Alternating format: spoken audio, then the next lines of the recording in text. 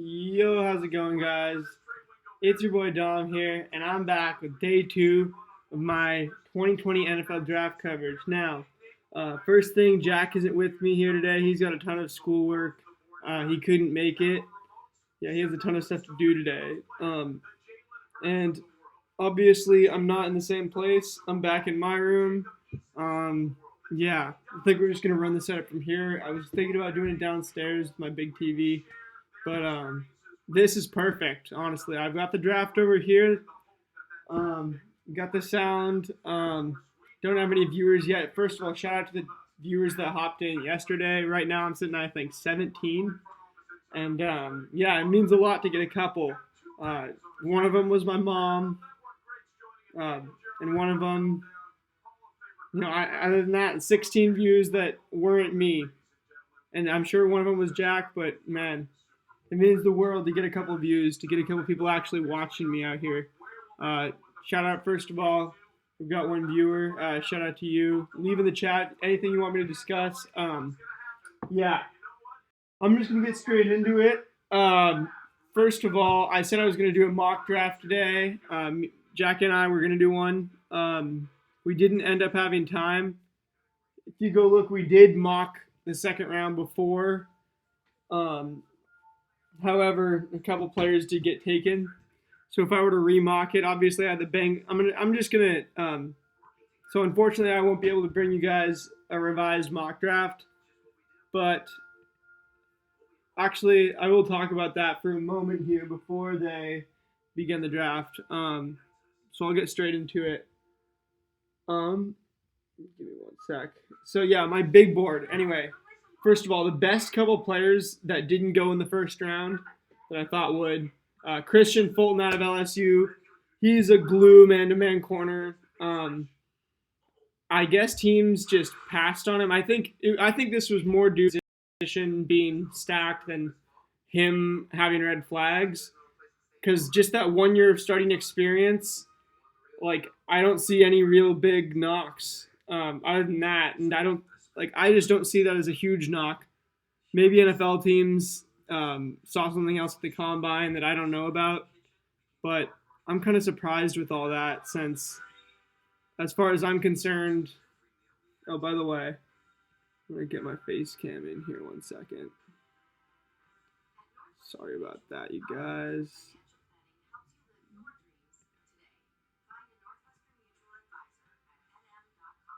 There we go. Over here. That was pretty decent. All right. Anyway, I would mock Christian Fulton to any one of these next couple teams. I'd say him and Grant Delpit are definitely within the next 5 picks gone.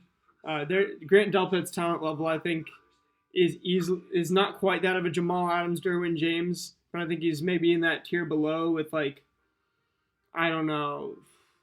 I'm just blanking right now, but I think he could be better than anybody in the Seahawks, for example. I think he's a better safety prospect by far than Antoine Winfield, Kyle Duggar, a lot of these other guys people think. Xavier McKinney even. That's another one of the guys who's left out. He's 6 on my big board currently, sitting behind Fulton, Delpit, A.J. Epinesa out of Iowa State, T. Higgins out of Clemson, and Trevon Diggs out of Alabama. Yeah, so the Bengals are obviously on the clock now. I'd have them taking Fulton. I think they need another corner. I can see them taking Delpit. Any of these 6 guys, these are my really 6. Oh, I forgot Josh Jones, tackle out of Houston, Toast, edge rusher out of Penn State, and Terrell Lewis, edge rusher out of Bama. The last player I had mocked in the first round, although I had him lower on my big board, was Laviska Shenault. I thought he'd be reached on, but they decided to reach on Ayuk, the 49ers did, and the Saints decided to go Cesar Ruiz and take care of that center need 1 round early. All right, so it looks like we're getting close to getting underway here. I'm gonna shift around like this. Yeah, it's actually real nice. All right.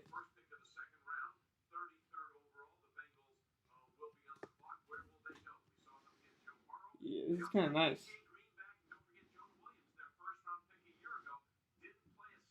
All right.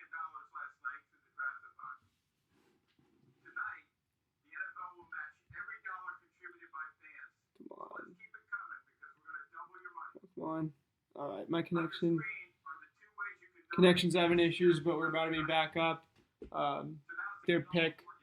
I'm just gonna do a total freestyle, and all right, we've got Bengals. I'm gonna have the Bengals. Oh, all right, we're back up on YouTube officially. We're looking a little bit better now. I've got my phone hotspot on YouTube, so we shouldn't have huge delays like that anymore. Do apologize. Do appreciate you sticking with us. Getting on to our mock draft. Bengals. I'm gonna have them taking Josh Jones. Be responsible. Protect Joe Burrow. Don't go for the need. Don't go for a shiny player here. Although there are a couple of those, you've got to miss out because you got a new quarterback and you got to protect him. The Colts making their first selection of the draft.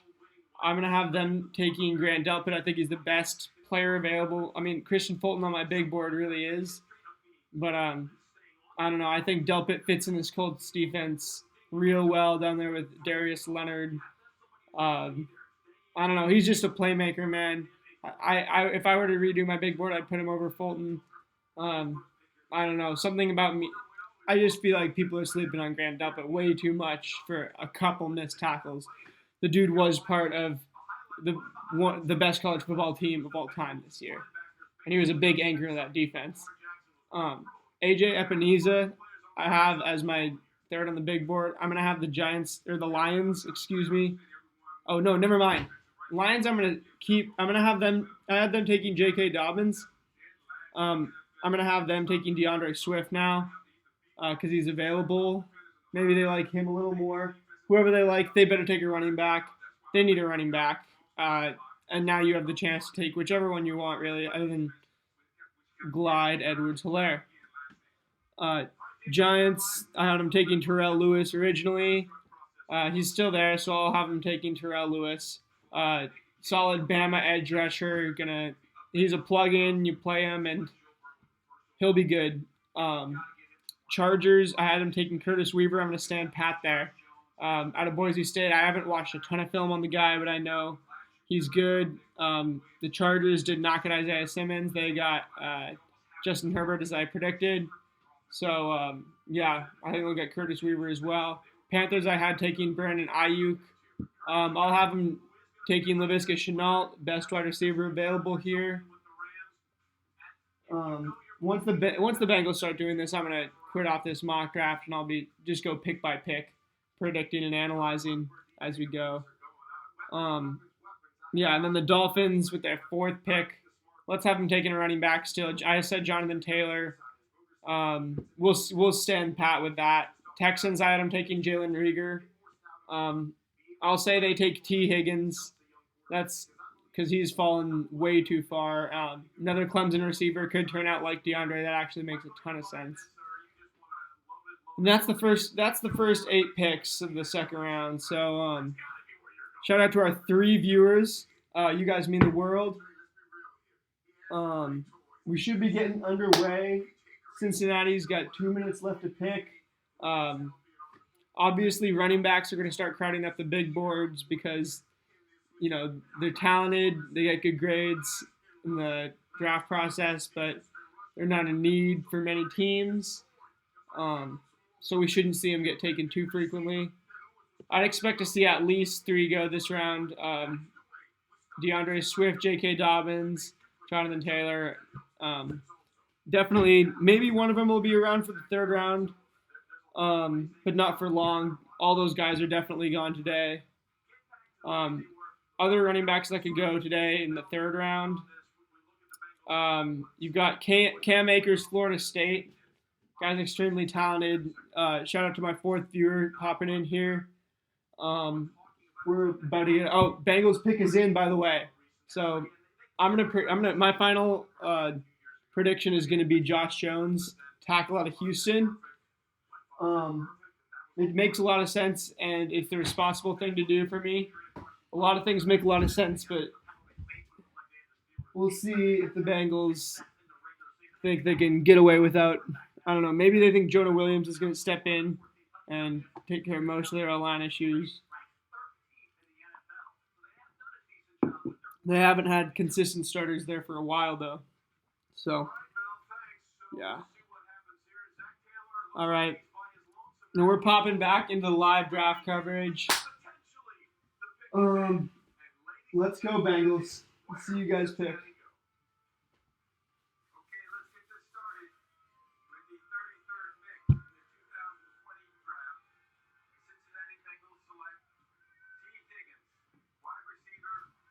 Wow.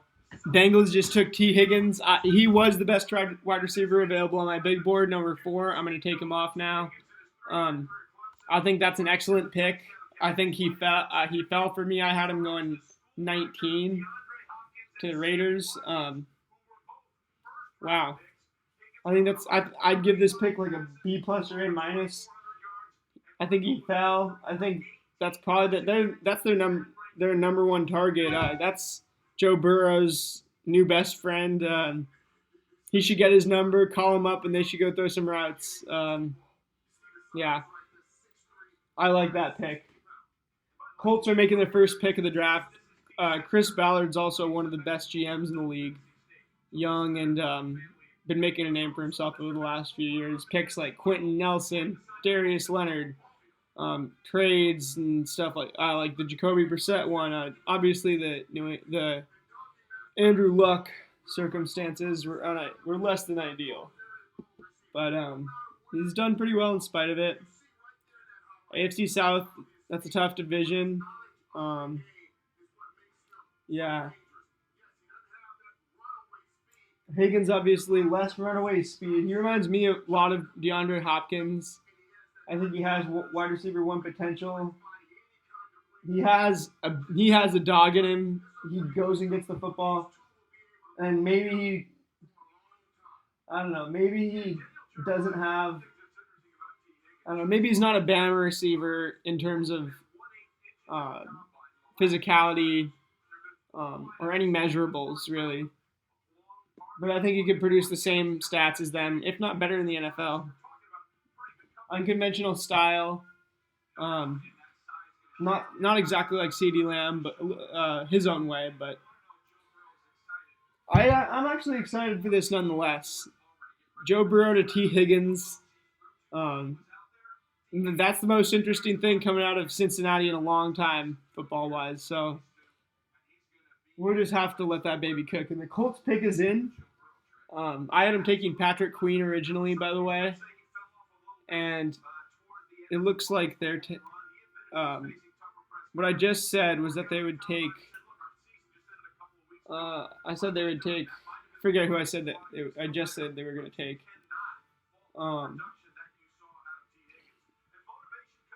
But anyway,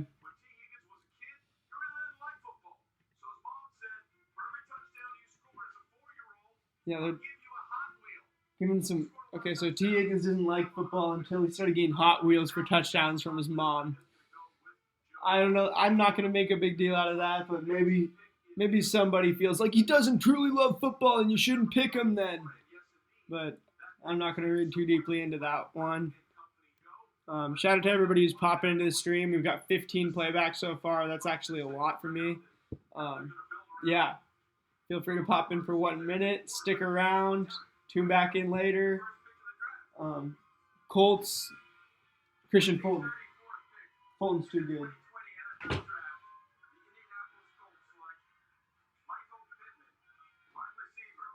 They took Michael Pittman. Wow. 2 wide receivers. All right, wide receiver run is now, boys. Wide receiver run is now. I know there's good defensive players left up, but guys who need their wide receivers, Seahawks, I think, we're a little bit more nervous now. We were probably hoping to get one of these receivers, and they're getting taken, man. Obviously, these defensive players are getting left up on the board. Some teams have to be happy about that. We'll see. All right.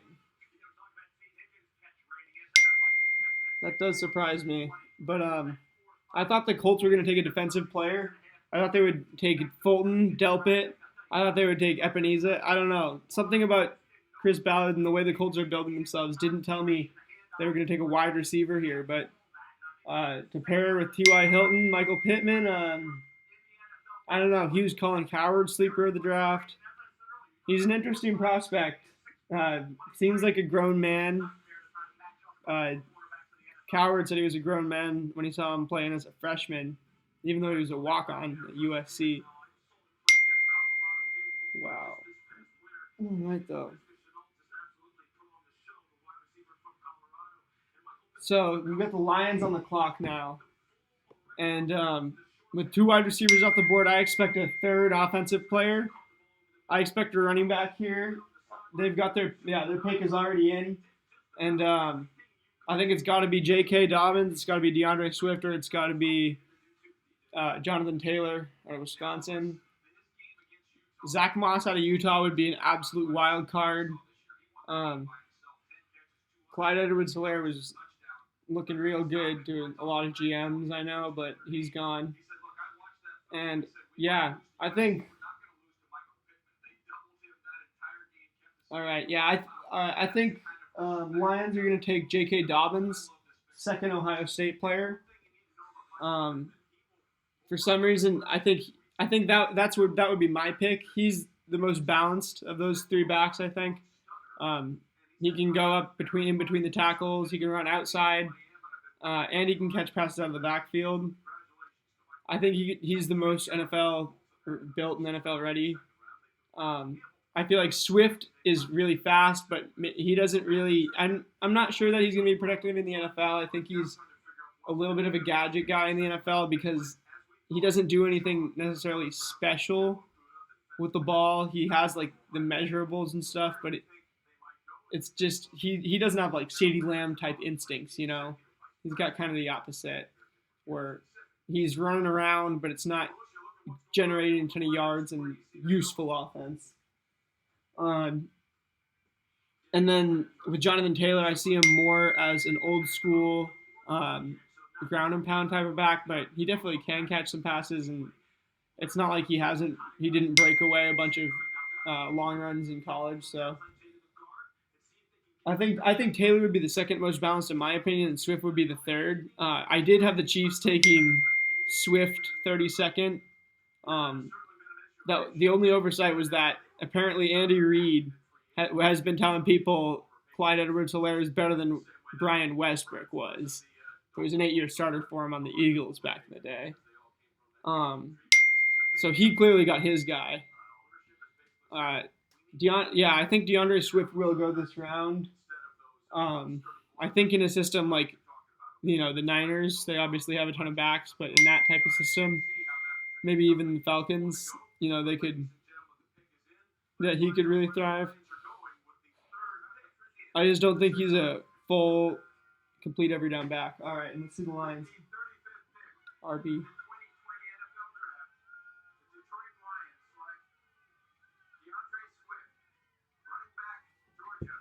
The Lions get their guy, and I was wrong again. The Lions like DeAndre Swift. You earned it, young man. Congratulations. You earned every bit of that. He's crying. He's happy. Yeah, he deserves it. Great guy, I'm sure. However, I'm not sure about this pick by the Lions. I think Jonathan Taylor and J.K. Dobbins would have been better. I think they would have been more of what the Lions need, especially with an aging Matt Stafford back there. But we'll see how they can scheme DeAndre Swift in this offense. Yeah, I guess that's their guy. And I'm going to move on to the next pick because the Lions need a running back. Of course, they're going to take one. They say he is a 3-down running back. See, he runs well. I'm sure most of you guys are watching this on ESPN. Giants pick is already in, by the way.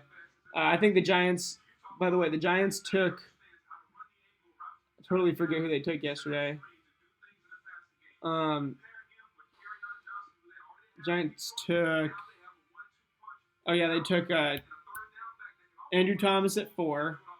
So they've already got a tackle. I bet you they go defense here. I bet you they go either Fulton, Delpit, Epineza, or McKinney. A lot of teams have McKinney higher than those guys as well. But there's no way that they don't go defense considering who's available, what they need. They got their pick in quick. I'm guessing that they're gonna end up. I'm gonna go Delpit.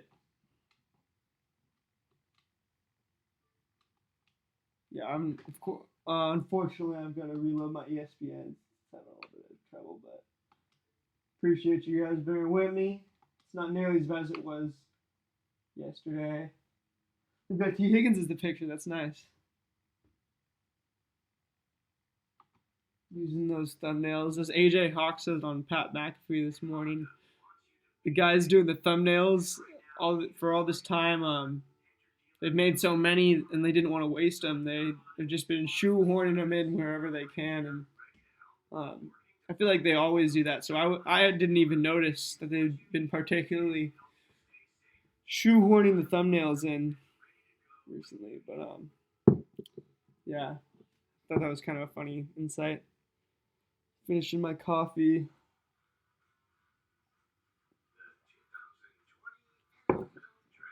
Oh.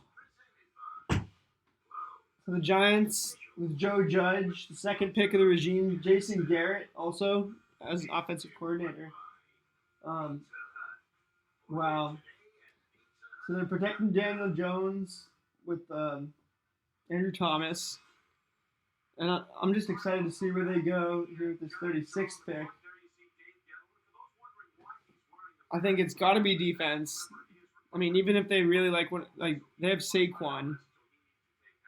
Their receivers are good unless they really love Laviska Shenault or something like that. I don't see him taking a receiver.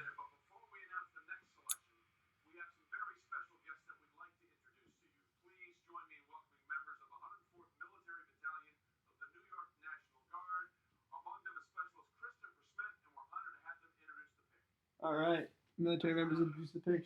Hats off to you guys.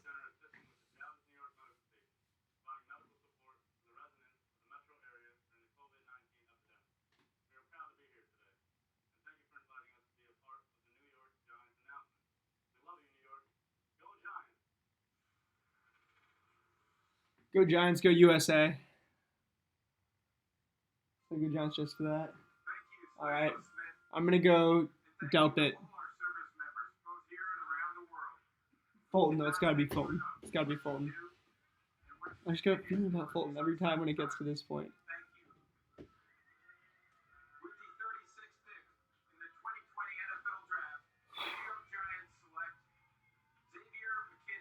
McKinney, hey, he had to go soon. Easy first round grade by everybody's metrics, pretty much. He was falling just because teams needed other stuff. That's a great pick by the Giants. They go and get a Bama starter since his freshman year.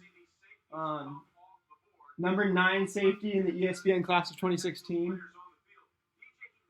All right.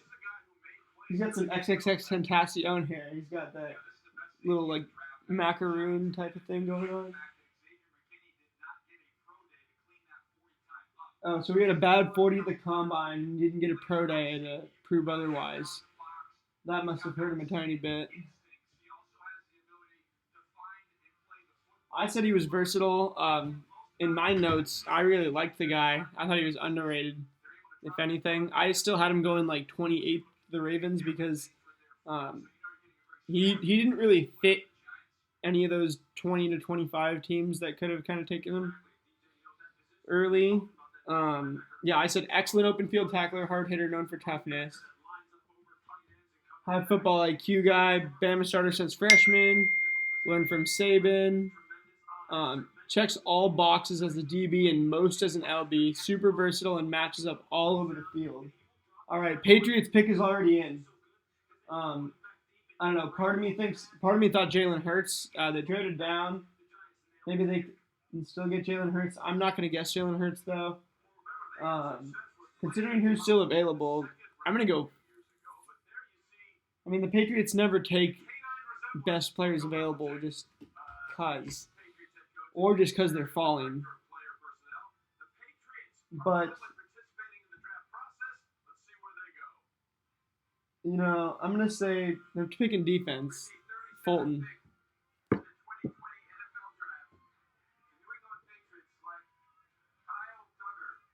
Duggar. Wow. Wow. Lenore Ryan stand up. That's exactly right. Division two from Bill Belichick. 6 foot 7'8", and 217 pounds. So he's undersized. He had some crazy tape. He really had some crazy tape. I mean, this is a weird pick for sure. But to be honest, I can't really judge it. He's got a hard dunk tape. I mean, not quite Henry Ruggs, but man.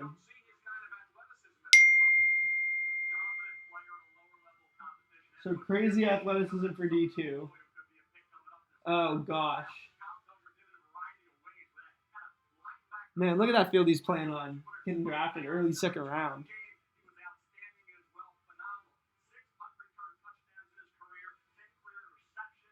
I mean, he entered high school at 5'6", 170 or something, they said just now. So clearly a guy who's worked hard and been doubted his whole life.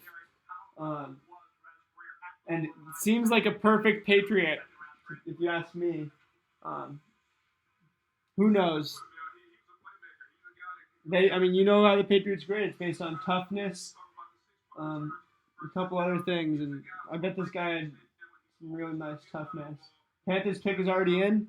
I'm gonna say they took Isaiah Simmons. I think that's a huge win for them. And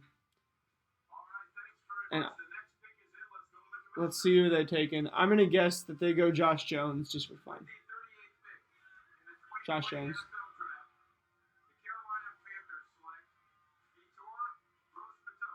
Gross Matos. Gross Matos is off the board. Wow. And I love that Roger Goodell called him Gross Matos because I've been calling him that this entire time as well. Anyway, Gross Matos, real good edge rusher. Here, let's see what I said about him. Unstoppable swim move with a ball first mentality. Tremendous power, big, still coming into his body. Yeah. Jack watched the film on him more than I did, and he really liked him. To me, he's just a big 99. I can't really tell how good he's going to be. Dolphins pick is already in. They're winning this draft so far, totally. I think they could take Josh Jones here. I thought they could have taken him with their last pick. But, man, the defensive players here are also real valuable. I'm going to say the Dolphins actually go for, man, any of the top 5 guys on my big board: Christian Fulton, Grant Delpit, AJ Epineza, Trevon Diggs, Josh Jones, even Terrell Lewis, who's 6th, would all be really good picks. And Laviska Shenault too, if they want a receiver. But I'm gonna guess that they're going. I'm gonna guess that they're going to the LSU gold mine. They're taking Grant Delpit. I think he's easily worth a chance with a 39th pick. He's maybe him and Fulton are the biggest fallers of the draft, but Epineza also shouldn't be up here. I wonder what the red flags are. Really wonder. So shout out to everybody that's tuning in that has 21 playback so far. Shout out to my one viewer staying in here. You mean the world to me, always.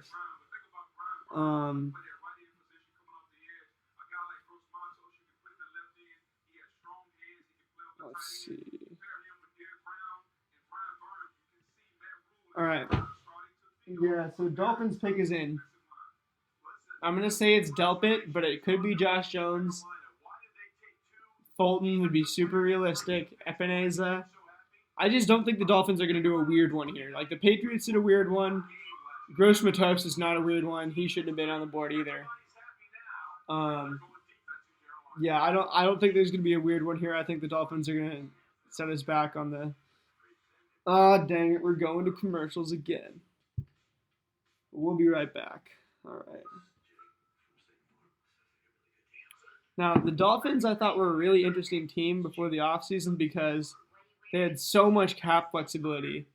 I did a rebuild with them in Madden, and I ended up getting like Chris Jones, Shaq Lawson, a couple other guys. They did end up getting Shaq Lawson in real life. Oh yeah, they picked Noah Igbinoghene out of Auburn with that 30th pick. But they're an interesting team because they had so much money. They spent a little bit, didn't spend a ton. I think they got Kyle Van Noy too. Pretty good pick. I think they're gonna be a better team this year between that 6-10 and 10-6 range, based on a little bit of luck. You can really win or lose 2 games every year based on luck, based on a 2-minute drill, and not luck, but a crucial stop or a crucial drive. And I don't know if the Dolphins are that type of team yet. They'll probably be closer to 6-10, but like I said, you never know. You get lucky in those games, and with Tua, hopefully they could take a running back here too. I was sleeping on that, but I took J.K. Dobbins in that Madden rebuild, and he was a beast. So that would be fun to watch as well. I think you go defense or O line. Their O line is terrible, and getting a second tackle in Josh Jones, I think they would be making out like bandits. But getting any of these defensive players on my board, they'd be making out like a bandit as well. I just want to know who it is at this point. Anyway, I should start looking ahead to the other teams, which we've got. That's probably going to announce the pick as soon as I start looking ahead. Yeah, Texans next are probably going to take a receiver, Chenault, and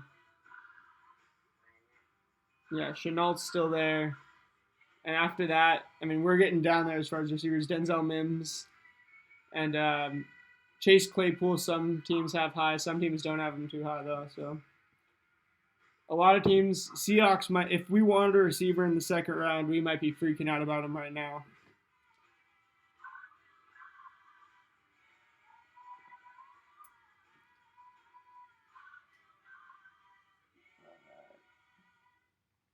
Yeah, so they brought in a ton of people.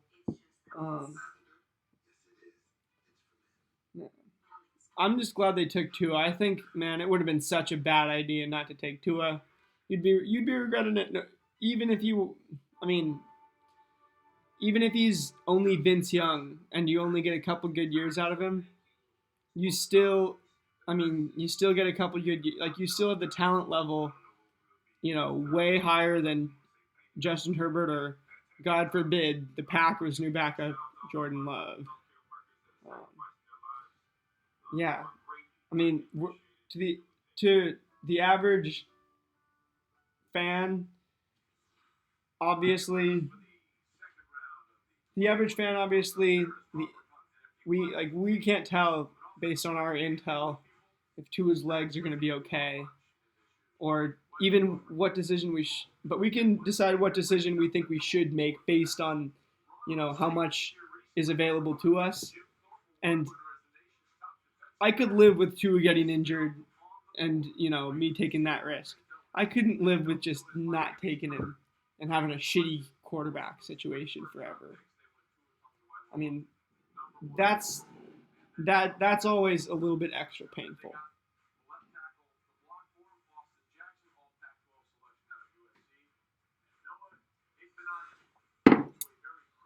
I'm just sipping that coffee.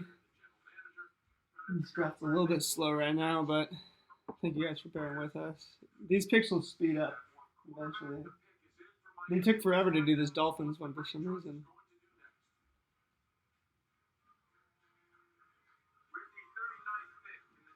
Final answer, Delpit.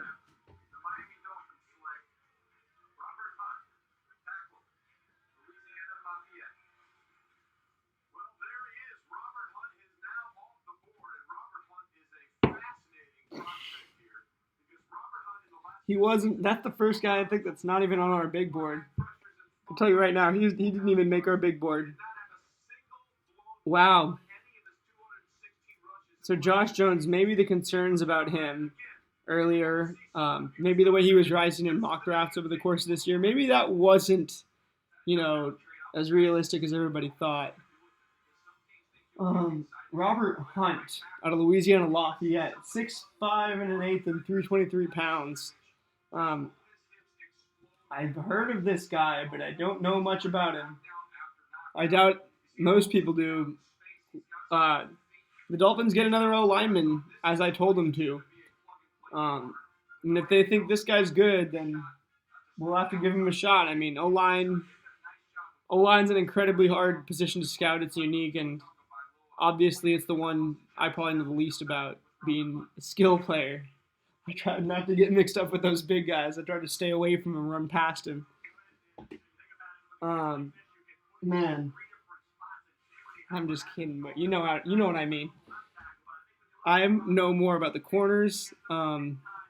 Jack knows more about the O-line, so it helps when he's, in here. I'm sure he would be able to tell me tell y'all one more thing than I could about this guy. I don't know if he's heard of the guy. Pretty obscure dude. So he might be a year away, according to these guys. No. Texans pick is already in. They need a receiver. Laviska Shenault is probably the end of tier 2, if you want to call it that. Tier 2 of, in order of which way they got drafted. Obviously, everybody's got a different rankings of the top 10 wide receivers in this draft.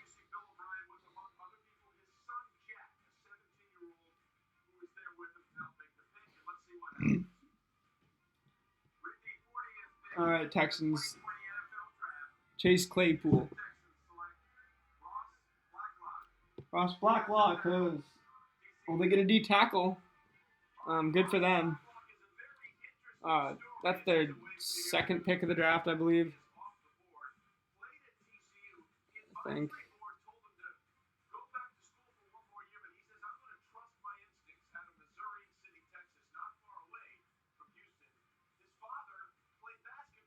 Alright, I'm pulling up some draft trackers so I can have some better info on what happened yesterday and everything.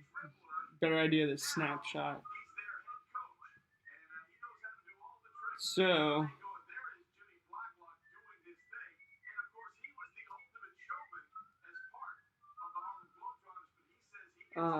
Houston Texans.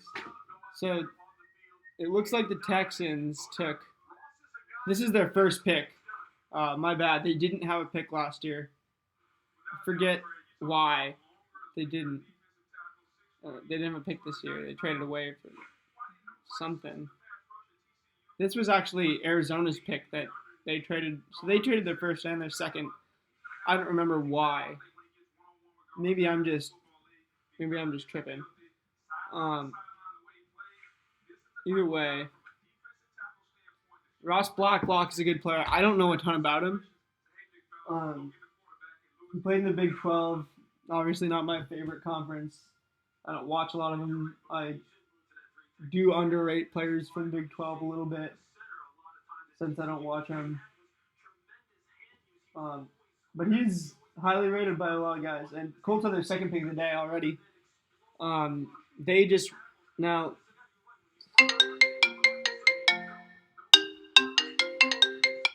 Sorry about that.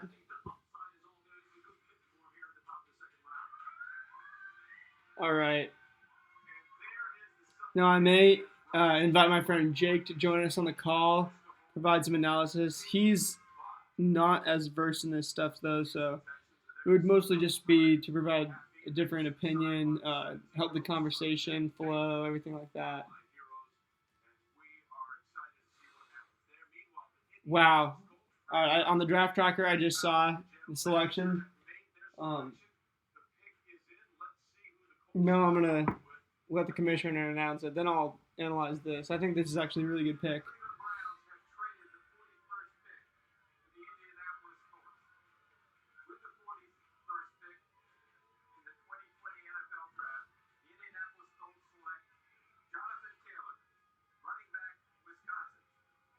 All right, Jonathan Taylor, running back, Wisconsin. They have Marlon Mack. Now, Marlon Mack is the type of guy who's a good fantasy running back. Maybe the fans bought a jersey of him, so the Colts might be, oh, we have Marlon Mack. We're good on running back. Wrong. Jonathan Taylor's far better. I think this is a good pick. He's going to be a way better. He's going to be a 1,000-yard rusher his rookie year, I believe. Yeah, I really like this pick. Moving on, the Jags are picking right now.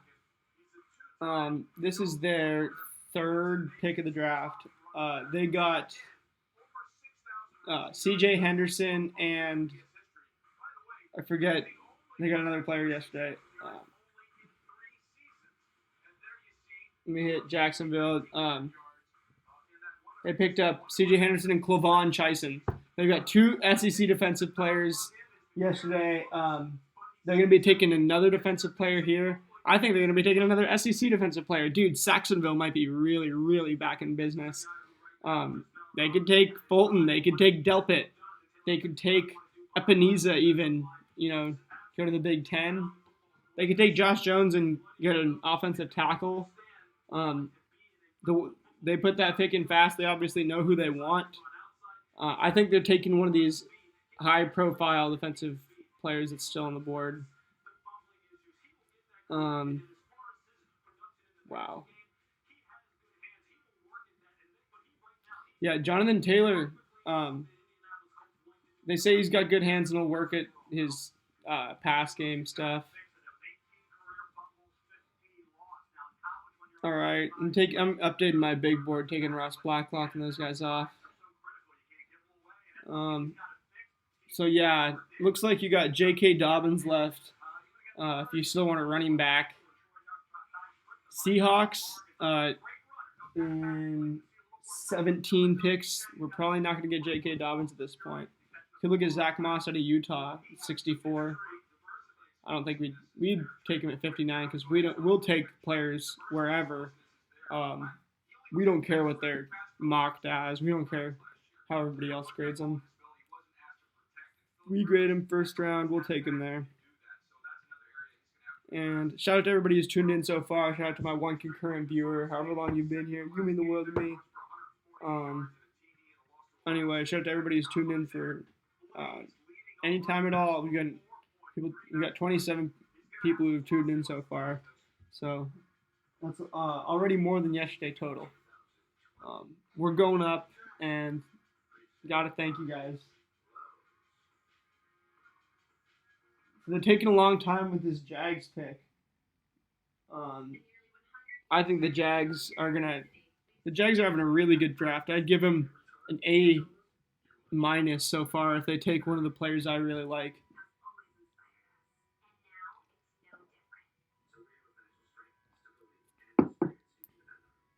There's a couple guys who I've been underrating a little bit who could be going soon.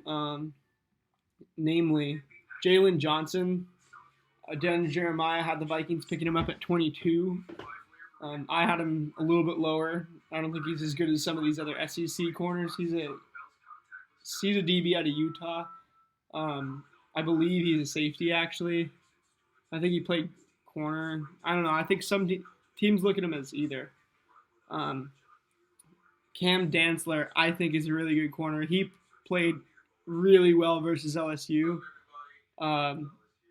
That film gained him a little bit of attention. He had a bad combine with about a 4.63 40 or something like that, and that's really hurt him. If he had a little bit of a pro day thing down in like Florida with the DB precision since he works with Ryan Clark and all those guys. But he's still getting underrated, I believe, due to that 40 time and I don't know. He just was. I mean, at Mississippi State, he didn't have a ton of opportunity, or he didn't have a ton of opportunity, you know, to provide solid. I mean, he had opportunities to provide solid film against the SEC teams, but he was he had his hands full most of the time. Just put it that way. And I mean, he's just on one of the worst teams. He's playing against the better players. So even though his film doesn't look as good, basically I'm just saying since he's in the SEC, give him a chance. Look at the times where he was good, like that LSU tape.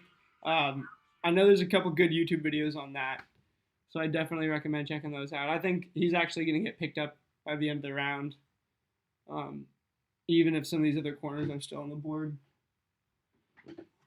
Christian Fulton, man, there's definitely some red flags, I'm telling you. There's no way he'd be passed on this much otherwise.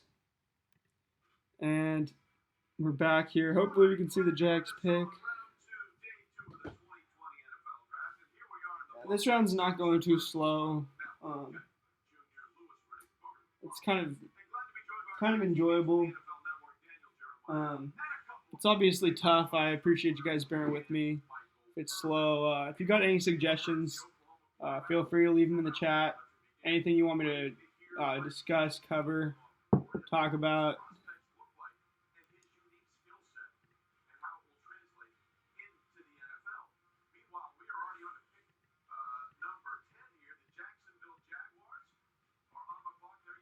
The Jags are on the clock. The Jags pick has been in for what feels like 20 minutes. Feels like they're trying to make the draft longer now. And I mean, they don't need to do that. We've got 64 picks to cover today.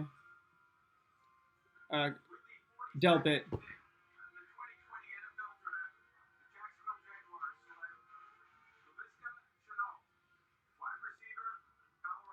Huh. I'm not a big fan of this pick. I said Shenault was the last of the number one wide receivers, or the kind of the first round graded wide receivers that would be available. Some teams like Denzel Mims even more. Excuse me, I've got to plug in my other computer.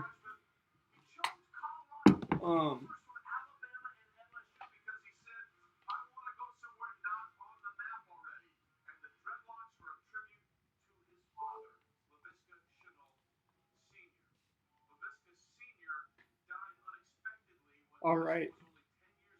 Now, Shenault, I like this pick. I like this pick for almost any other team. They really didn't need him, I didn't think. I mean, you've got Fulton on the board. You've got Delpit on the board. You've got A.J. Epinese on the board. You've got just too many defensive players that I'd really like to plug in Jacksonville for me to take another wide receiver when you've already got DJ Chark. You've got Chris Conley. You've got there's a couple more I'm forgetting, but you guys know exactly what I mean. It's not responsible in my opinion. I mean, if Shenault turns out to be as good as CeeDee Lamb or T. Higgins, I'll happily eat my words.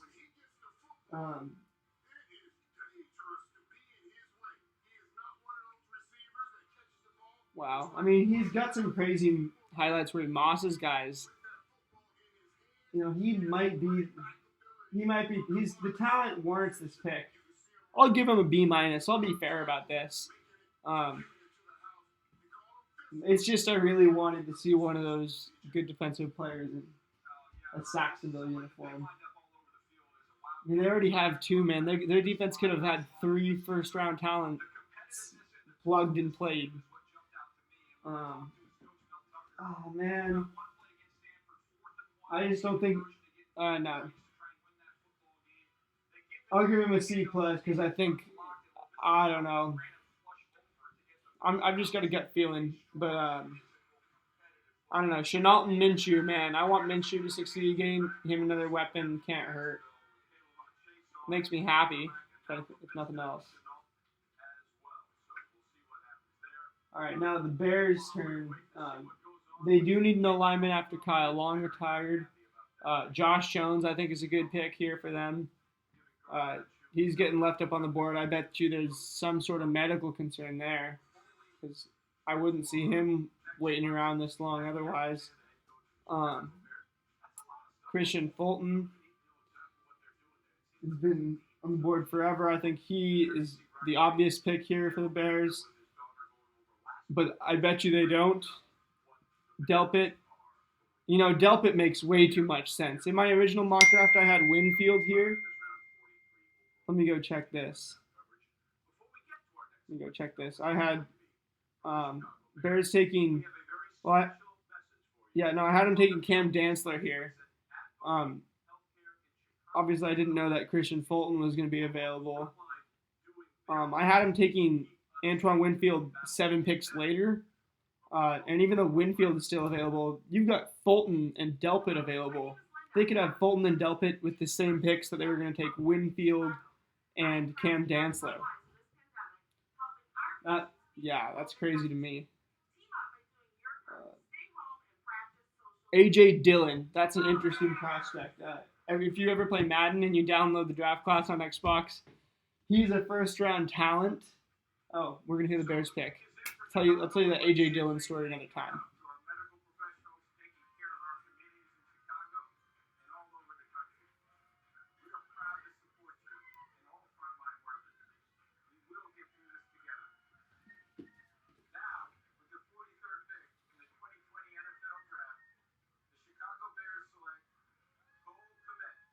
Cole Kmet. Wow. I didn't think the Bears would take a tight end. I was going to mock him Bryson Hopkins. He was my top tight end on the board, but I guess Cole Kmet has been getting by far the most buzz out of any tight end in the last couple days, weeks. I guess the Bears decided Trey Burton, either they'd like to make Trey Burton expendable or get him a partner in crime. They've taken Cole Kmet here. I guess Nick Foles had that 2 tight end set up with Zach Ertz and Brent Selleck that could work sometimes. Maybe if Nick Foles has Trey Burton and Cole Kmet that can push his, you can get the most out of him, get the most out of Nick Foles. I'm just not really sure if I'm the Bears here, right? I mean, you do have a lot of good safeties on the board still. Jalen Johnson, Antoine Winfield, Grant Delpit. Somebody take him, please. This is ridiculous to watch. Anyway, you've got a bunch of those guys on the board, so hopefully they're taking one up here in 7 picks, or now 6. But, I think Adrian Amos left a gaping hole in their defense, and I'm not sure that they really needed a tight end. Especially with the whole Adrian Amos left a year ago when he left for Green Bay.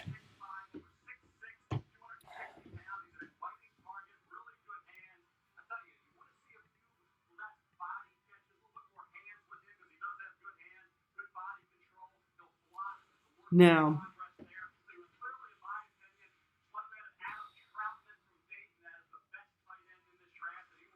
wow. So talking about the Dayton tight end, Adam Troutman, whatever. That guy might get buzzed tomorrow. He's not going to be talked about today, I don't think.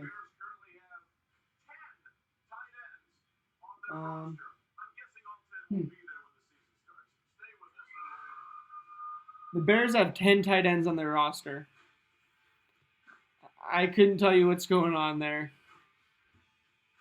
I do know that they had a really smart and well-constructed roster 2 years ago. Matt Nagy is one of the smartest football minds in the game still. And they've definitely got some sort of plan, but they got 10 tight ends on their roster, so I don't know what the hell it is. It's not conventional by any means. Now, I may cover the 3rd round.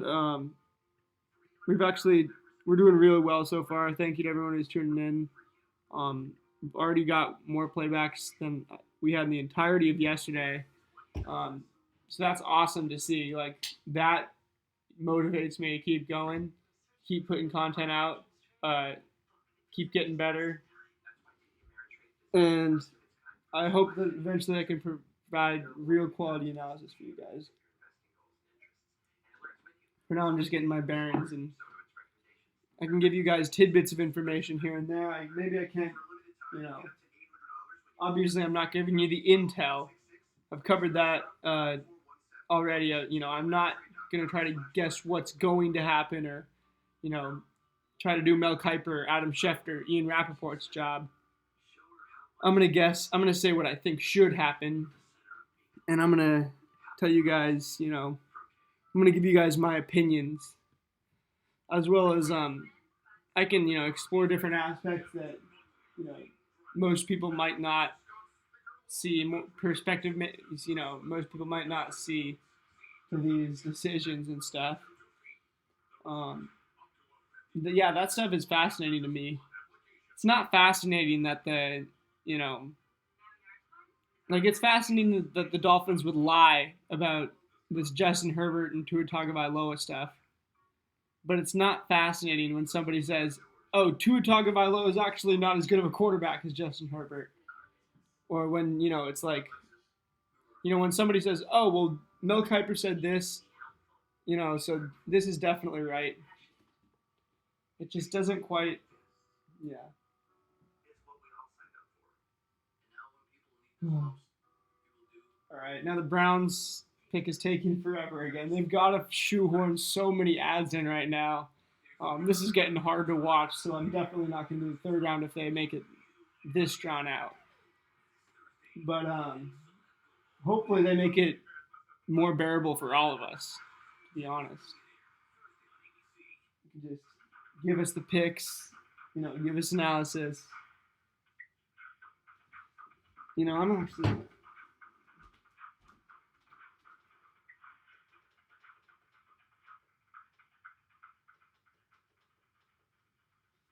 right, I just turned my TV down because that was annoying me, and I'm not going to give any free clout to any of these commercials. All right, Jalen Johnson, Grant Delpit, they're showing right now. I think one of those guys,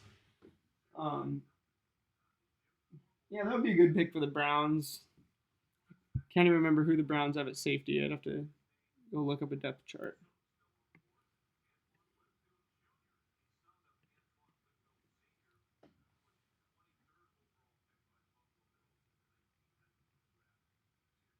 Huh. All right, so Winfield Jr. had a dad in the NFL. I actually didn't know that. I knew the name sounded familiar, but I didn't put two and two together until now.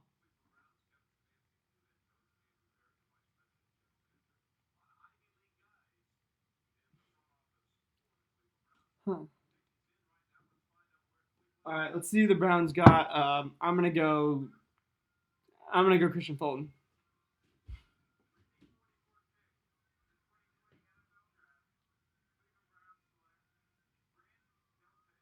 Let's go, Grant. DBU. Man, I'm so happy for him. Hey, that's a hyena among goats. As he describes himself, as Lil Baby describes himself. Um, yeah, he's nicknamed Baby Jamal after Jamal Adams. I'd say he has. I mean, I literally earlier in the stream said he doesn't quite have that Jamal Adams talent level. Um, I don't think he's quite as versatile, but man, he is. He's got every bit of he's got almost every bit of explosiveness, and he hits every bit as hard. I'll say that much. I don't think he's quite as mental. He's a little bit more of he's a little bit more of a tunnel vision. Like I'm trying to hit people for safety, but yeah, I mean he makes good reads and coverage for sure.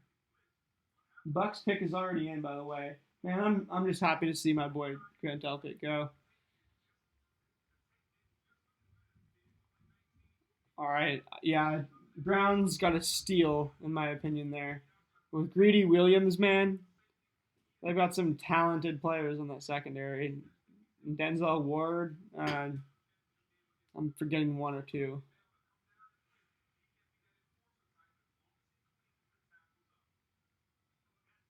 Yeah, he has to clean his tackling form up, but other than that, he can be. I mean, I think he can. Not Jamal Adams, Derwin James. I think just one step below that, realistically. Yeah, Jedrick was at 10 and Grant Delpit at 44. I'd give the Browns an A so far. They got a little bit lucky, but they filled major needs and got excellent prospects to do each. Bucks pick is in. They could use Christian Fulton. They could use a corner. AJ Epineza, edge rusher. Trevon Diggs, they could use. Josh Jones, they could use another tackle. Him and Becton. You've got two real project tackles. The two biggest maybe in the draft. That would be a little weird. Terrell Lewis still up there. He's my fifth prospect. Still available. Fulton. Fulton.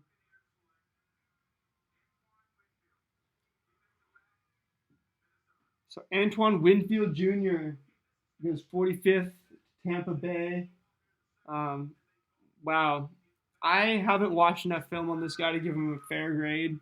Um, I didn't. I didn't think he stood out the way Delpit did. That's for sure. I'm surprised they went one pick apart. Some people had Winfield going ahead of Delpit. Um, I'm. I don't know.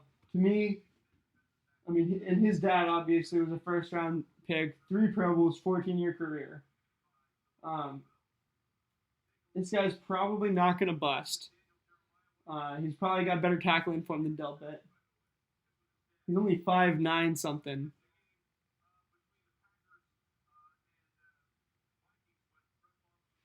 All right.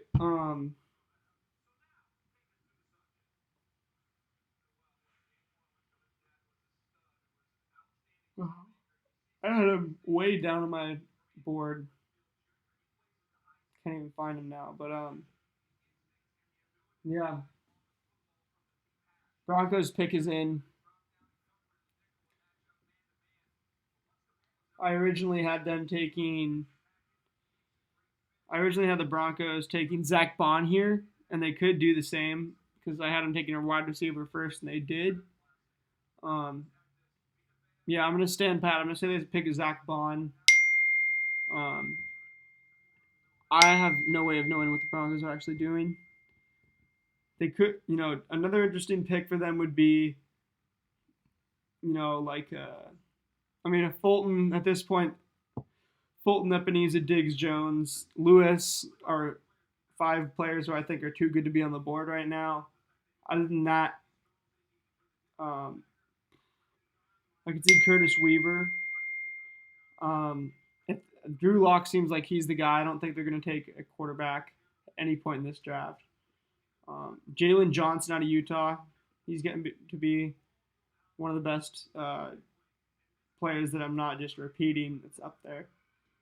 Um, Justin Madubuike, I believe Texas A&M. He's a defensive tackle. Cameron Dantzler, obviously, who I already talked about. Lloyd Cushenberry. All right, Broncos. Fulton.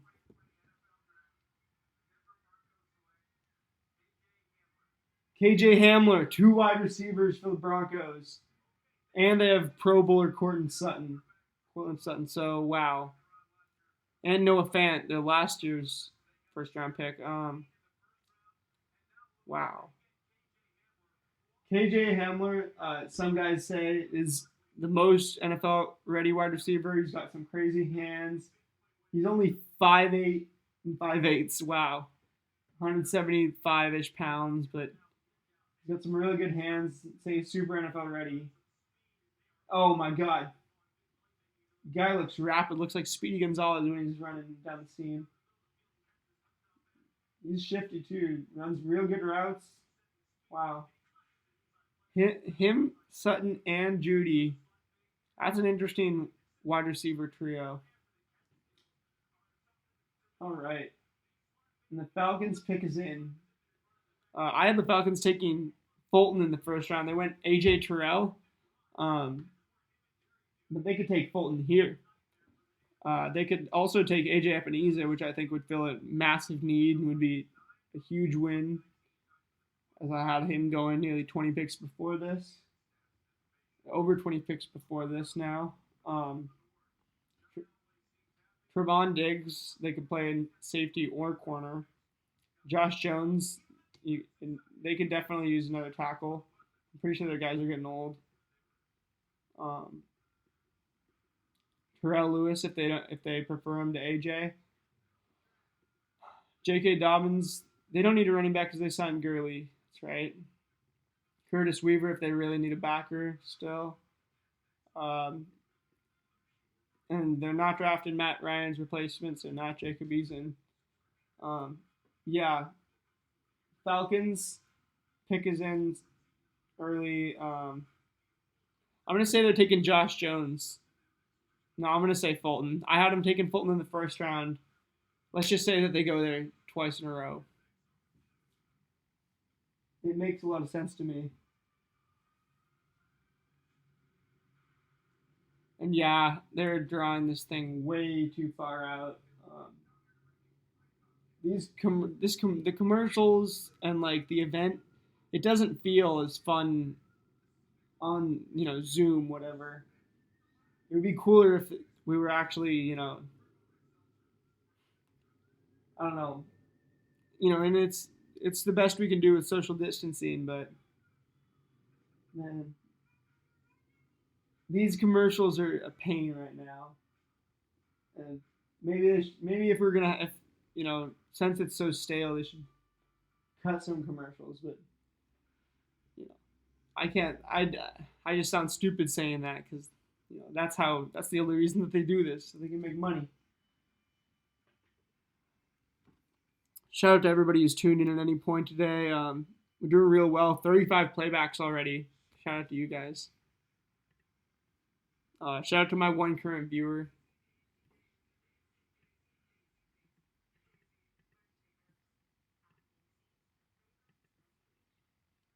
All right, now. And if you guys would like, I can go in depth on a couple different players. I don't know. Obviously, once I have an audience and I say put stuff in the chat, then I'll end up getting more stuff to talk about. For now, when I do that, I'm just hoping that I'm just kind of practicing. I know that my one viewer may not always have something to put in the chat. That's all good. Now, we've got Falcons pick is in. I guess Christian Fulton first round. I'm guessing Christian Fulton now for the second round. Originally, I'd guess Julian Akwara, but I haven't even. That's a name I haven't even thought about today, like since the draft began. Yeah, Lloyd Cushenberry is still available, and I think he's kind of slipping at this point. I think he's gonna get taken soon, and that might take a couple people. That might surprise a couple people, because Josh Jones is still up there. Obviously, the other defensive players are still up there, way too good. And I'm gonna go Fulton for the Falcons because I've been projecting Fulton for the last 30 picks.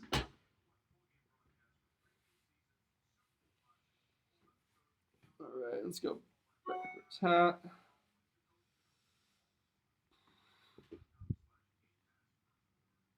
This hat looks kind of funky backwards with the NFL 100 logo, but oh yeah, I forgot it's not the NFL 100 season anymore, so you won't be seeing that logo all over the place. All right, so they added Laquan Treadwell, obviously. Dante Fowler Jr. That's a nice free agent pickup, along with Gurley. Hayden Hurst they traded for in that Austin Hooper trade, obviously. Offset's about to make the pick for him. That's tight.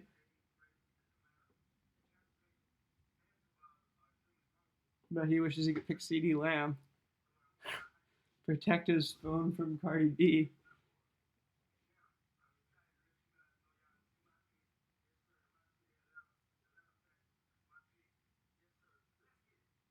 Let's get it. Let's get it.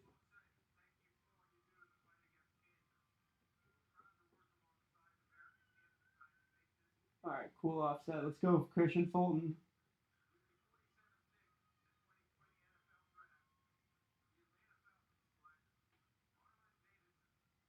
Marlon Davidson, defensive tackle, Alabama. I had this guy like 60th on my board, 40 or 45th now on my board. So that shows you how far down he was at the beginning. All right, so this was clearly their guy. Defensive end, they say, first team All SEC last year. 17 sacks in his career at Auburn. It's quite a few. I don't know. I didn't watch a ton of him. Alabama born and raised. 6'4", 303. And now the Seahawks are finally on the clock the first time because, yeah, we traded back to get this, didn't we? Or no, we didn't trade back to get this pick, but we somehow we finessed and we got this pick. Anyway, we're picking soon after this too. But at 48, our pick is in too, man. And I don't know who we're taking. I'm gonna go Christian Fulton though, and that's crazy. Or AJ Epineza, but I'm excited. Josh Jones, I would be happy with any of my top 5 on the big board. Man, this is exciting for me. I know we're not taking Curtis Weaver because we have our linebacker in Jordan Brooks. I think it's got to be Epineza or Josh Jones based on need. But part of me also feels like we're taking somebody way down my list, outside of the top 10 on my big board at least. J.K. Dobbins would be a great pick too, though. I think maybe the most well-rounded running back in the draft. He's up there with obviously Glide, Edwards-Helaire, and Taylor.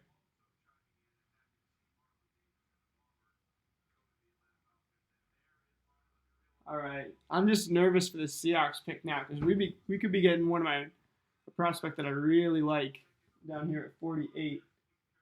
But we never take a prospect that I really like as a prospect. We take somebody. I mean, we do something Seahawks. All right, I'm gonna go Epineza.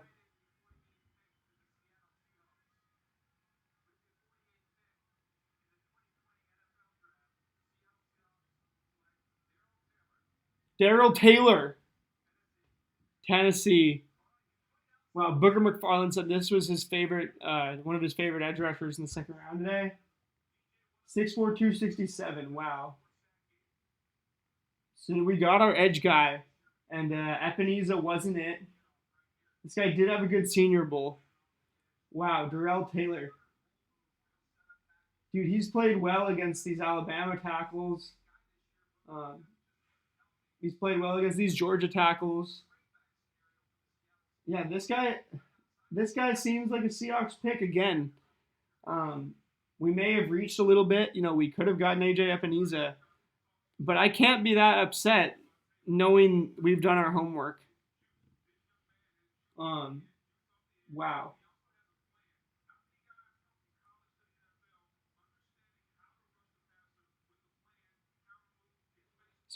So not only is he big and strong and fast, he's polished.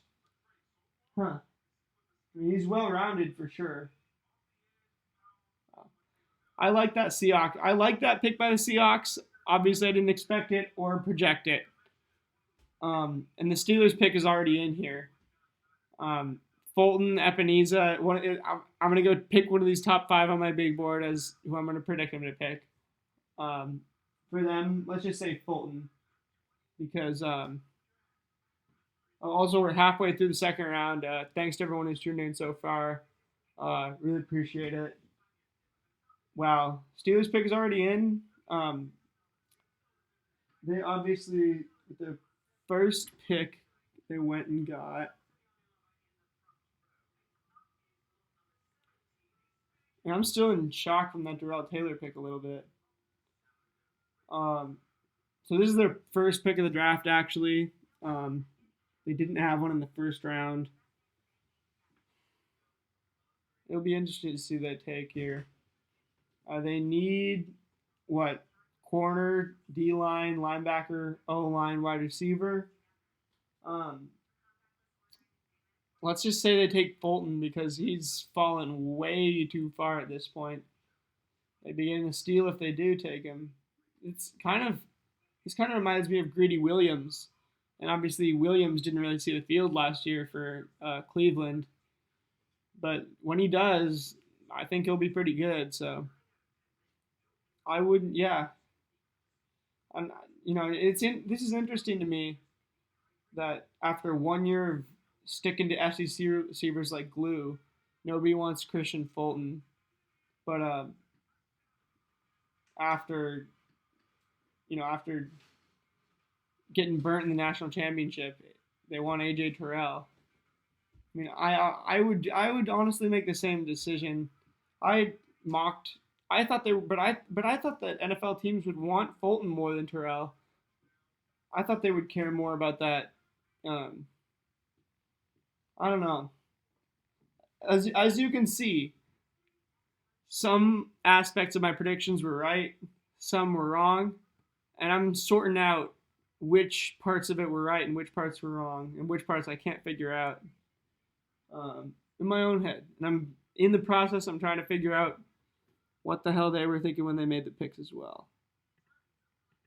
Um, Shout out to the one viewer. We've been going kind of stagnant. Oh, we had 2 viewers in here for a little while, but I'm gonna keep going. Um, and yeah, I want to make this enjoyable for you. So uh, if you do have anything you want me to discuss, any comments, questions, um, feel free to leave anything in the chat. I want to keep this from being stale for you guys, obviously. But it can be tough because it is the second round, and when I'm mocking Fulton as the next pick in the draft for the 30th straight time, I can sound I can sound like a crazy guy just doing just that in my room.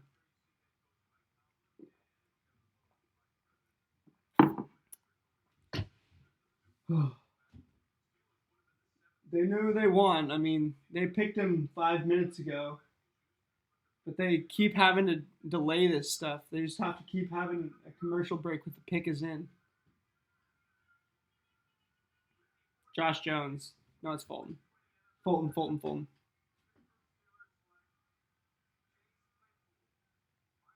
Chase Claypool goes. Chase Claypool goes before Denzel Mims. I did not think I would see that. Wow. All right. I'm pretty sure this guy is a slow-ish wide receiver. Really? Oh no, he had a 4.42 40 at the combine, and that's the second fastest ever by a 230 plus pound player. And the first was Calvin Johnson. Oh crap.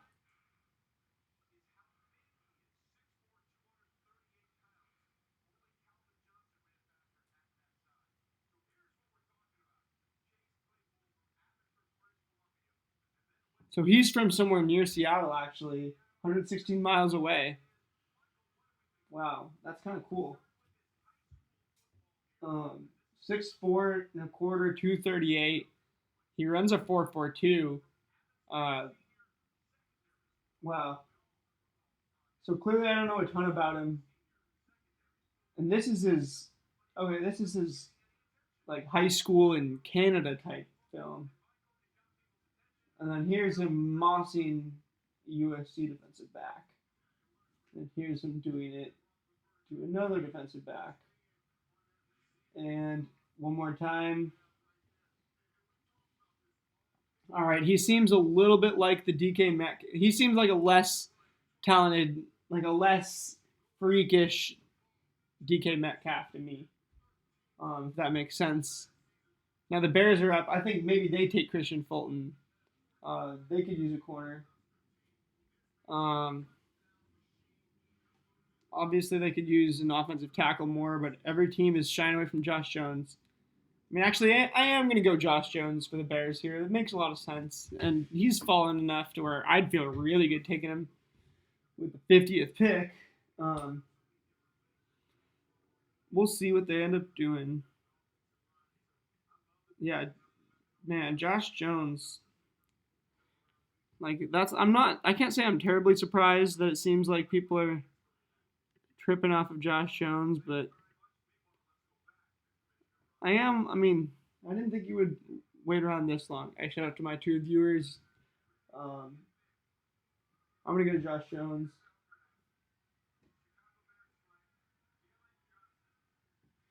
Jalen Johnson goes. That's another corner off the board. All right. Um, I think that fills their gate. That hopefully they're moving somebody around to safety, and that fixes the Adrian Amos gaping hole that they've had. Um, Man, he greased him by going to Green Bay. That was just insane that he'd moved cross town to a rival. He's a great elite player at his position, but not a household name. Like my mom and even my dad would not know who Adrian Amos is. People even football fans know who Eddie Jackson is. Didn't know who Adrian Amos was. But you see, when Adrian Amos left, Eddie Jackson did not have quite as good of a year this year. Yeah, I think that was actually close to being. I think that actually had some potential to be the next dominant safety tandem in the league. Um, Eddie Jackson reminded me of Earl Thomas a bit. Almost, I wouldn't say was Cam, but he definitely was a thumper like in that same vein. And you know, obviously Harrison Smith and Anthony Harris coming around this year is probably is easily the best safety tandem in that division and in the NFC now. But I think they had some potential to be that as well. And bear with me, my Wi-Fi is actually not functioning. That's the problem with the TV. We'll just reset that. Give me one moment. Appreciate you guys. Sorry, my one viewer left.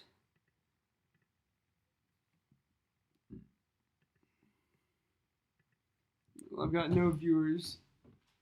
If you do hop in here, what's up, guys? I'm just fixing this.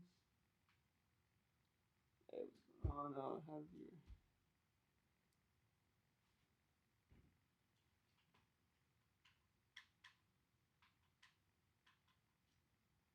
Sorry, guys. Yeah, hey, what's good? I'm just fixing my ESPN, getting the draft back up. Still got that T. Higgins picture. Shout out to him going first today. All right, and we're back. I'm going to turn the sound up on the TV. I turned it down because I was annoyed by the commercials.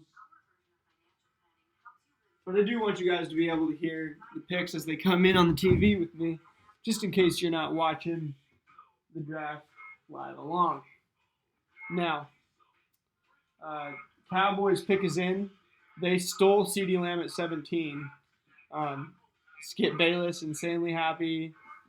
Jerry Jones, I assume, is insanely happy from the way he looked. I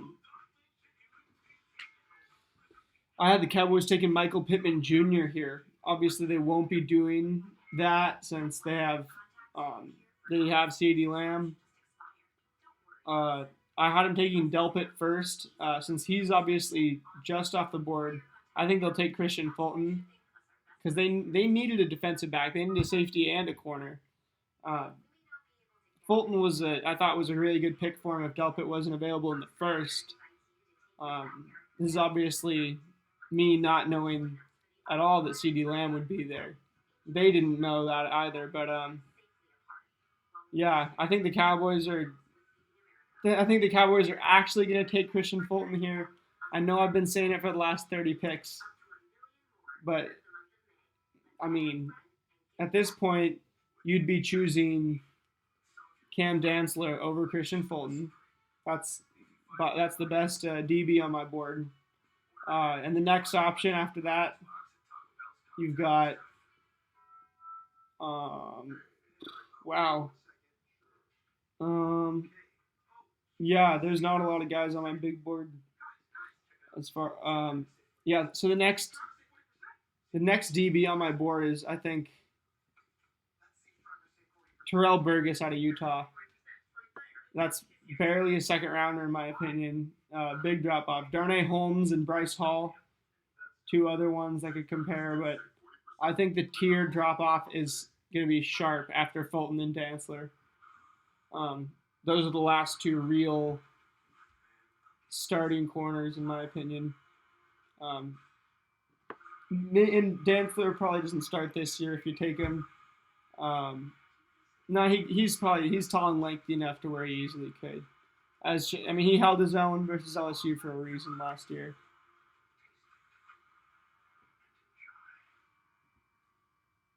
All right, Cowboys pick has been in for a couple minutes. We're giving some companies their free commercial or their paid commercial break. All right.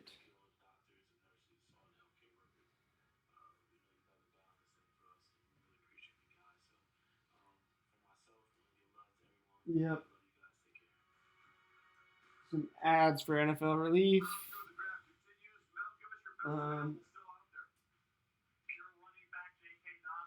Wow. J.K. Dobbins, Zach Bond, Denzel Mims, Josh Jones, Justin Madubuike. Mine's similar, but I've got Fulton up there. I've got Epineza, and I've got Diggs at the top three.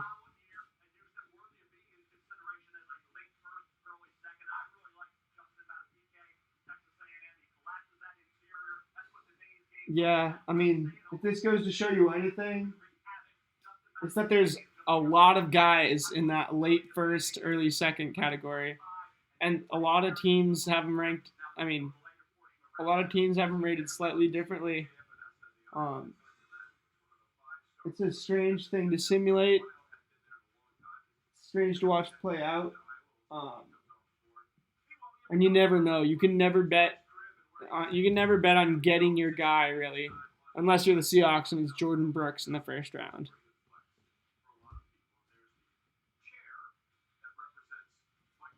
The pick is in. Jerry's doing the same thing I am. Just like, what the fuck? Are we going to pick it? Okay, there we go. There we go. And let me know if you guys can hear this.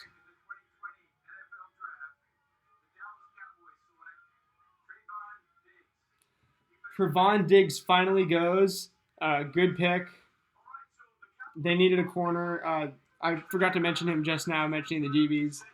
That's actually the best one by far other than Fulton. Now, Fulton is the number one player on my big board for a while. And at this point, it's clear that he's being slept on for one reason or another. I guess that year of experience might not be as valuable as we thought it was. Maybe they think he's just not the athlete. Yeah, I can't tell. Rams pick is already in.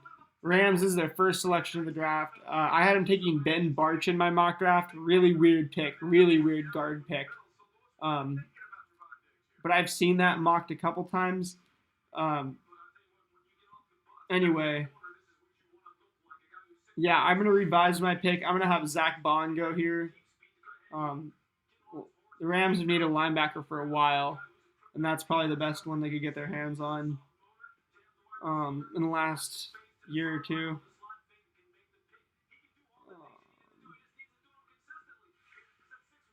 Wow.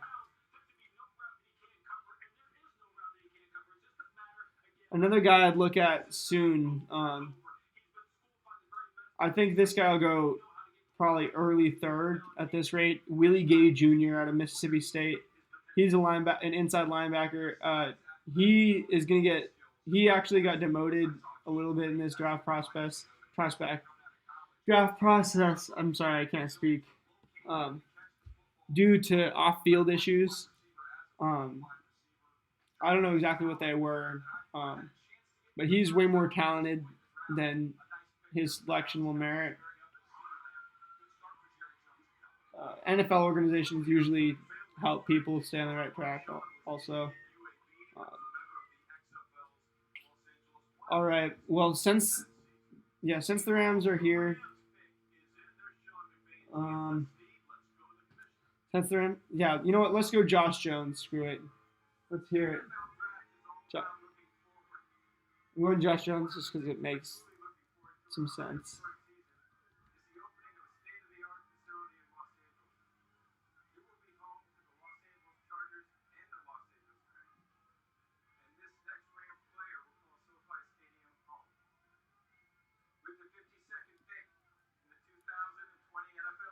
Jones.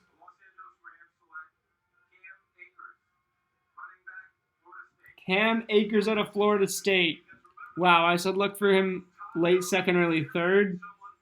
I didn't expect him this early in the late second. Wow. So he was the number one running back in that class of 2017. Um, wow. So yeah, since he's the third RB in FSU history with what 2 straight 1,000-yard seasons, Dalvin Cook, and yeah, all right. They're just throwing some stuff out there about him, but I've actually known this guy for a while. I think he's more of a speedster, big enough, like big and stocky enough. Man, he has really good balance. Real good balance. He likes to play football. Man, the way he runs gets me energized. Makes me miss playing football. Well, Eagles pick is in. I had them taking Denzel Mims here, and I still like that pick. Yeah, I think it's simple. They need a receiver, and I think that's a perfect one opposite Jalen Reagor actually as well.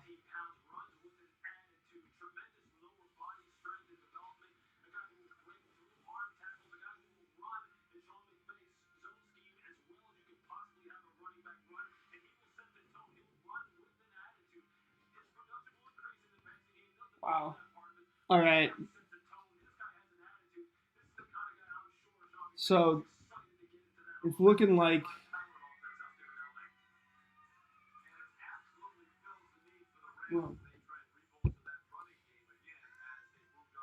so it's looking like Cam Akers going there. Yeah, J.K. Dobbins is having a little bit of a fall. Eagles Denzel Mims.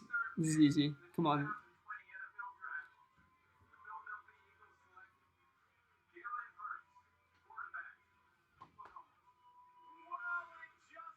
Did you guys just hear that? Jalen Hurts goes to the Eagles. Fly, Eagles, fly. I guess they want him to back up Carson Wentz. Unless they want him to play wide receiver, they're doing something interesting with their offense. Wow. Jalen Hurts. I thought he would go to New Orleans or New England, but Philly it is. And I don't know what their plan is. Backup. I mean, it seems weird to take a backup in the second round these days, but I guess Carson Wentz does get injured a lot. I mean, and it's not like Jalen Hurts would be a bad option to step in and run that offense, but I'm not. Yeah, I don't know. This is an interesting one. I bet, but let me be honest.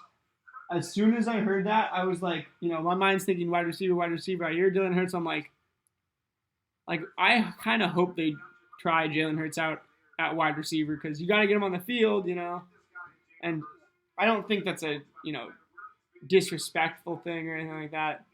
Duke can clearly play quarterback, but they have Carson Wentz, so unless they took a second round pick, unless they think second round pick means second string player,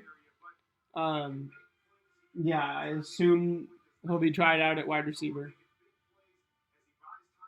Or I mean, imagine a player, imagine some sort of weird flea flicker with him, some sort of weird, uh, gadget play where he throws the ball from where he lines up at the slot, then ends up throwing the ball. You could have a, I could see that actually happening. Shout out to the one viewer I've got. Shout out to the 46 people who have tuned in at some point today. That's already a channel record, and it means the world to me, guys. Even though it's not much, um, it seems like a lot considering how many hours I've put into this draft coverage, um, on and off camera, and how many views I've had in the last couple videos. Wow. All right, Bill's pick is in already.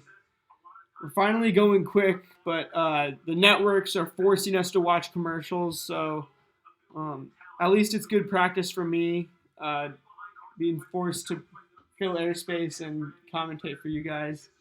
And I appreciate you tuning in. So with this pick, the 54th, I had the Bills originally taking Clyde Edwards-Helaire. Obviously, they won't be able to do that since he was the last pick of the first round. J.K. Dobbins is still up. I think they should take him. That makes a lot of sense to me. But considering the defensive players up, it wouldn't hurt to bolster that Buffalo defense. And it's not like Devin Singletary's an incapable running back. Let's see who on the big board. I mean, we've got Fulton, opposite Tre'Davious White. To me, that sounds like the perfect mentor for Christian Fulton right there. Yeah, I'm gonna have to go Fulton here. But Epineza obviously bolsters that already good front seven.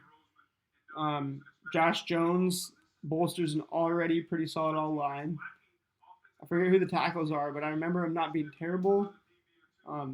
No way a team couldn't use Josh Jones as a project, especially like after a year or two. If you have a good O line, if you have a bad O line, you need Josh Jones. If you have a good O line, you don't need him, but he's going to be really, really good in a year or two. If you have the luxury of letting him sit, he gets to develop even better, and you don't have to feel like, oh crap, we have to play this guy.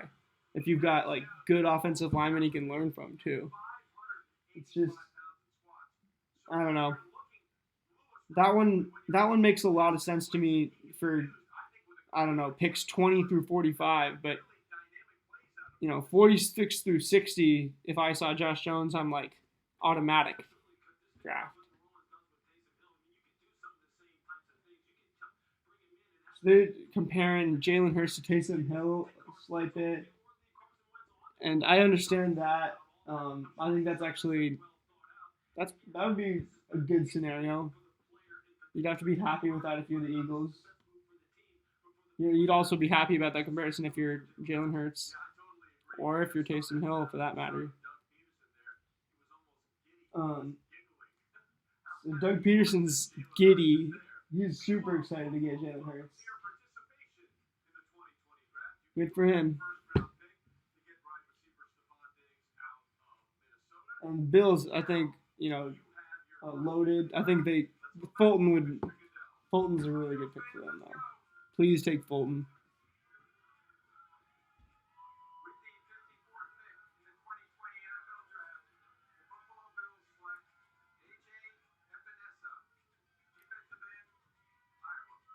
Well, that's another one of my super high defensive players gone that in the second round. I had him going at 22, and he went at 54. Clearly, there was something preventing teams from taking him. He was a 5-star recruit. Went to Iowa, so he's been at the top of this. He's been at the top of these draft boards for a long time, I'm sure. Wow, his dad's name was Epinesa. Anyway, he's not the fastest. He had an underwhelming combine, and he didn't have great overall athleticism. And he doesn't look fast on film, but man, does he get the job done. He's really good at using his physical tools. He looks awkward, but his technique works. He seems to have a high floor and plenty of room for improvement. He doesn't stand out physically, but he produces in spite of that. And man, that's a really good pick for the Buffalo Bills. That front seven's only getting scarier with AJ Epinesa. All right, now Christian Fulton and Josh Jones are the two guys who need to get off my big board before the end of this round. I have faith that they will. Man. So, Ravens on the clock obviously don't have a ton of needs. Stacked roster.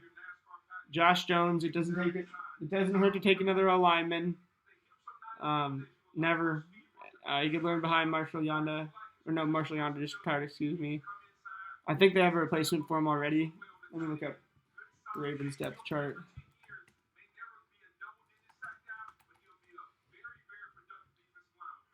Will never be a double-digit sack guy, I guess. They're saying about Epinesa, but dude, such a safe pick. That's a perfect Bills pick. And they got lucky. All right. So pick is in for them. Obviously, they got Calais Campbell and Derek Wolfe coming in. Loaded team. I'm not even. I'll make a video on the Ravens before the season for sure. I'll do a preview for every team. I'll tell you what. I'll do between the end of free agency and whenever football starts getting played again, and the season. I'll do a specific video for each team, reviewing what they did over the offseason and how they're looking. Kind of a snapshot of their team going into 2020. All right. Thank you guys for hanging in here.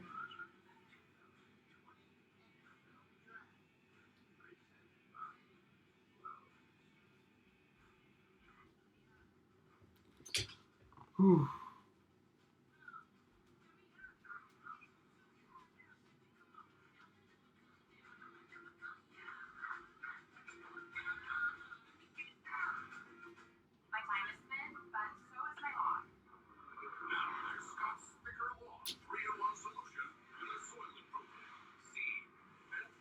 Alright. Turning up the TV for you guys. Hopefully it's pretty audible. Ravens pick is in. I can't tell who the Ravens are going to take. I go Terrell Lewis. That's another edge rusher.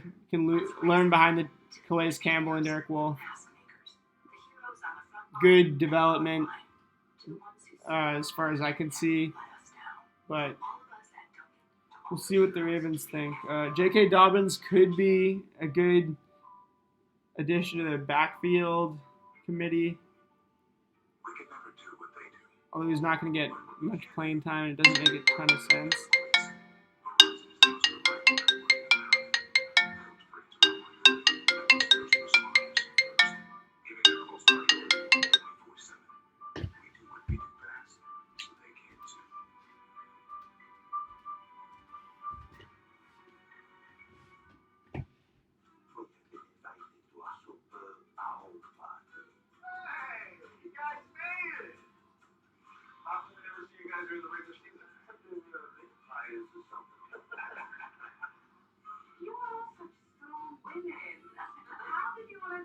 All right.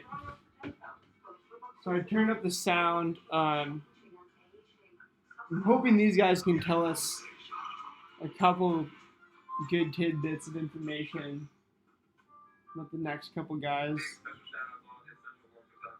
Smeshik's getting. Anyway, I'm thinking of inviting my friend Jake on here.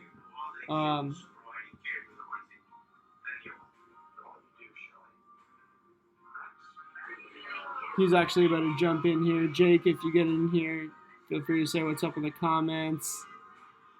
Shout out to everybody who's joined so far. All 48 of you guys. Means a lot. Shouts out to everybody hanging with us through all these commercial breaks. Shouts out to everybody. Yeah. And shouts out to Jake. See, that's probably you just joined. Hopefully our connection can improve. Anyway. Yeah, so we're back now. Ravens pick is in. I mean, Fulton, Jones, and Lewis are the 3 clear first-round talents I've still got up. Shout out to Jake, my boy watching right now. Actually, Jake, if you want, here, Zoom call me, Jake. You can hear this right now, so if you want. Why can't I find this wire? What's gone wrong?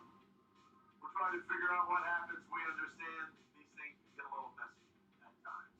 Meanwhile, the next pick is in for the Baltimore Ravens. Let's hear from the Ravens finally. Went very defensive heavy in free agency. Let's go to the committee.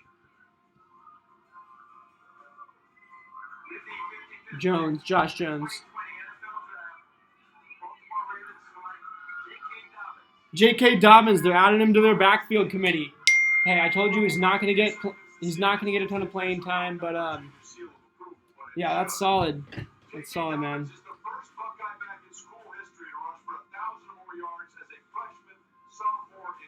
All right, I'm gonna get my boy Jake in here on the Zoom call. I'm gonna get another perspective on some of these picks.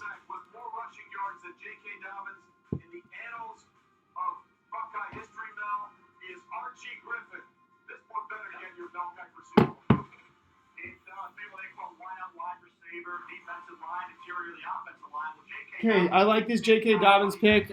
Best player available, probably on the Ravens board. Certainly one of the most talented left on my board by far. Definitely, I'd say he is a first-round talent, but he's a running back, so that's the only reason he's not. And I could see J.K. Dobbins being a really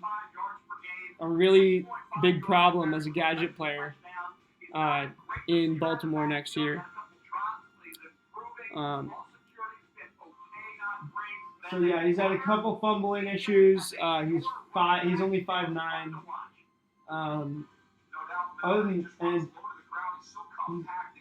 He's not. I mean, other than that, he seems to be the most balanced back to me.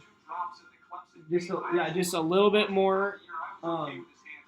Just a little bit more versatile than either Swift or Taylor.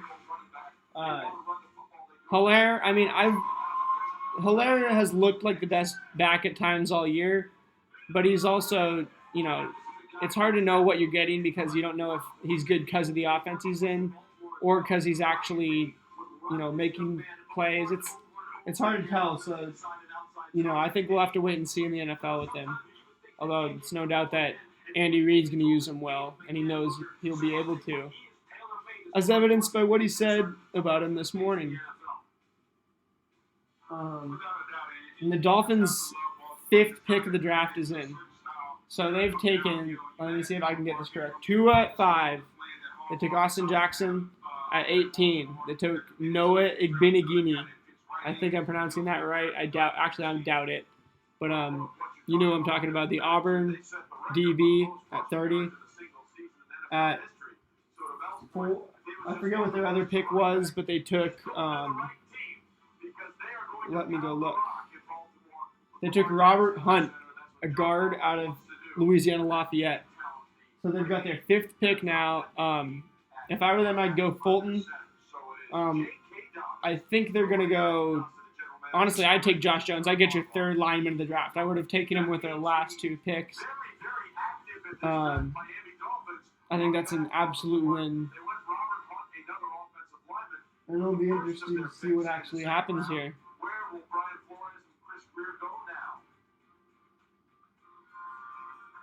I'm going to say Josh Jones.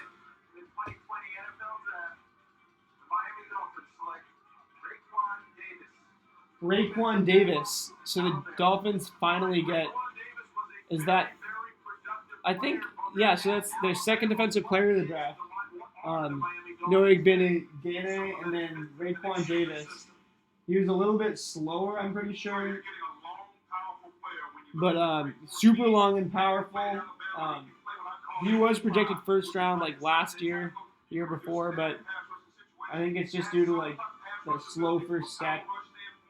Um, yeah, I think you put him in the middle though, and he's a simple solution to a gaping hole in their run defense. I really like this pick for the Dolphins. They'll have an improved defense next year. Shaq Lawson, Davis, Igbenegene, and Howard are going to be their two corners, I assume. And then I'm not sure if they'll start Bobby McCain and Rashad Jones at safety. I assume they'll probably take a safety in the next, I don't know, 60 picks. Rams' second pick of the draft is in. They picked just a couple picks ago. Feels like these picks are taking forever now. They've had like a commercial break every pick again. It's getting ridiculous again. I have them taking Malik Harrison in the mock draft. They just drafted. Who did they draft with their first pick? Let me go peep. So the Rams took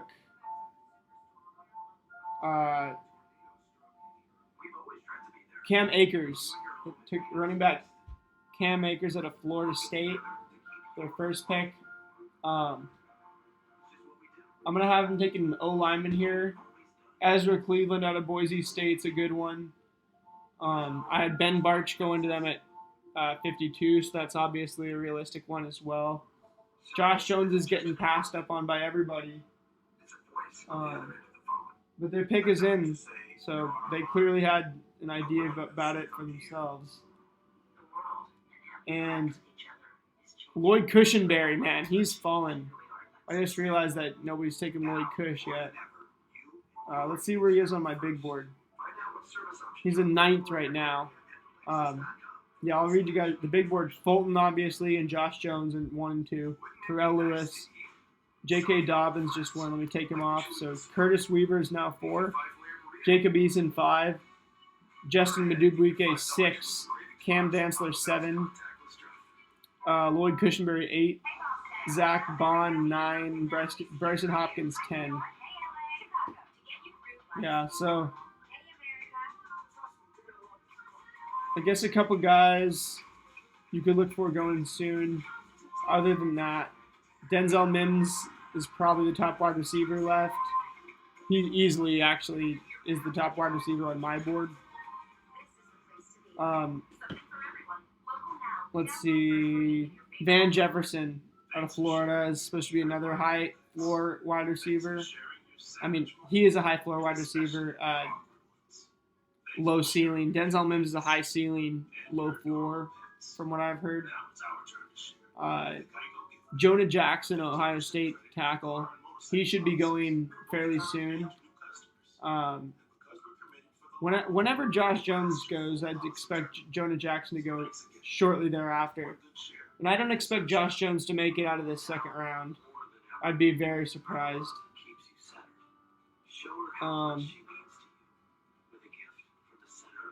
Yeah, other than that, Netane Moody as a guard that we could see go.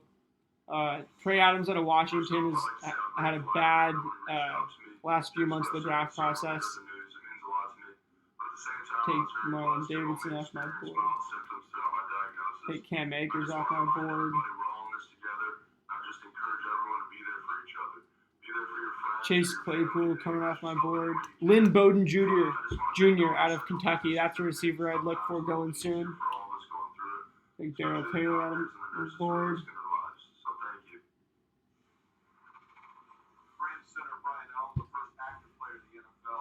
All right, and shout out my 2 viewers. Shout out to all 50 people who have tuned in at one point or another over the course of the day, of the last 2 hours. All right, and the pick is in for the Rams. I'm gonna assume no way. Okay, they're showing Jake Fromm's living room right now. I don't assume he'll be getting a call for a while. The next quarterback to go, I mean, since Hurts is gone, next quarterback to go on my board would be Anthony Gordon. Or Jacob Eason could go soon, but he was failing combine interviews, and he has so many red flags that I see him falling to day 3 pretty swiftly. I don't think many teams are considering, taking a chance on a guy as boneheaded as Jacob Eason in the pocket when you've still got guys like Christian Fulton and Josh Jones up there as position players. All right. And obviously this is a boring TV setup. They're just showing other people's TV setups, which is literally what I'm doing for the draft. So it would be cooler if obviously we had war rooms, but social distancing. Josh Jones.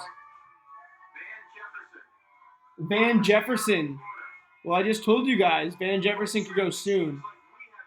I guess, to me that gives him 3 really, safe wide receivers. I don't know, Robert Woods definitely has been an explosive athlete earlier in his career, but he is more of a possession receiver now. Cooper Kupp, I consider more of a possession receiver. And Van Jefferson, I consider, again, more of a possession guy. Good hands. Brett Coleman, watched him at the Senior Bowl, provided some good analysis. I'd actually listen to what he said. I'll link that, or I'm not going to link that in the description, but go look up Brett Coleman's Senior Bowl analysis. He does a really good job. And he covers Van Jefferson extensively in that. Really good hands, obviously. Got the genes from his pops, NFL receiver Sean Jefferson. And after the second round, I plan on pausing the stream to go get some water, and some others, maybe some food, some other stuff. Yeah. Wow. So he's running good routes as well. He's only 6'1" and 3/4 or so.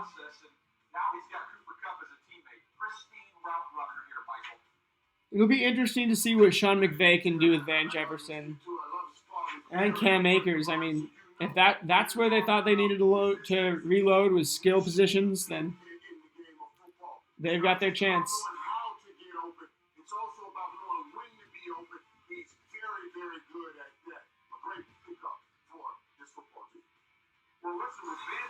All right, Vikings pick is in at 58. So they've taken, again, at 58, I originally had the Vikings going Damon Arnett, who shocked everybody when the Raiders took him at, 18, 19? And, the Vikings already have a couple DBs. Hold on. I'm not sure. Might be mixing it up. Anyway, Fulton. We're going to go Fulton. Christian Fulton. Ezra Cleveland, Boise State. He goes to the Vikings.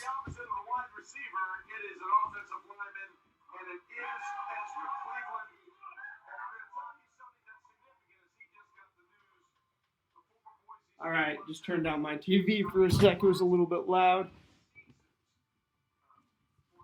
And all right, he's from Spanaway. Shout out. That's a Washington boy. Tip of the cap for that. All right, he was 5'10" his freshman year of high school, and he's 6'6" right now. Late bloomer. Born 11 days early. Cool story. Wow, and the Jets are now on the clock for the first time since the first round, when they took Mekhi Becton to 11.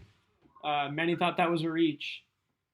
Now they're working with, so the Jets could take Christian Fulton here, who I've been projecting for the last, 30 picks at this point, 40 picks.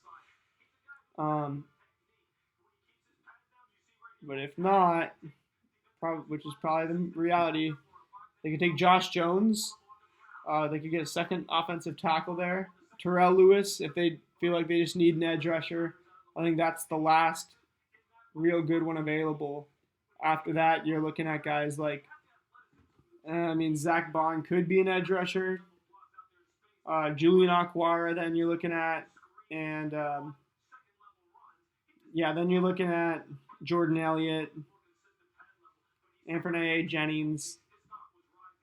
All right, so in my opinion, they should take Terrell Lewis, the best edge rusher available. Knowing the Jets, they're probably not going to do that. They're probably going to go take someone like Bryson Hopkins, a tight end, even though they use tight ends in less of their formations than any other team in the league. Hopefully not. Hopefully they don't make that weird of a pick. Ezra Cleveland to go ahead to lead off my big board. By the way, Ezra Cleveland, super explosive. Since he was 5'10 in high school, he's been explosive for a long time, and he didn't lose that. He's got a 4.94 unofficial 40-yard dash time. All right. And now another guy I'd be looking at soon is Oregon linebacker Troy Dye. But not before Wisconsin linebacker Zach Bond, who some had going in the first, is now going deep into the second. We haven't even heard his. Obviously, we haven't heard his name called, but we haven't heard his name discussed much. Shout out to my 51 current playbacks. 51 people have tuned in over the course of today. That means the world. And nobody else tune in because you're going to ruin our perfect number. Yeah, nobody else tune in. I want to keep it at 51. Go Ichiro, go.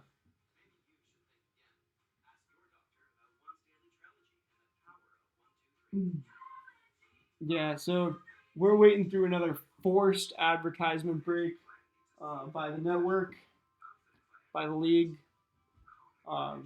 The one thing that does not take a break for quarantine is advertising. All right, Jets pick is in finally. All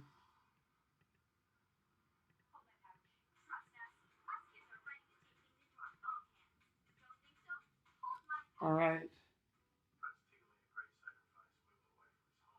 So with all the first round projected running backs off the board, Zach Moss looks to be the best one available. I think we might be done with running backs until mid third.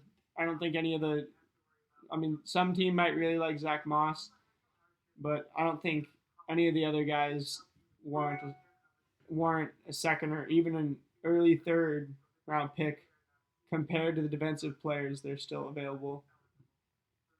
Once we get these, and Lloyd Cushenberry is getting slept on. I just want you all to know, whatever team takes Lloyd Cushenberry in the 50s has lucked out. Madubuike as well. Even though I don't know much about the dude, he's got some good film. So I've seen his highlight reel, and he's got enough talent to where he's not gonna bust. Unless he's in a terrible system, like an absolutely terrible system. If this guy's given a fair shot in the league, he's gonna outperform his draft stock, or at least live up to it at this rate. So Denzel Mims. After that, you got guys like Devin Duvernay, Antonio Gibson, Brian Edwards, and Lynn Bowden Jr. would be my second one on the board right now. Over those three I just mentioned.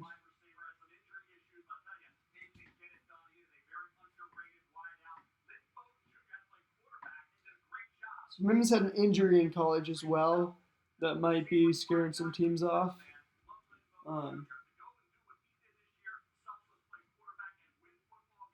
Wow.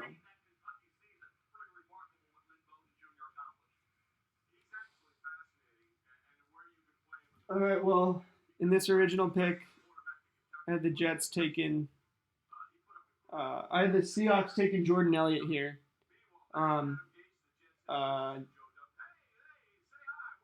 Now I'm gonna have the Jets take.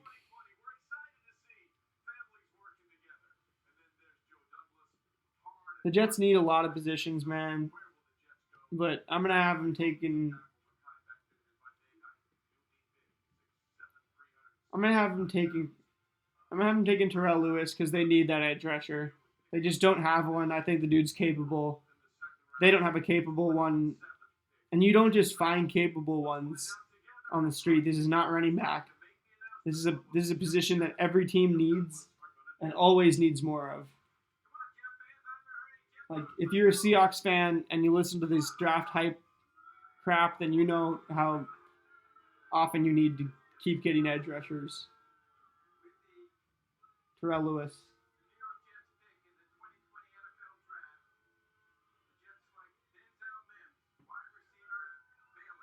Denzel Mims out of Baylor finally goes, and it's the Jets. I'm happy for Sam Darnold. I think this might be his most talented target. I know they brought in 2 wide receivers this offseason, Josh Doxson and Rashad Perriman, but I think Mims is immediately the most talented receiver on the team. 4.38 40 at the combine for Mims. Wow. It's actually funny. Doxson was the first wide receiver taken in a pretty bad wide receiver class a couple years ago. I forget what year that was, but shout out to if anybody knows who that is, feel free to leave that in the comments. Oh, Ravens have traded their pick to the Patriots at number 60. I originally had them taking Jonah Jackson, and now the Pats are picking for the second time of the draft. Now, I'm not sure who they're taking here, but I'm going to, Jacob Eason is possible.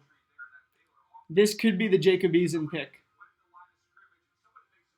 I'm going to go ahead and doubt it, though, because that would not be very, I don't know, it doesn't scream Belichickian to me to take Jacob Eason, who's, man. Eason makes terrible reads, man.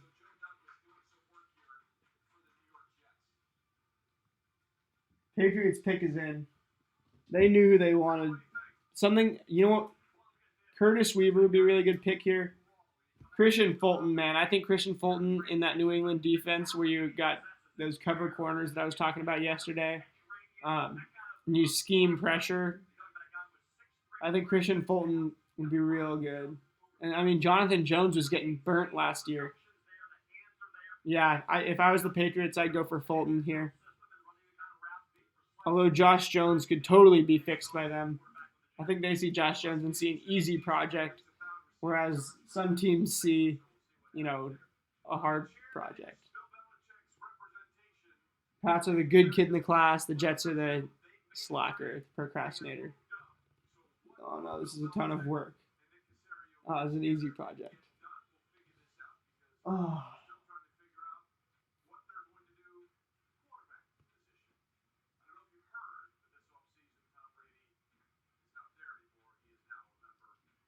All right. Let's see. New England. I'm going Fulton, but we could be in for a real treat here.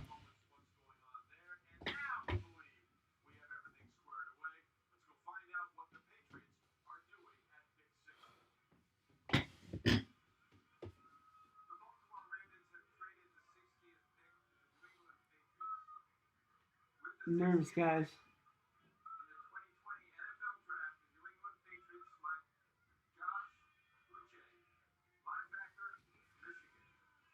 So they traded up to get a guy who we didn't think was going in the second round. That's a more Patriot thing to do than take Jacob Eason. Trade up to take Jacob Eason. That's insane. Now they say Patriot kind of pick. All right. Well, I heard Josh Uche was tough as well. I forget where I heard that, but I heard from somebody who was scouting that Josh Uche is tough and he plays. He's got those intangibles. Father immigrated from Nigeria. Did not start game at Michigan until senior year. All right. So he's a late bloomer. Who else could we say did not start game at Michigan until senior year about that played for the Patriots? Dang, it's ringing. Oh right, Mr. Tom Brady didn't start a game at Michigan until his senior year. It's funny because every time we mention the Patriots, we got to compare something to Brady and Belichick, and I don't know.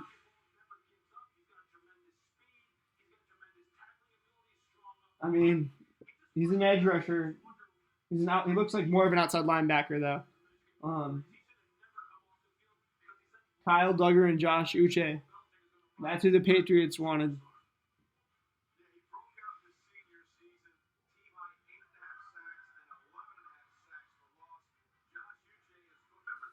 All right, well, good to see that. And the Titans pick is already in. Yeah, teams know their picks. I mean, teams kind of know they're picking at this point. Um,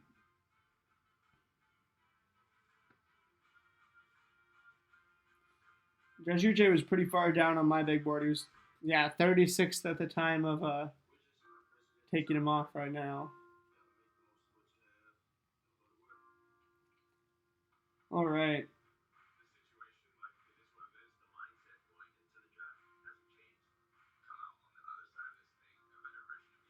So the needs for the Titans: corner, edge, D tackle, tight end. I have mocked the Titans. I think I mocked him Cole Kmet first here.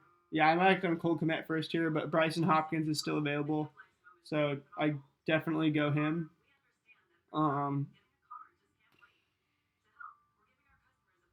let's see other players that they could take that I didn't think would be available for him.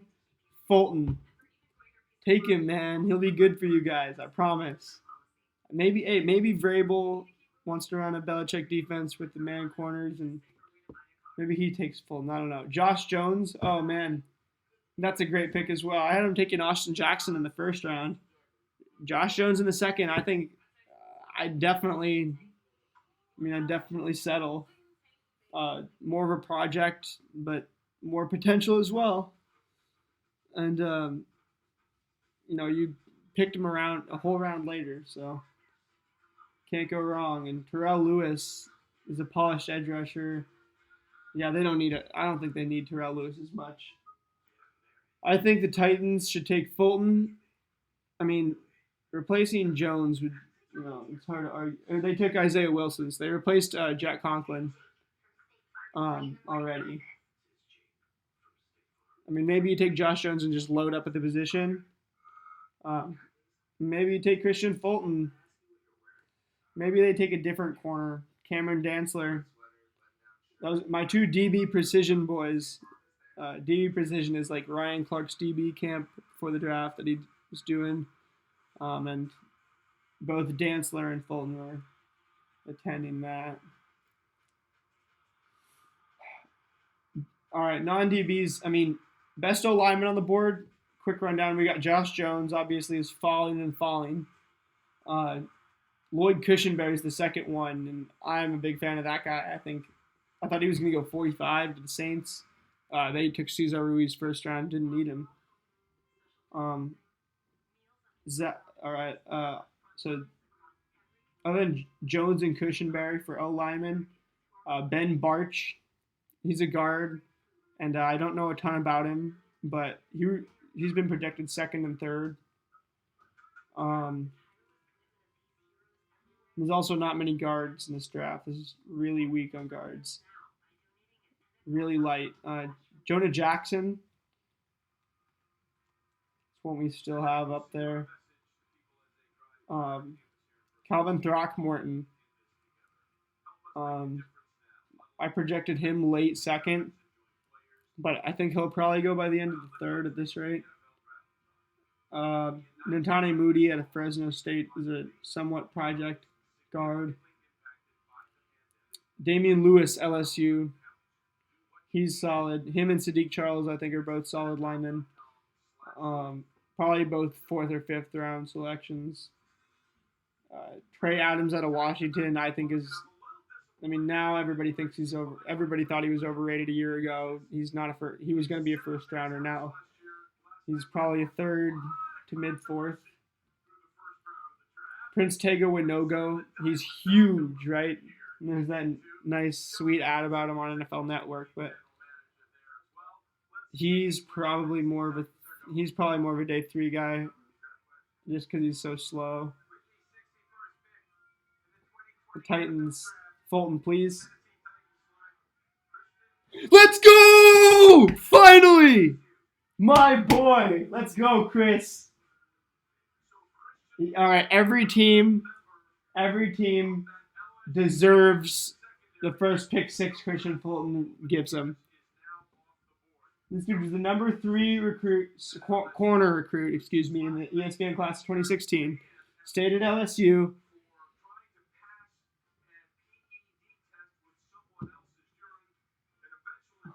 So he had some weird piss test problem.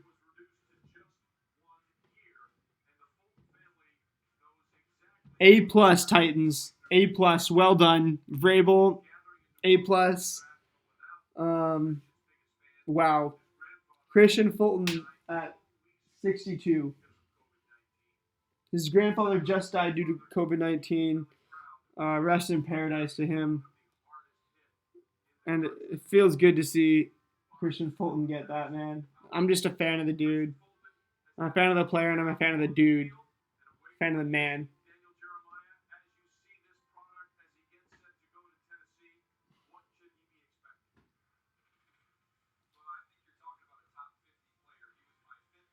Easily a top 50 player.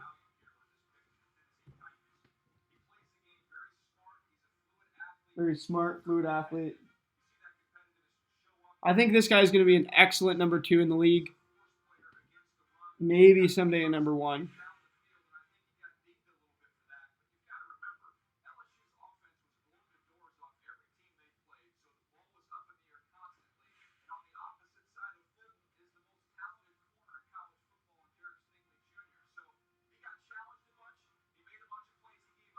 Man, you got challenged a bunch, made a bunch of plays, gave up some plays.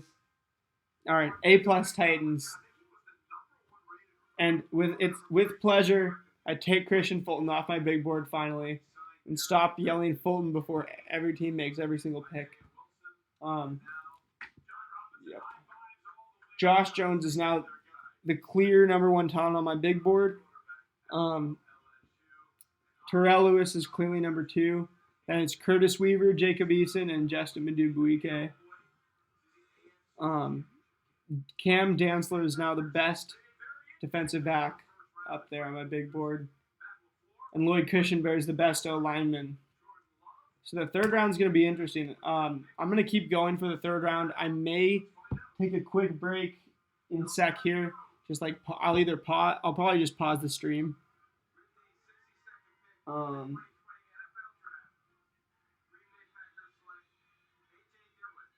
A.J. Dillon goes in the... Okay.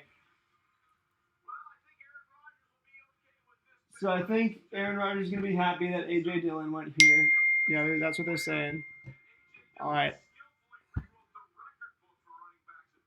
Anyway, I was going to tell you guys the story. A.J. Dillon's a first-round talent in Madden, it says, just because he's good at running in between the tackles.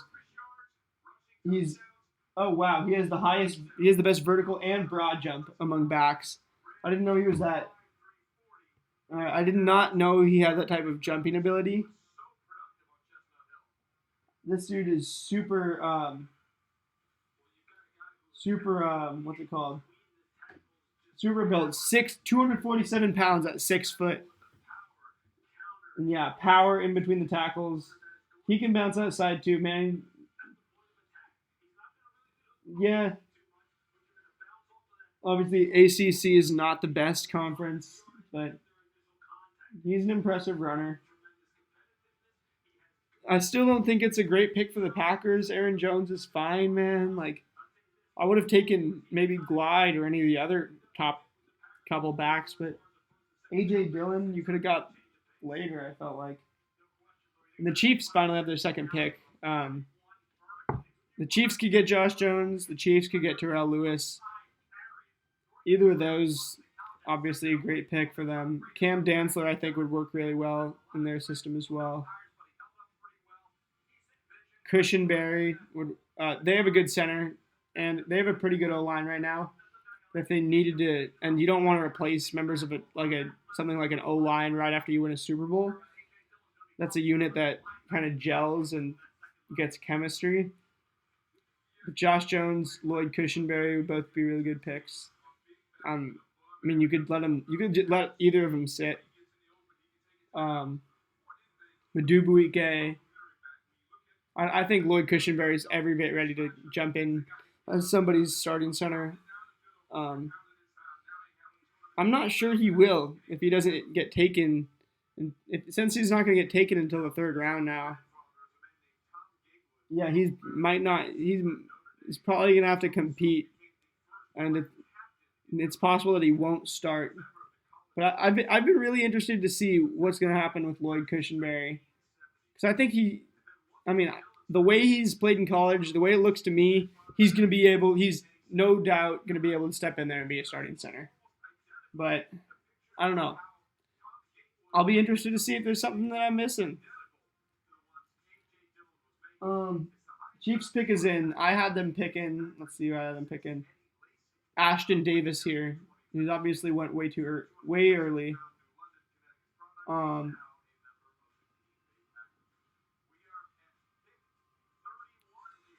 right. Chiefs can take Zach Bond as well, man.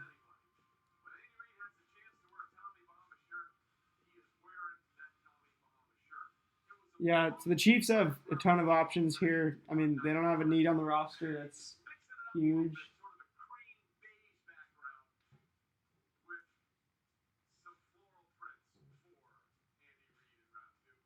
All right.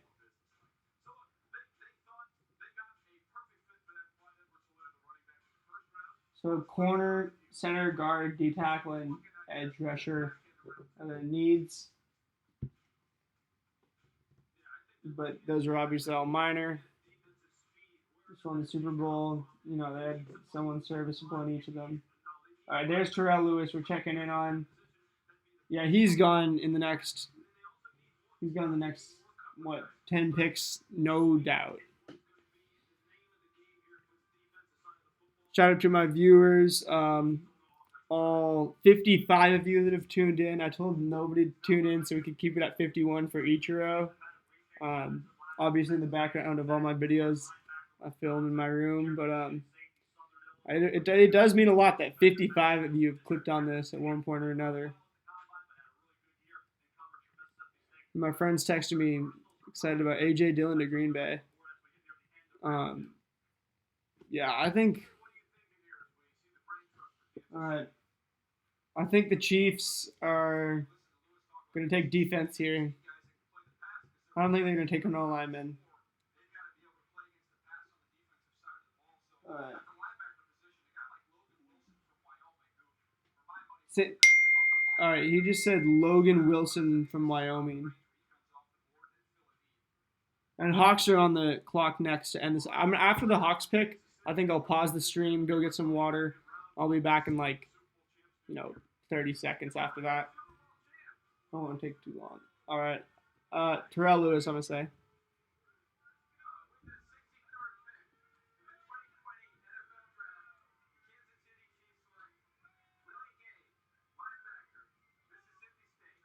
They're actually proving me right. I had the Seahawks taking him at 64 with the pick that's on the clock right now. I told you guys earlier he had some off-field issues. Yeah, so what?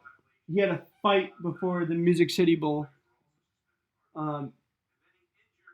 He also injured their QB in practice before the music. Oh, he injured their QB in a practice fight before the Music City Bowl. Suspended 8 games for academic violations. And the Seahawks just traded our pick to the Panthers. So the Seahawks did trade down, but it was in the second round and not the first. Willie Gay Jr., great prospect. Um, I think the Chiefs are just adding a good, he probably was best player available for them. He would be up there for me. I had him at 17 right now. I have a couple linebackers that still needed to go for him to be the top one on my big board. But yeah, I didn't scout Troy Dye, Malik Harrison, or Zach Bond enough to say that they're far better. Man, there's a lot of linebackers, so we're gonna see a linebacker run soon, or we're gonna see somebody getting a second round quality linebacker in the fourth round.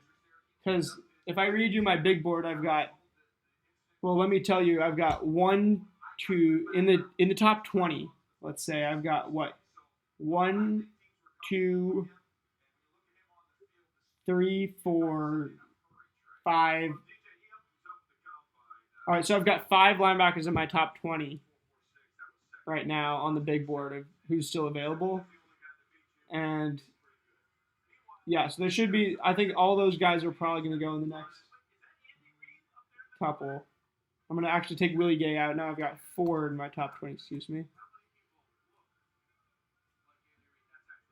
Now Panthers pick is in. They just traded us to get it. Josh Jones would be a huge win for the Panthers here.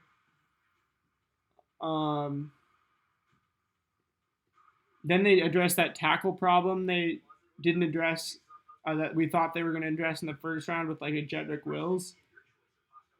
Or no, they did. They got sorry, I'm blanking on who they ended up taking. I'm gonna go check that. In the second round, can't remember. So they took, that's right, they took Derek Brown in the first round, and they took Yetur Gross-Matos in the second. 2 elite defensive line prospects. Pick is in. I think they got Josh Jones, a good O-line prospect coming. If they got Terrell Lewis, then they've got 3 first-round D-line prospects on my board, and that's scary. Wow. All right.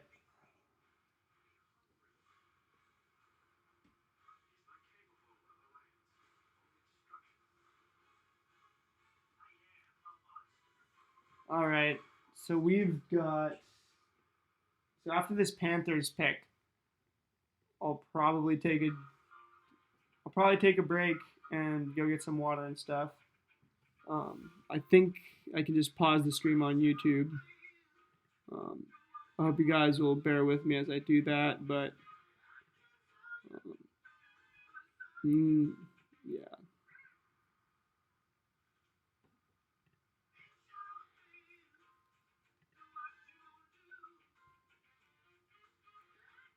All right. Yeah, I believe that if I hit pause on YouTube, I'm going to pause the stream. It's a learning experience for me, so shout out to you guys. Man, I'm just going to go get water now. Yeah, I'm going to see if this works when I pause the stream here.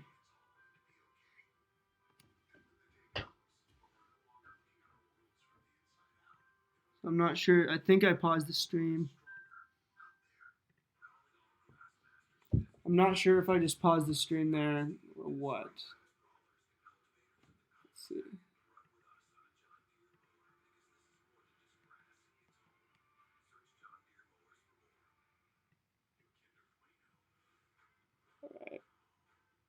All right.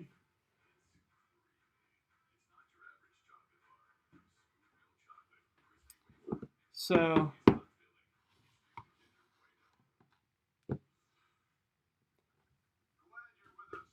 I'm not sure how to pause YouTube stream. Probably just gonna leave, come back. Appreciate you guys for being with me.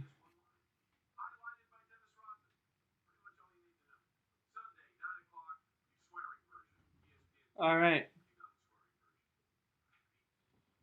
We're going to see this Panthers pick whenever the network allows us. We've got Roger Goodell smoking crack or something. For whatever reason, he can't announce the pick right now.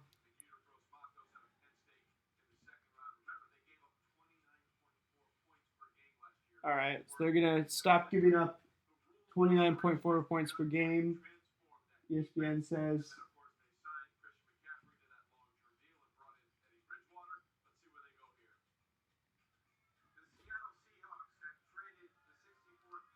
Josh Jones. This has got to be Josh Jones.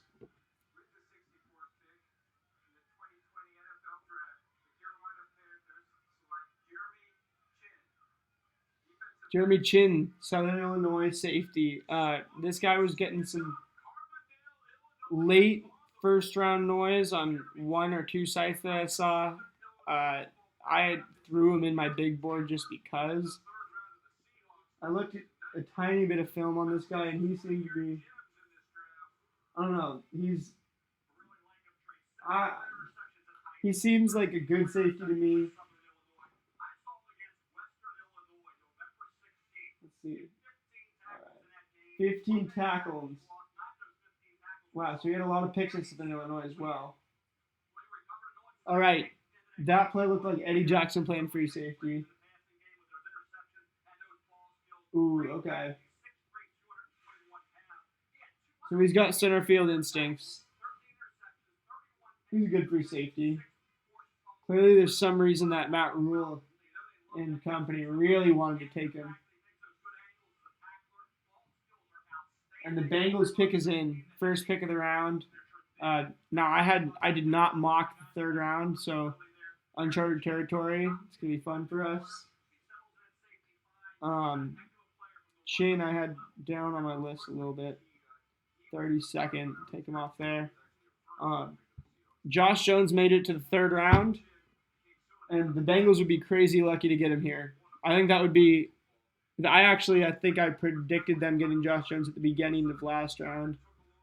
I recommended it even, and I would here too. But I'd also Lloyd Cushenberry I think is a great pick at this point in the draft. Josh Jones.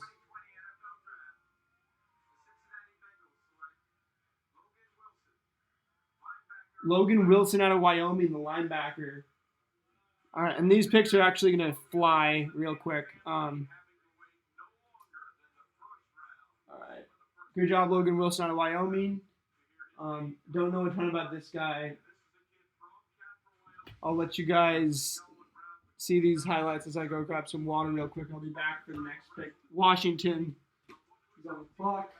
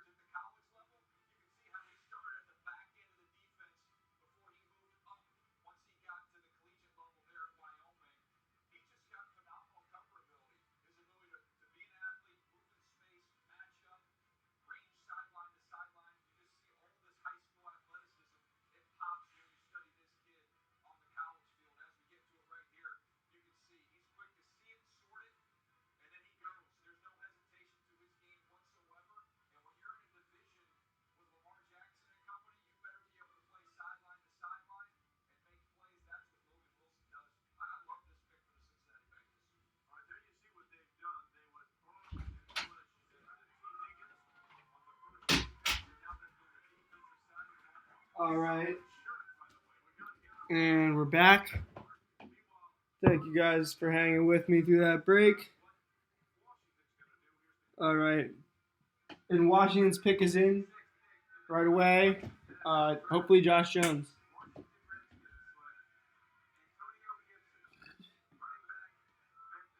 He said running back out of Memphis, but it's a wide receiver.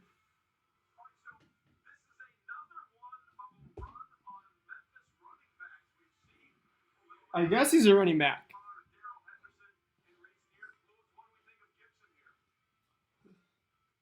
So he's sort of a flex player on offense. Right.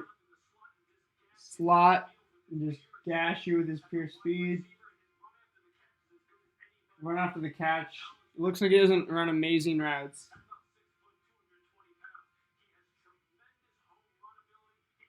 He has tremendous home run ability, I suppose.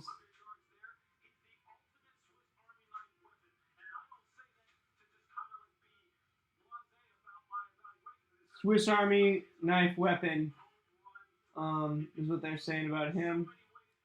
That's their first pick on offense, first other than Chase Young.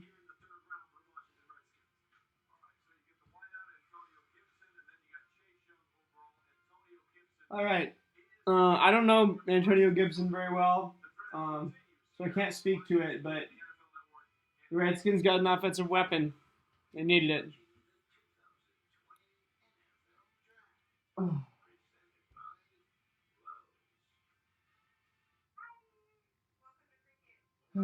Well, it's been a little bit boring during these commercial breaks.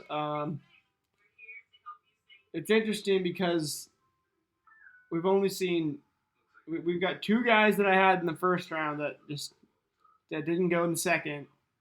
And a couple guys I had early in the second that haven't gone yet. And we have a couple guys that I didn't even have on my big board going in the third round.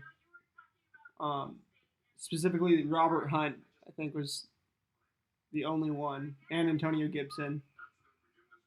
But he was third round, obviously. All right, the Lions are back.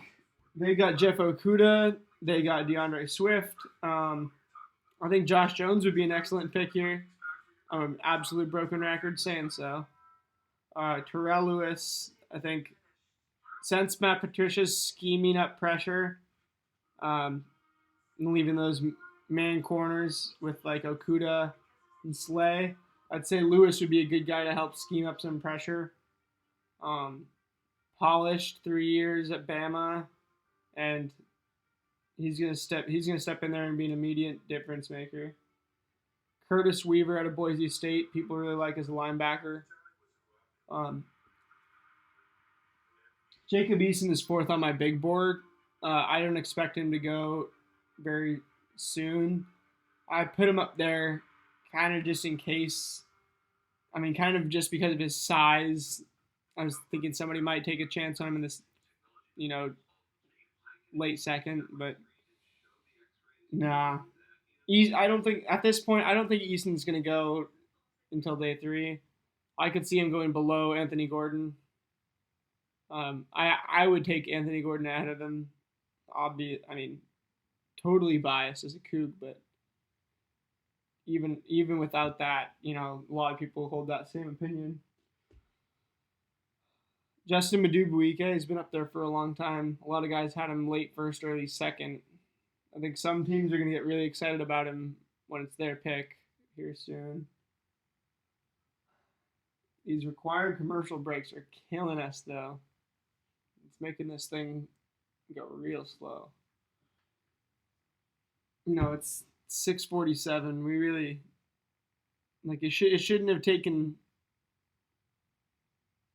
Okay, now we get to see the Lions freaking parking garage lit up with the pick us in and the Lions logo. Is that? I can't tell if that's Tiger Stadium and Ford Field, or Comerica Park, excuse me, but. All right, Matt Patricia's doing his homework. Looks like he's hard at thought. If I was him, this would be easy. They obviously have their picking already.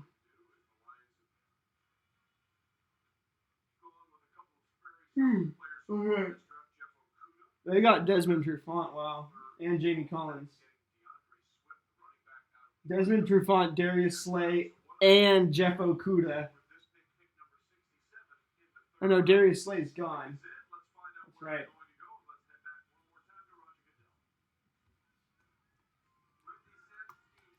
Josh Jones. Terrell Lewis. Julian Okwara.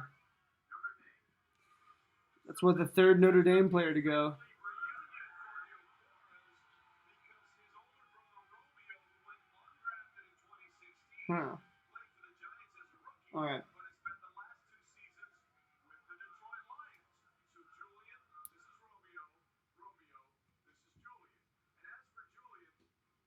Hmm. Oh, so his brother plays for the Lions. That makes a lot of sense now. Julian and Romeo Aquara.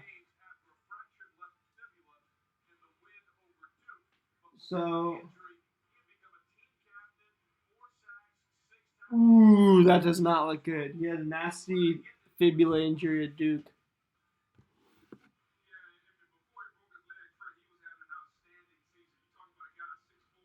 And the Hawks are picking after the Jets do right here. This Aquara pick is good. I had the guy going in the second round, so getting good value on him, that's for sure. Um, yeah, he's. I mean, he might be just as good as Terrell Lewis, to be honest. So that's definitely a good pick. All right, I give the Lions a pretty good draft grade. They're taking care of everything they need to do. Okuda, and then they take Swift. Now getting Aquara, getting an edge rusher.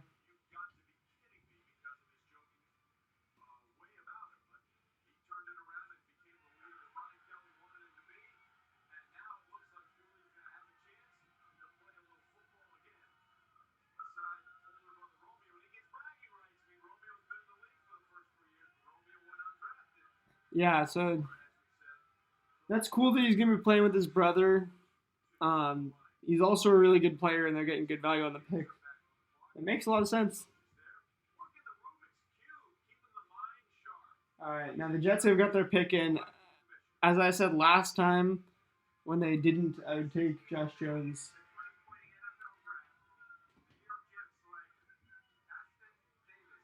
Ashton Davis. All right, Ashton Davis goes.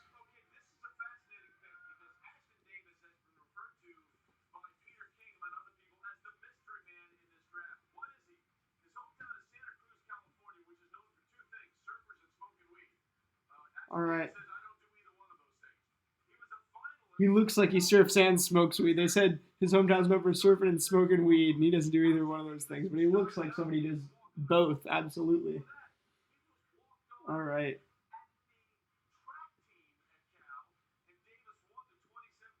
Now there was somebody. Yeah, that's who that was. All right. For a second, I thought that that somebody had reached on Ashton Davis in the first round, but then I realized that was my imagination. I was thinking of when Damon Arnett got reached on. Um, I don't know. I had some weird like dream that the Chiefs had Ashton Davis or the Packers. I know that's not real. Um, anyway, Seahawks pick is in. So we've got Daryl Taylor, we've got Jordan Brooks. I think we go if we get to get Josh Jones here, who I wish we could have taken at 27. We're getting a superstar potential offensive tackle. I bet you we see a Fetty written all over him though. I'm sure he scares the crap out of our line coaches who aren't the best at developing them. Ooh, but Lloyd Cushenberry. I'm gonna make you guys a crazy bet on stream right now. If we take Lloyd Cushenberry, I will get a jersey. If we hit the Seahawks, take Lloyd Cushenberry the third. Okay, and if he puts Cushenberry the third, he has to put the 3 on the jersey. But if the Seahawks take him, all right. I'm gonna guess Josh Jones though.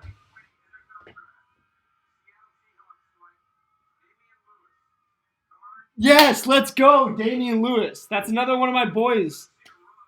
Man, 6'2", 327. This dude protected Burrow all year. Man, welcome to Seattle, Damian Lewis. This guy is fire music choice 2 on Instagram. Every time I join you live, shout out to you, Damian Lewis. Welcome to Seattle, baby.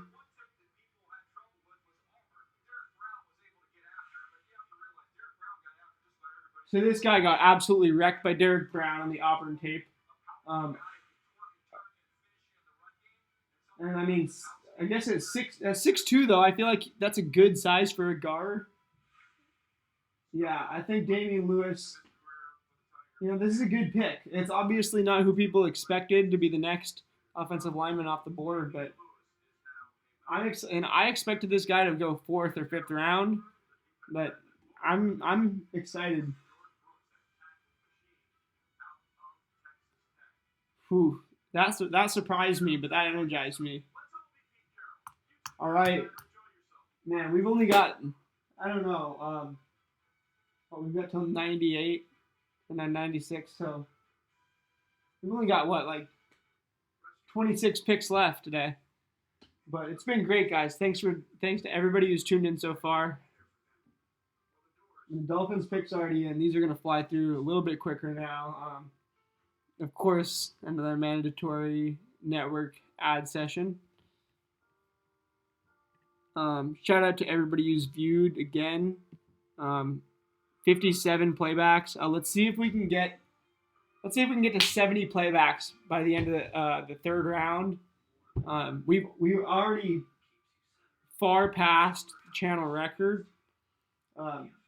Yesterday, over the course of the 4 hours and 5 minutes that we streamed, we had 22, I believe, total. So it means the world to have so many playbacks on in just 3 hours. And I know a lot of you guys haven't tuned in for too long. Shout out to my one viewer, whoever it is. Shout out to anybody who's been my one viewer at any point, who's been one of my 2, 3, or 4 viewers even. Yeah. Dolphins pick is in, man. Josh Jones, I've been telling him to draft for the last, I don't know, 4 picks. But they're not going to do it because there's red flags. Terrell Lewis makes a lot of sense. Slot him in there with the shiny new D tackle. It makes a lot of sense. But I would take Josh Jones because your O-line is disgusting, guys. When I rebuilt the team in Madden, I took Josh Jones. I took a couple guys because, man, you guys do not have a lot of good O-linemen. I knew you signed a couple, but we want to make sure that Tua doesn't get injured again.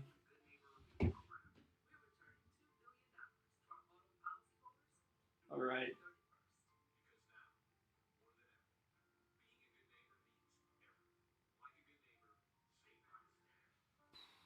These commercial breaks are obviously making this a drag, but thanks for joining me, everybody. It's been fun so far, other than these breaks. And maybe for tomorrow. I'm not sure what the plan is, whether I'll stream for the entirety of the 4th, 5th, 6th, and 7th round. Although it might be fun, and I might do that. I may just do like a. I may just do like a. I may take tomorrow off and do schoolwork as well because I do have a lot of schoolwork this weekend. I don't know. If you guys have any opinions, of course, comment down below. Let me know. As soon as I get viewers, I'm going to be on the track to getting more.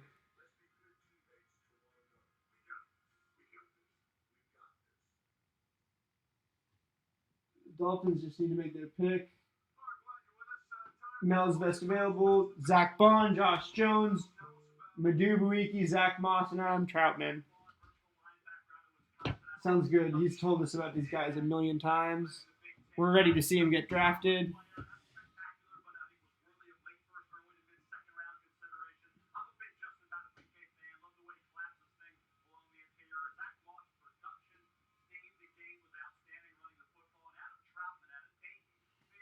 All right.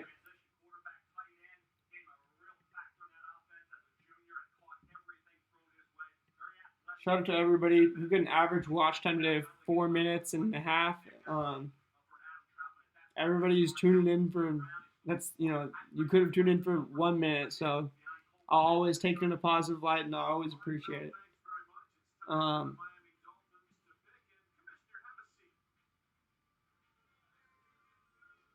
Josh Jones.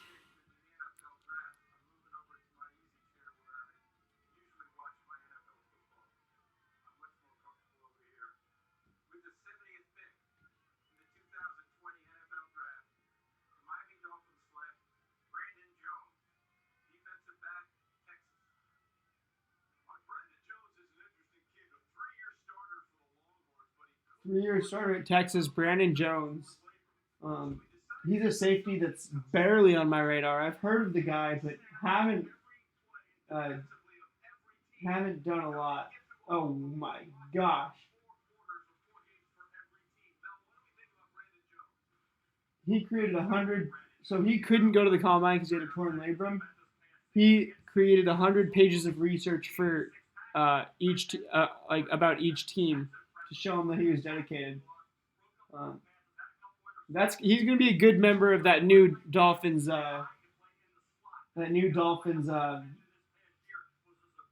Culture. It looks like they're trying to build a really new. I mean, Miami feels like they've got a new culture.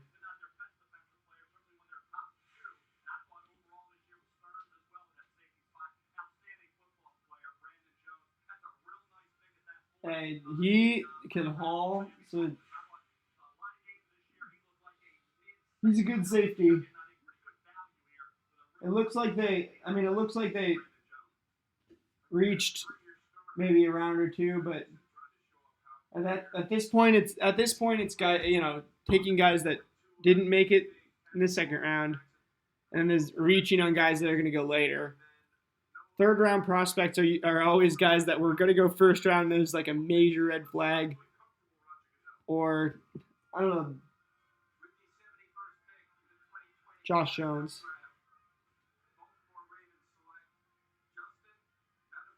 Matabuki had to go at some point. Ravens get a good one. I think I'm taking Neville Gallimore in the second. They could use a backup on the D line. Absolutely worth it. Enjoy that moment, young man. That's why we watch the draft. See some young men cry.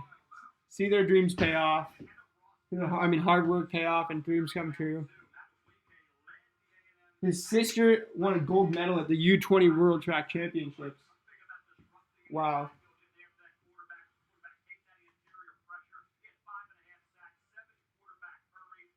So this dude can rush the pass and can get after the quarterback from an interior defensive line position. That's rare.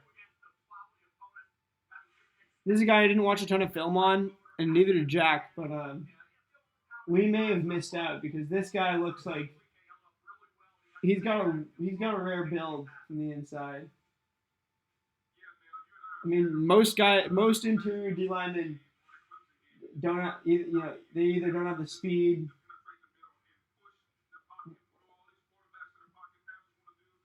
Yeah, this dude just gets, it's just, you got to be so big to be able to like get past interior D linemen. Usually, all they ask you to do from an interior D line spot is fucking get double teamed. But if you can actually, and obviously stuff the run, if it comes right at you, you tackle them. You don't let them get past. But like, they don't ask you to rush quarterback. They don't ask you to get at the quarterback. And guys who can have, an insane blend of speed, strength, and willpower. That guy got it. Cardinals, Josh Jones.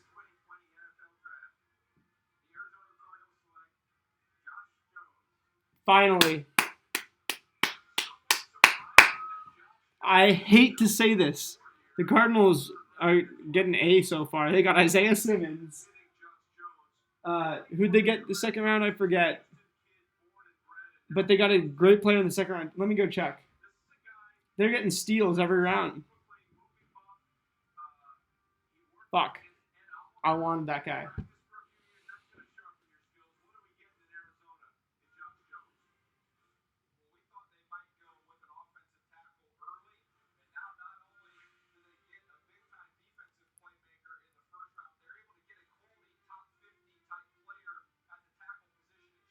Yeah, this isn't good for the Hawks. I mean, the Cardinals are having one of the best drafts probably of any team out there. And we're all right.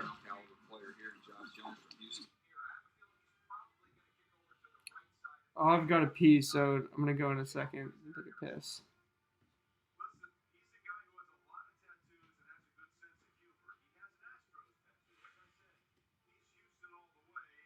He's got an Astros tattooed. Well, I'm glad we don't get him then. So I guess they didn't have a second round pick. Josh Jones is their third. It was their second pick. These they didn't since they didn't have a second. Yeah, they didn't have a second round pick at all. I thought they did. Well, shout out to Cliff. Josh Jones, that's a perfect type of tackle to protect Kyler. And as they go to commercials, I'm going to go take a piss. I'll be back. Thanks for hanging with me.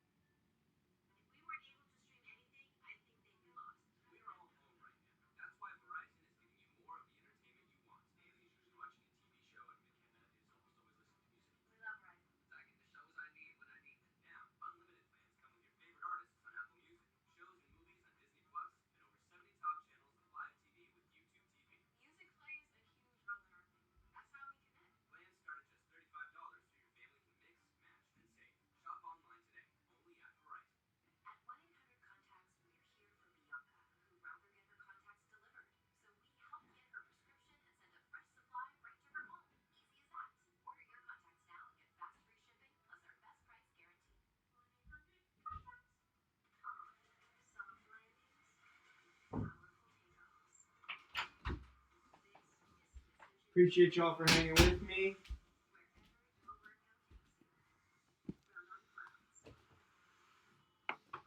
Plugging my computer in.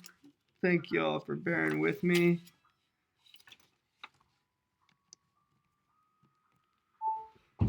All right. And Jacksonville's on the clock. Can't see if their pick is in because we're on a commercial break.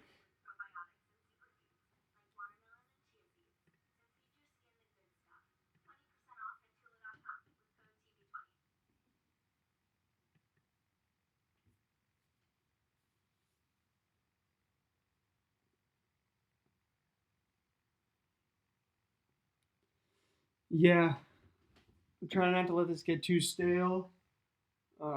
We can wrap it up here in the third round.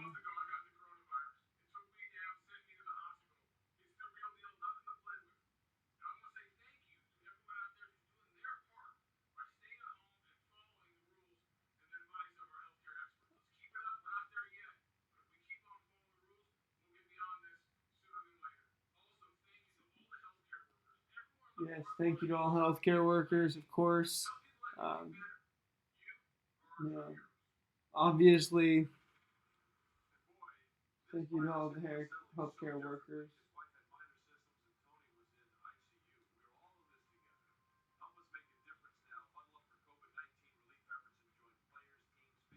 All right. So the best available, my board. Finally, I'm not going to have to repeat this name one more time. Never going to say Josh Jones. After that, it's done. All right, best players on my big board remaining. We've got Terrell Lewis, Curtis Weaver, Jacob Eason, Justin Madubuike, and Cam Dantzler. Or no, Justin Madubuike is gone. Take him off here. So we've got Terrell Lewis, Curtis Weaver, Jacob Eason, Cam Dantzler, and Lloyd Cushenberry. Zach Bond would be 6, Bryson Hopkins 7, Hunter Bryant, Washington tight end would be 8, Ben Barch guard 9, and Troy Dye, Oregon linebacker, is number 10. Neville Gallimore, Oklahoma defensive tackle.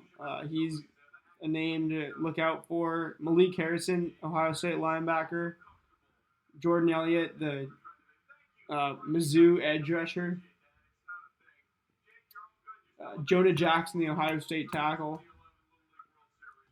These guys are all going to be off the board soon.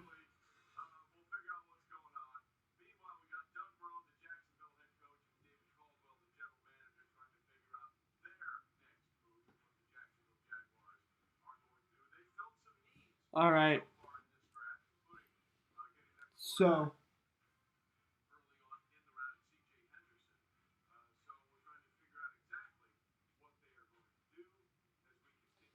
the Jags have taken C.J. Henderson, Clavon, Levon Chaisson.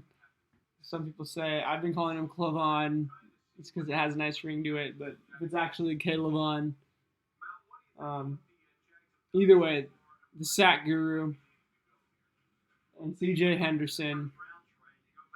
Joining them in the second round was Laviska Shenault. So they've got 3 real solid first round talents so far.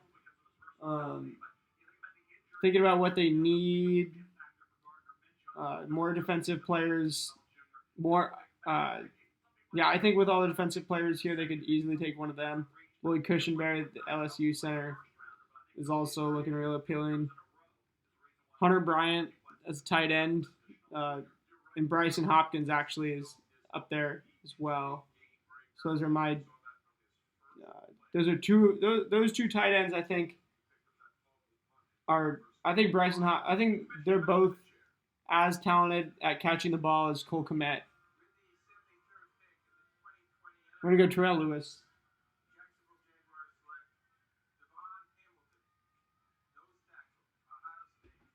Devon Hamilton out of Ohio State, the nose tackle.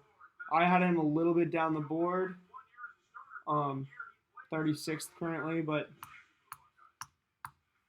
hey, that's their guy. And Saxonville's definitely back.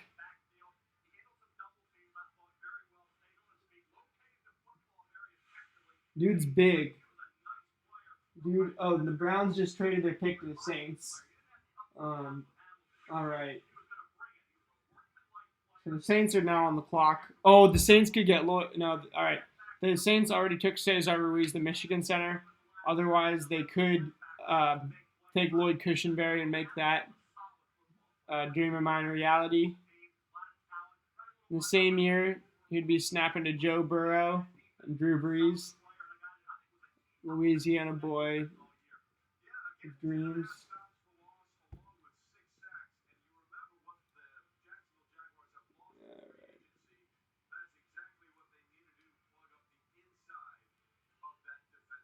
And the Saints pick is in.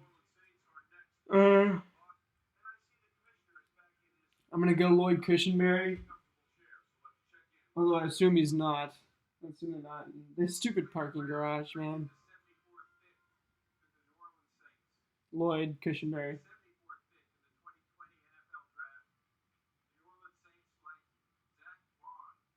Zach Bond finally goes. Might be a first rounder, is what they thought. Yeah, now he's a steal for the Saints in the third. Good outside linebacker. All right. Wow. High school player of the year is a QB. That's a disgusting throw. Okay, he doesn't. The balls he's throwing are so wobbly, man. I could throw a better spiral than that. Anybody could who's watching this.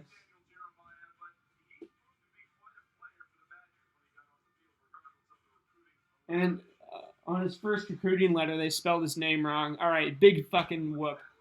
Moving on, ESPN. If the Lions are on the clock, then let's see their pick. They had a big bunch of things to say about Zach Bond, just in case he went early. So they're gonna shoehorn all those in right now.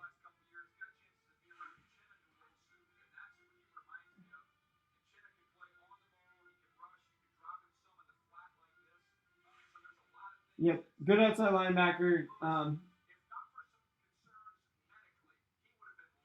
I guess there's some medical concerns. He'd be long gone, if not for those. Is what they're saying. I actually didn't know about those. It makes more sense to me why he fell so far. I had him low on my list because I heard it was like something about him, but all right. Well, let's take Zach Bond off the list. It was sixth on my big board.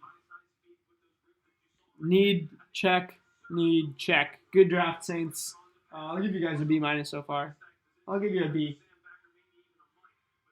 Maybe even a B plus, considering. I mean, yeah, need like both of their picks are real need based, and both of them are pretty safe.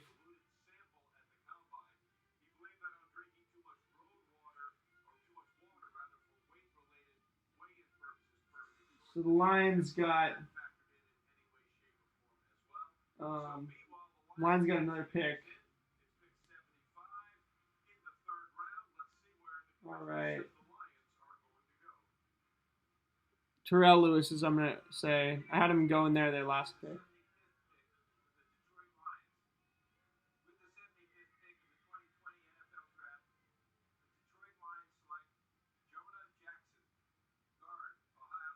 So Jonah Jackson, the Ohio State guard, finally goes.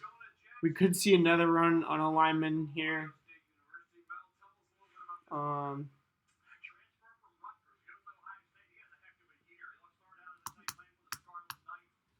Yeah, he transferred from Rutgers, I suppose. He was good at Ohio State, first team All Big Ten.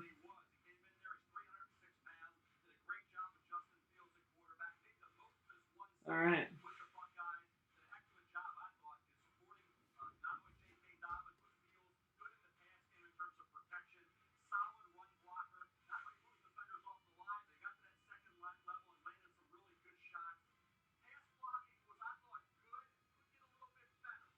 All right, so he's not a great pass blocker. That's his biggest knock.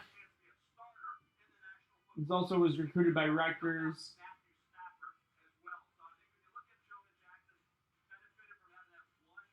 So he could be a starter, is what they're saying, but not quite.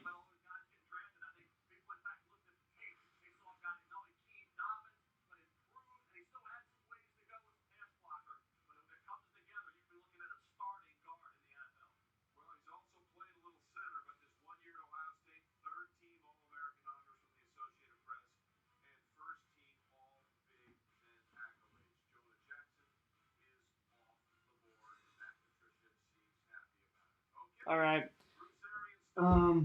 Bucks are on the clock. Pick is in. They've taken some good. They got Wirfs. All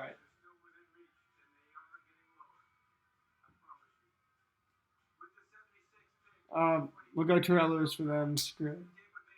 Curtis Weaver.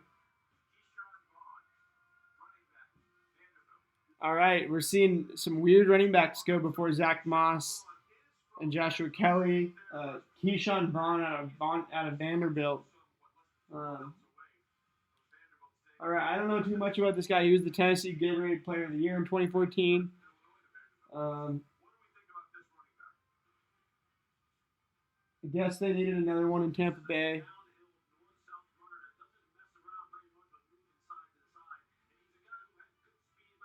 Good speed, 4.5.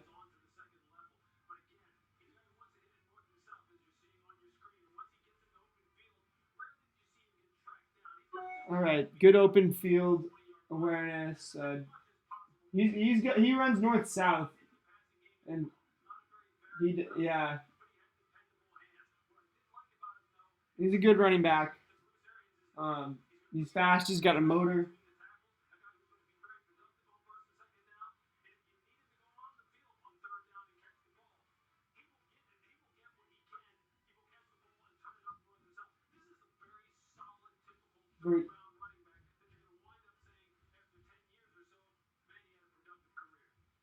So you think he's just gonna be a Brady running back kind of? Yeah, that sounds about right. Good pick. I'll give it a B minus. because you could have waited, but you didn't need to. So, no reason to.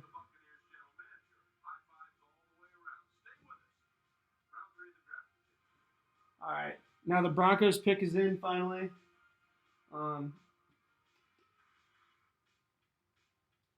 And the Broncos now.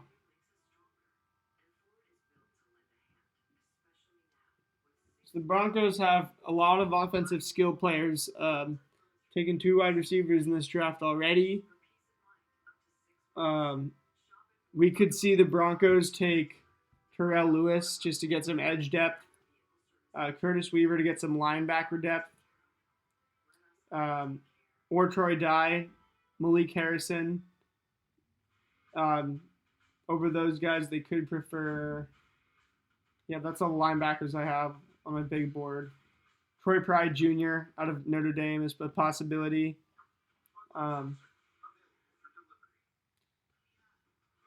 Yeah.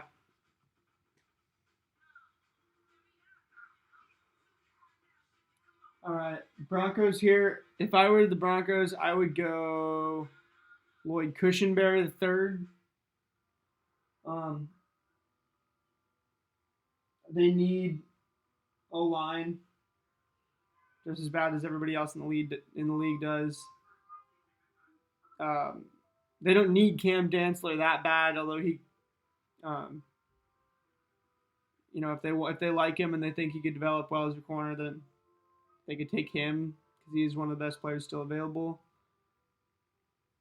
To me, Terrell Lewis is the clear best player available. There's definitely some reason why everybody's passing. Other than him, Curtis Weaver would be the clear best linebacker, and Dantzler the clear best defensive back. And then that's followed up by, Jacob Eason, the best quarterback. On my big board, although if it were up to me, I'd take Anthony Gordon because, Eason has talent that merits him a spot on this big board. If I was really going to make it for myself to draft off of, I would take him off entirely because he would just be undraftable for me because of his decision making.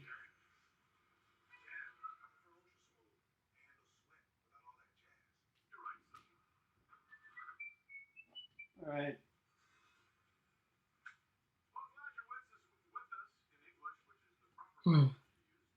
Appreciate you guys for bearing with me. I know this is a little bit of a drag right now. We haven't had a lot of we haven't had much excitement in the last hour.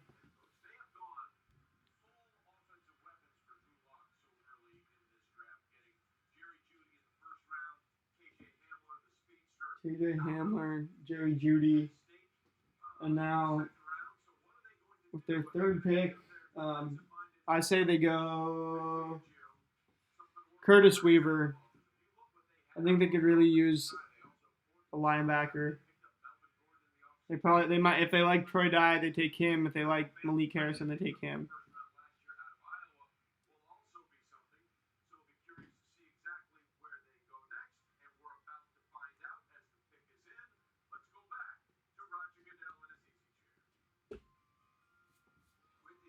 Curtis Weaver.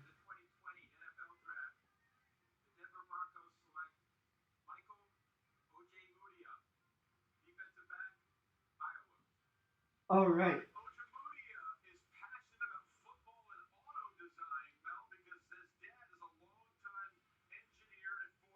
Michael Ojemudia. I've never heard of this guy.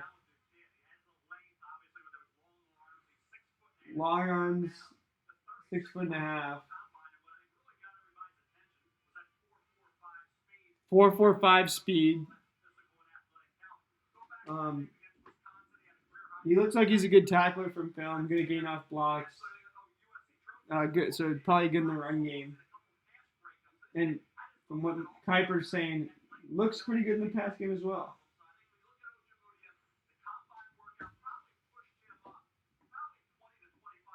So combine workout pushed them up 20 to 25 slots, they're saying.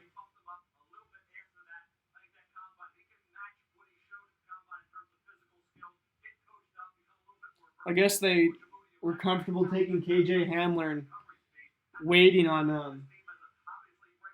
Michael Ojemudia, or waiting on all the cornerbacks in the second round, knowing they could get Michael Ojemudia here.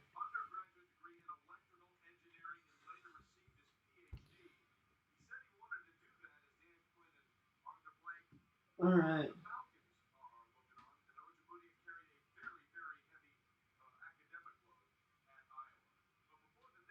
So Ojemudia is a smart guy, heavy academic load, has a hobby of auto design, I guess. Seems to be a good football player. Another announcement about COVID-19.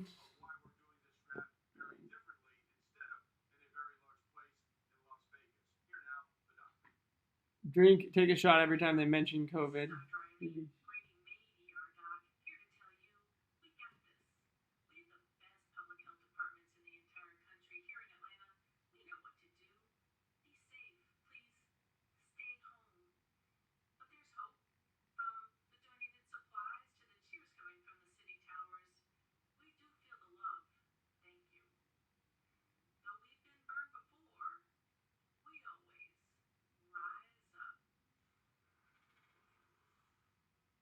That's a nice message from an Atlanta health professional. I mean, they've been boring me all day, not going to lie. Obviously, it's super important. Shout out to everybody working in any way to fight coronavirus. Hats off to you. Terrell Lewis? Yes. Matt Hennessy. So, with Matt Hennessy going, Lloyd Cushenberry's falling. He's officially falling. Matt Hennessy I had down at 37th on my big board right now.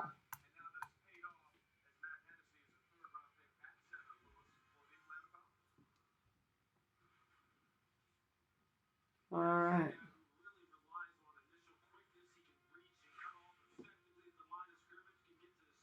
I don't know a ton about Matt Hennessy. Jack watched a little bit of film on him.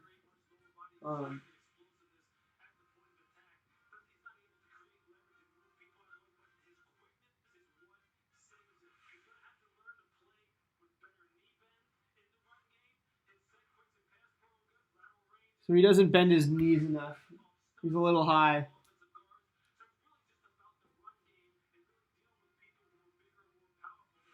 All right, we're almost halfway through third round. 3/4 through this. We're definitely past 3/4 through this stream. Appreciate you guys for tuning in.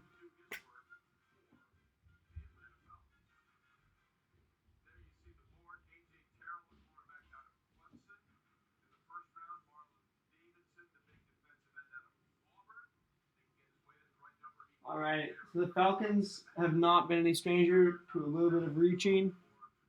Each of those picks, maybe a few, each of those players maybe a few selections early compared to mock drafts. Terrell Lewis is way lower on Kuiper's big board as well as a lot of other people's. I'm not sure why that is. I'm going to do this to help my neck. I'm going that way. Now I'm going to have my neck turned this way. Yeah, it's appreciate you guys that are still with me here in hour 4 of our day 2 NFL 2020 NFL Draft live stream. I know the connection has been having issues on and off. I appreciate all you guys that have come and tuned in at any point. And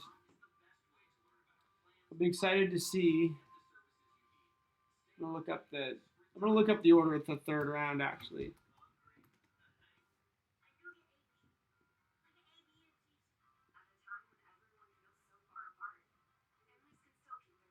All right. So the next couple picks we've got the Bears after the Jags are the Jets. Let's see. I apologize and just look at some stuff up.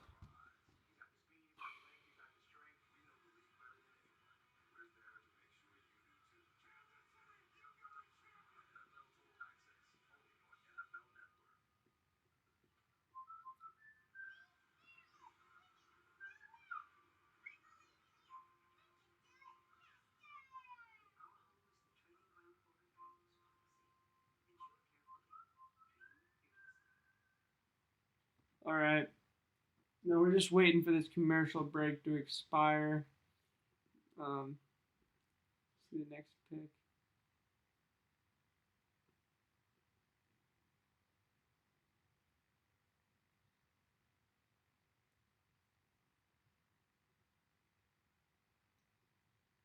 All right.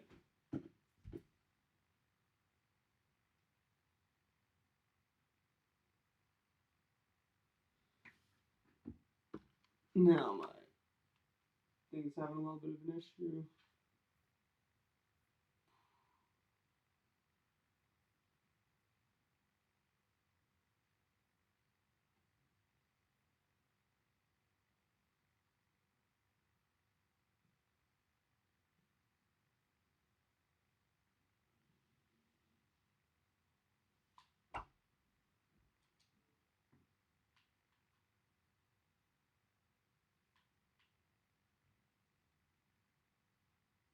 All right, I'm gonna screw that. I can't have both.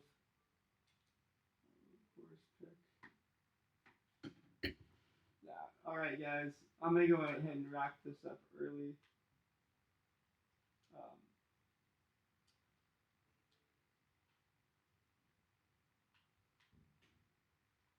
no. All right. I'm gonna get this back online. All right. Sorry about that, guys. My Xbox was just having some issues connecting to the internet, displaying the picture. But the Jets drafted Jabbar Zuniga. He's a good defensive. He's a good edge player out of Florida. Um, I had him. I didn't have him that high. I actually had him 13th as he was getting drafted, right behind Jordan Elliott and right ahead of Anfernee Jennings. So.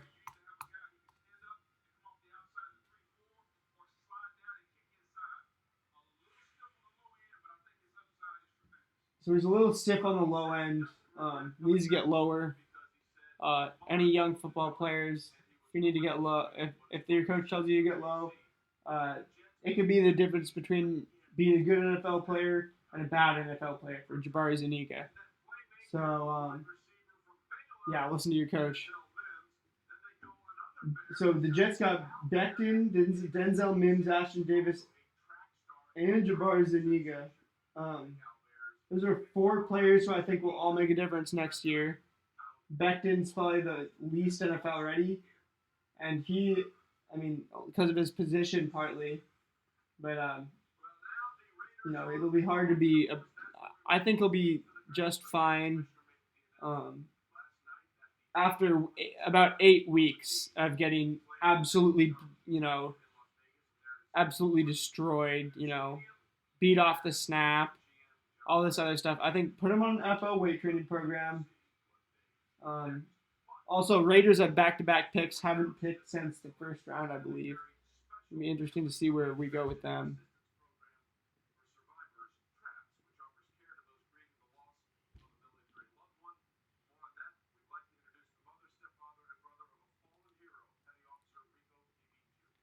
All right.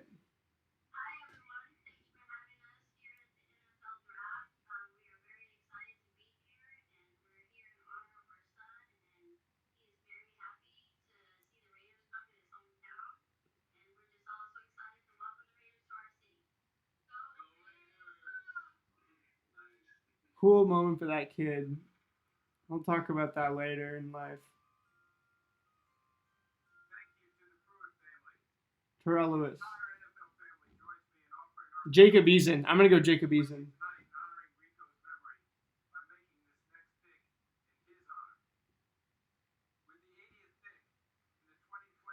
I didn't realize that kid was dead. I'm an idiot. Jacob Eason.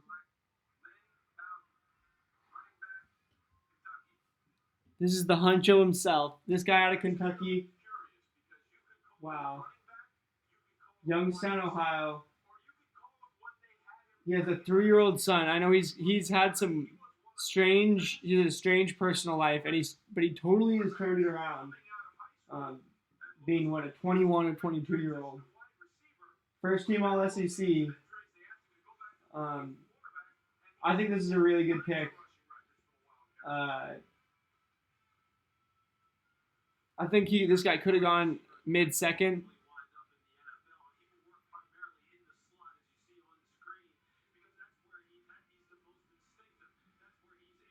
So he's super instinctive,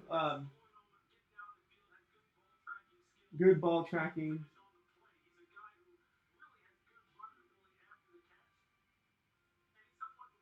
He also plays quarterback occasionally.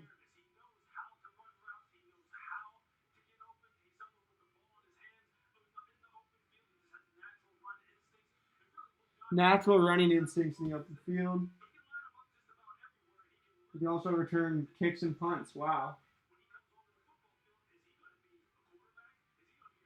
So we don't know what position he'll play in the league. Another offensive weapon type guy. After Ruggs and Arnett, they take this guy with the 80th pick. And I have to say, I'd give that a good old B-. Or no, you know what? I'll give their draft so far a B+. Or no, I'll give it a B- so far. Before this, it was a C+ or a C based on the reaching for both of the players in the first round. I'd move it up to a B- because they got a good value pick in Lindad Jr. Could have taken a wide receiver in the second round. And he won the Paul Hornung Award for most versatile player. Good for him. First team AP All-American. Wow.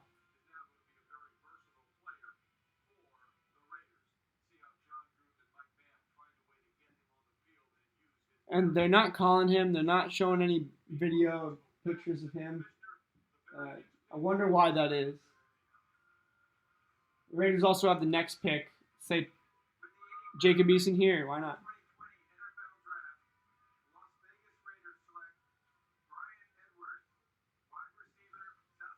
Another receiver.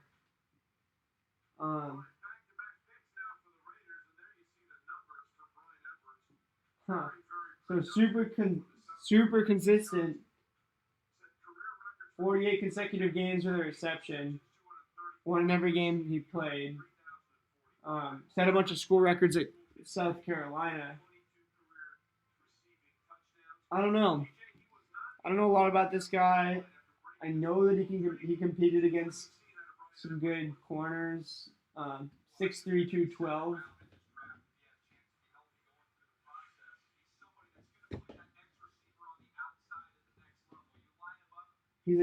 He's a wide out for sure.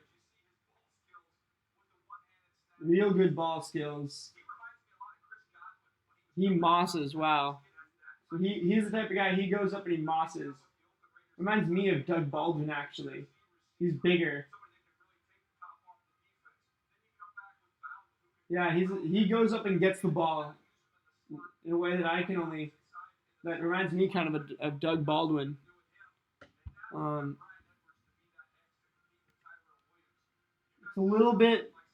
It's a little bit curious that they've already taken 3 receivers in this draft, but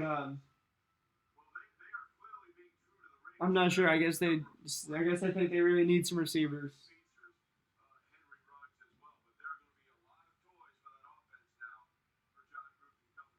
And I guess this means they're sticking with Derek Carr at least this year as their QB.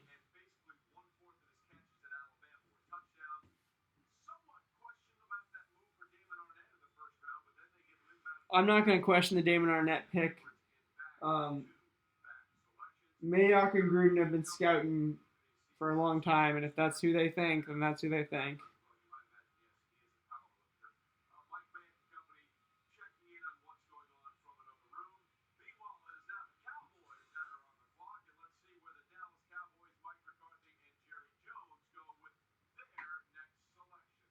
All right, Cowboys. I'm gonna go Curtis Weaver. Not Terrell Lewis. Terrell Lewis. Dantzler.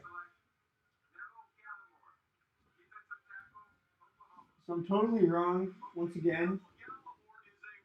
But wow, Neville Gallimore. Another Oklahoma player. Skip Bayless is going to be very happy, obviously. Um, all right. Well, I suppose he's a good defensive tackle. I haven't watched much film on him. I don't watch a lot of Big 12, as I say. Um,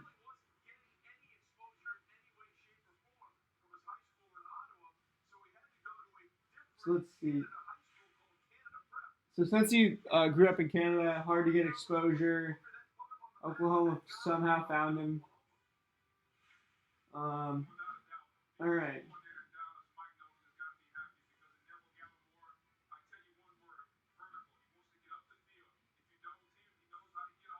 All right. I mean, he's short, stocky, strong, and he fights. He's kind of savage from the inside. Um, he pushes the pocket a little bit. He'll fit in there.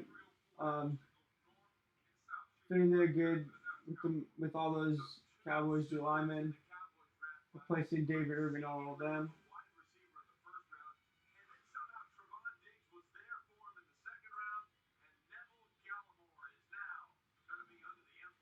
So honestly, CD, Trevon Diggs, and then Neville Gallimore, good picks.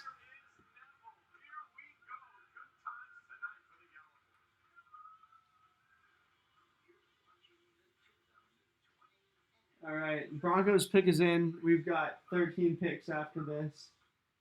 I'm gonna finish these out and I'll wrap up quickly. I'll be back with some sort of draft analysis tomorrow. Not sure exactly what's gonna happen with that, but stay tuned and I'll let you know.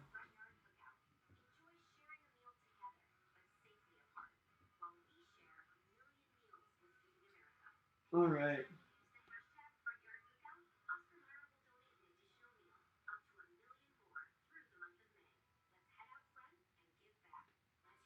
So the Broncos picked two receivers, and they reached on that Iowa corner just recently. Um, they did lose Chris Harris Jr., so maybe they pick another corner, Cam Dantzler. Maybe they take Terrell Lewis and get that depth on the edge. Curtis Weaver is a good linebacker that's still up there. Lloyd Cushenberry, if they want to know lineman, that's my last. I mean, him, Ben Barch, Netanya Moody, Calvin Throckmorton, and I'd be pretty comfortable taking Shane Lemieux or Sadiq Charles. Tyler Biadasz is out of Wisconsin, was a first-round prospect until some concerns were uncovered. Jack Driscoll out of Auburn. He should be going within the next round. There's no idea where. Sadiq Charles, I think, will be, like I said, is one of the better ones that's available here, but probably won't go for a little while. I think he'll probably be a little bit later. John Simpson out of Clemson, I believe. He's actually real good. I think he's a bit underrated, but he'll probably go fourth round. And that's all the alignment I've got on my big board.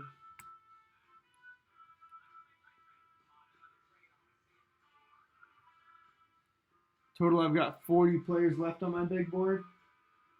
There's been a couple players who weren't drafted, such as Michael Ojemudia, Keyshawn Vaughn. Yeah.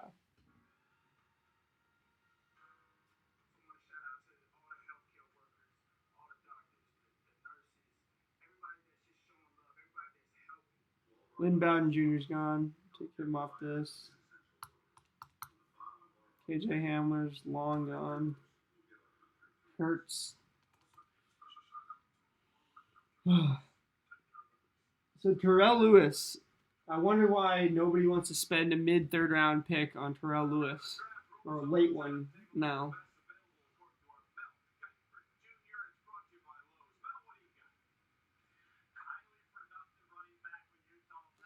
Zach Moss is number one available. He's 24 for me. That's probably the last real good running back left.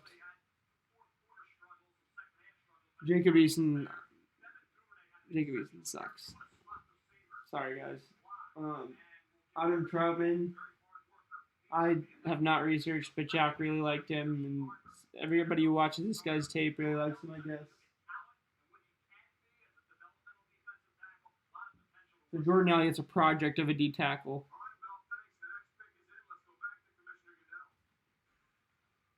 Broncos, we're going to project him Terrell Lewis. Curtis Weaver.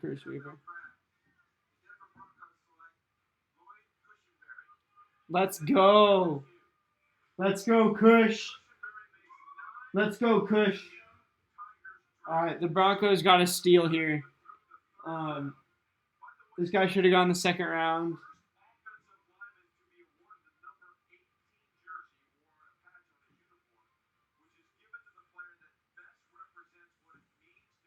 Yeah, man.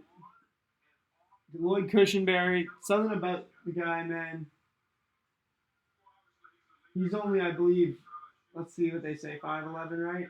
6'3", 1'8", and 312.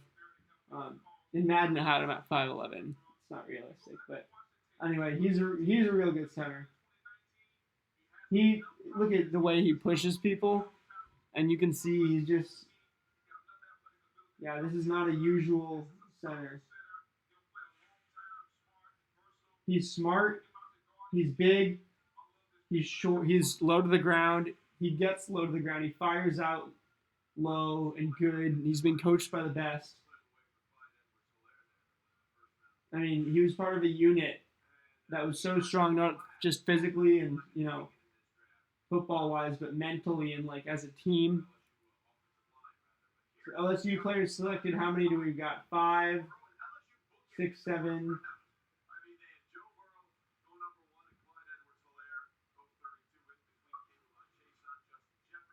They've had 4 now. Or 9. 4 after the first round. Add Sadiq Charles, Thaddeus Moss. And there'll even be maybe, I think they're going to end up with probably 11 or 12. They're going to end up with 11 or 12. Steven Sullivan might make it in there in the 7th round. A couple other guys. There's a couple of backups that might get drafted. Oh, Rashard Lawrence, so 12 or 13.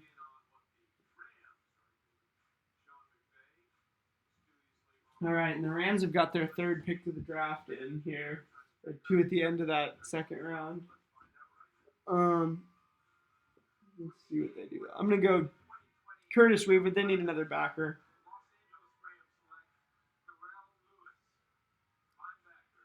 Terrell Lewis finally went. The one time I say Curtis Weaver, too. All right, well, I'll take pleasure in taking him off the board, but it's a shame that he has to come to our own division, man. We got Josh Jones. We got Terrell Lewis. Wow.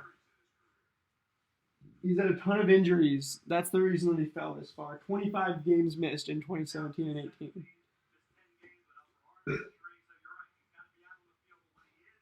Okay, that's actually a lot of injuries. So, but he's 6'5", 262. So if he doesn't get injured, the Rams just got a first-round talent here.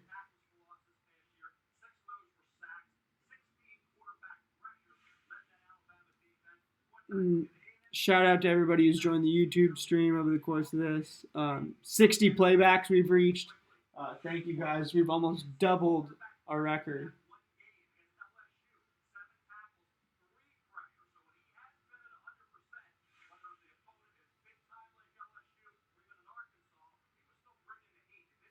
So yeah, he's bringing the heat against all these teams on film. Wow.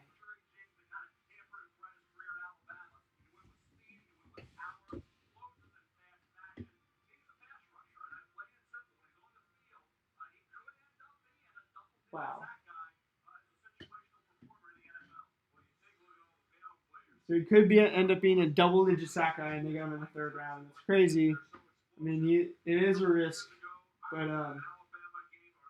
it's one I'd be willing to take. End of the second, late third, absolutely. And now the best players on the big board: Curtis Weaver, Jacob Eason, Cam Dantzler, Bryson Hopkins, and Hunter Bryant. I bet you we see a tight end go. At least Bryson Hopkins or Hunter Bryant goes before the end of this round. Possibly Jared Pinkney out of Vanderbilt as well. One of those three. Curtis Weaver here.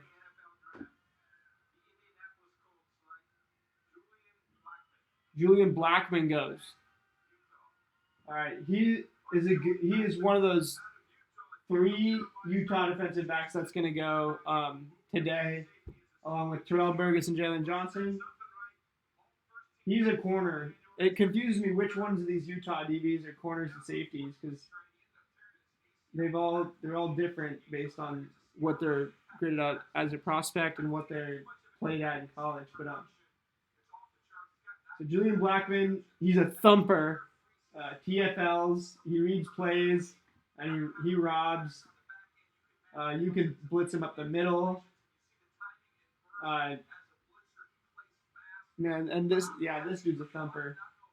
Man, they're showing a play. Man, they had to show that play against us. All right. Well.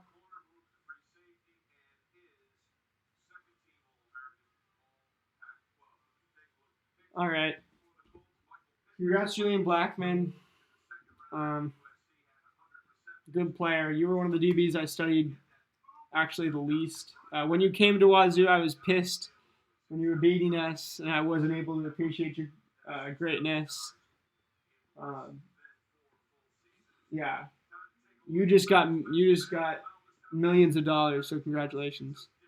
Actually, I'm not sure how much these contracts are worth. I'm sure it's over $1 million total.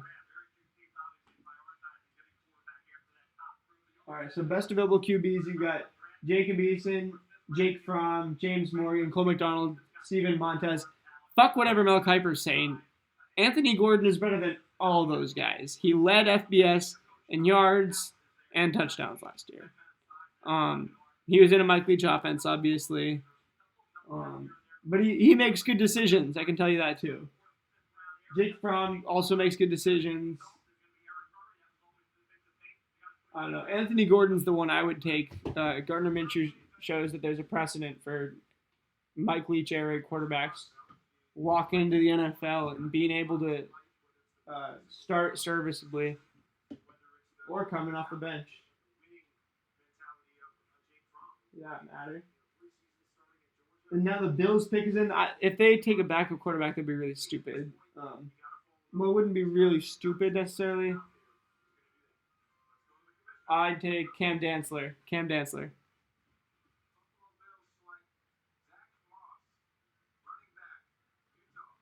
Great pick. I had him taking Edwards-Helaire in the second. Zach Moss in the third is as much, if not more. That's a lot of value just as much. I mean, that's a lot of value as well. That's what I'm trying to say. Pac-12 Offensive Player of the Year. Oh, Santana Moss is his cousin. Wow. Yeah, this guy was a beast. I watched this guy a couple times come into our school, and he's a beast.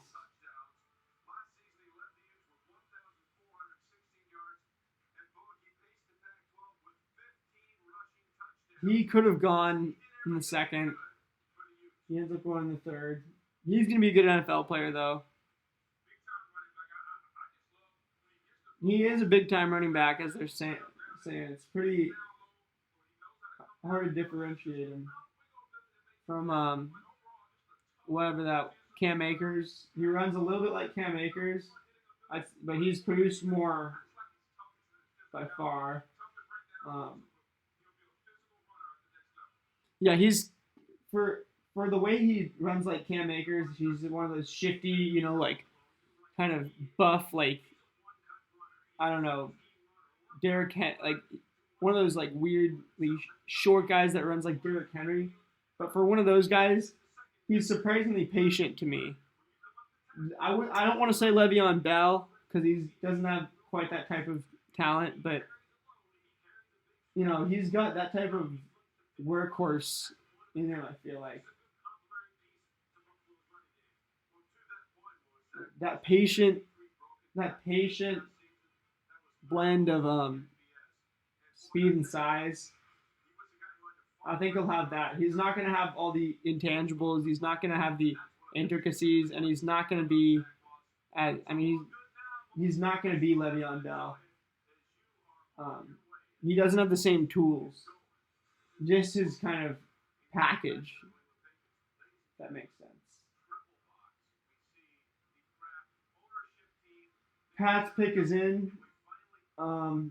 Maybe they take Jacob Eason here. That first round talk was pretty ridiculous. It was like, we'll just take him in the first round just because we might as well. It's like, what?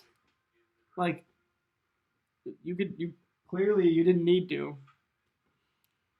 That was just Mel Kiper trying to make it sound like QBs or, it's like the romanticized idea of taking a QB in the first round and, helping your franchise a magical amount. The funny thing is, we never realize it in the moment when it's actually about to happen. Patrick Mahomes was the least anybody cared about a quarterback selection on that day. Lamar Jackson, the least anybody cared about a quarterback selection on that day. Russell Wilson, Dak Prescott,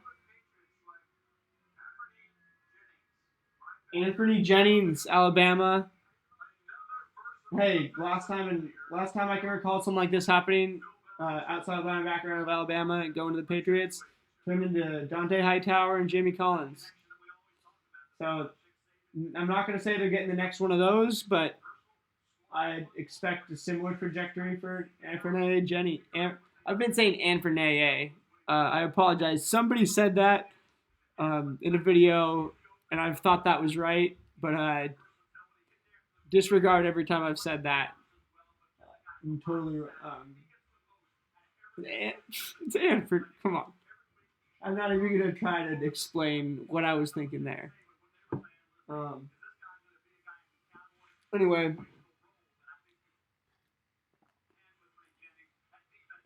The Browns are on the pick here.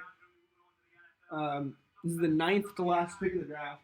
Thanks to everybody who's tuned in on the first 87. For the 88th pick in the draft, the Browns have taken quite a few players already. They got Jedrick Wills at 10. I remember them taking another player. They took Delpit in the second round, which I also liked. They have an opportunity here. They have a loaded roster, remember? I had them taking Jordan Love at like 41 in my mock draft. They could take Jacob Eason as a backup here. They're still on the clock. They're actually taking a while, so maybe they don't know exactly. Cam Dantzler is still up there. They have a lot of corners. Curtis Weaver is still up there. They have a few linebackers. I'd go Curtis Weaver if I were them. Bryson Hopkins and Hunter Bryant are good, but they've got 2 tight ends on their roster already. And Ben Barch or like an O-lineman, they definitely don't need, especially after taking Wills and signing Conklin. But if they want to take Ntani Moody or Ben Barch for the future, and they have the roster flexibility to do whatever they want, really. But if I were them, I'd go Curtis Weaver.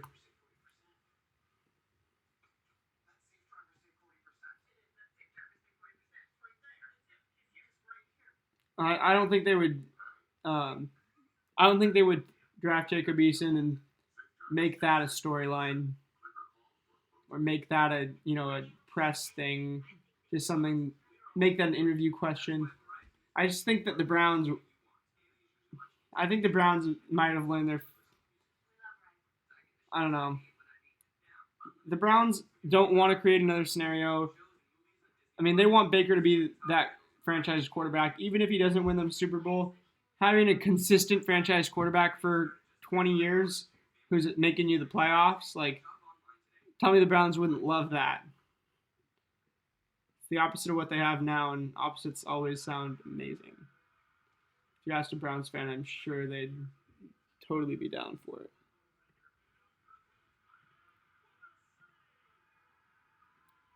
Shout out to our 60 viewers one more time. It's slowed down, obviously. We were getting a lot more new playbacks earlier, but that's to be expected. And that's still a channel record by far. So it means the world.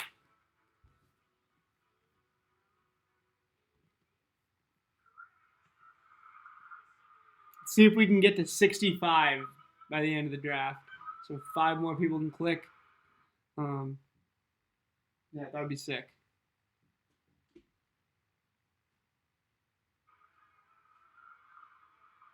Okay, well, this is so my picture on the TV is just frozen. Sorry, I didn't even realize that. I don't know how long it's been like that. It must have been like that for at least 2 minutes or so. Video quality notifications like crazy too.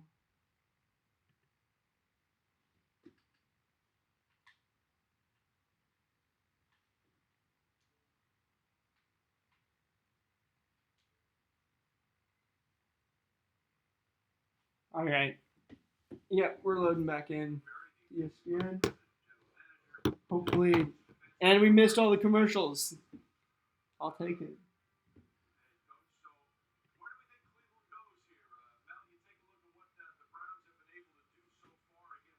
Take us in. I'm gonna guess Curtis Weaver.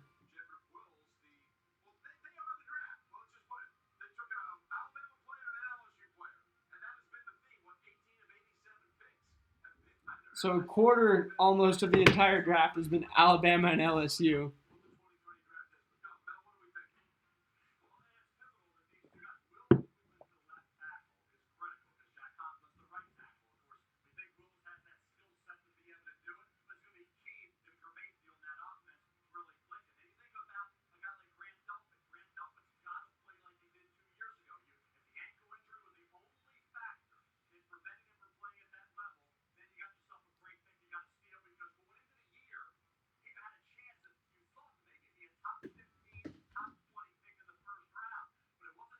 I thought Delpit was still a top 20 pick.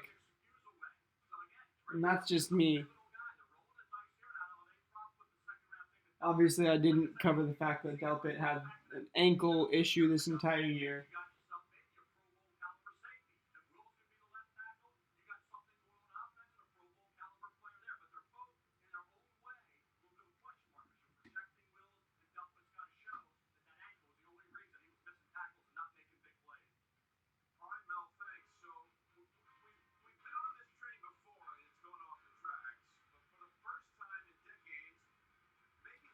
All right.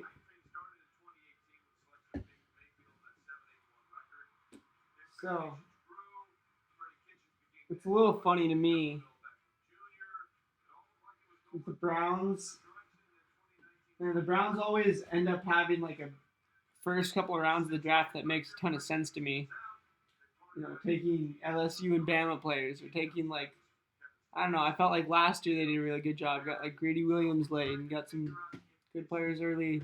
You know, but they still just underperform, man. It seems like it's where players, you know, where talent players are going to die. It's a shame considering how many swaggy players are now on the Browns. Sheldrick Redwine, Greedy Williams, Grant Delpit, Denzel Ward. With a lot of swagger in that secondary.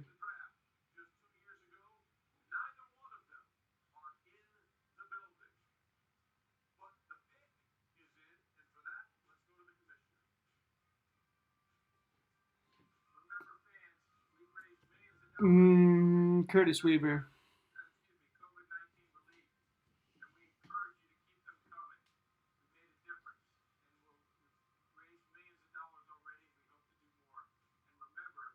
Roger Goodell can't speak either.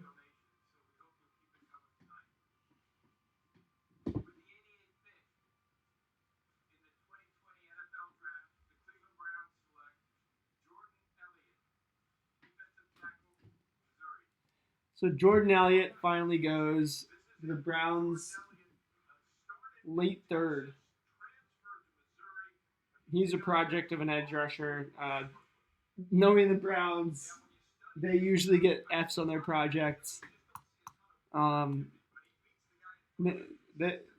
I mean, they have a new coaching staff, new management. Hopefully, they do better with this one.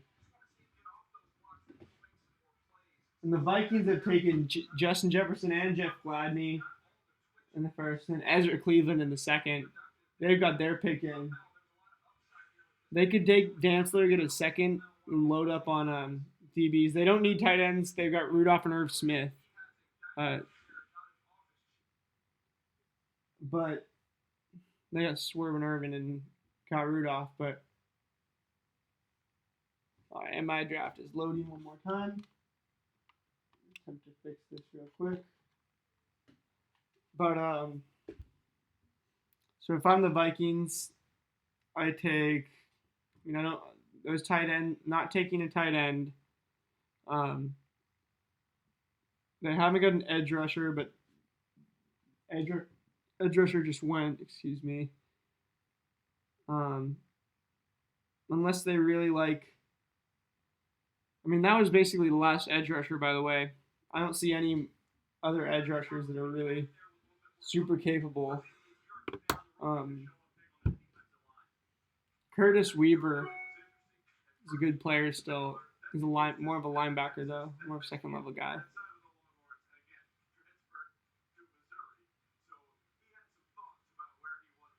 All right, and there's the parking garage.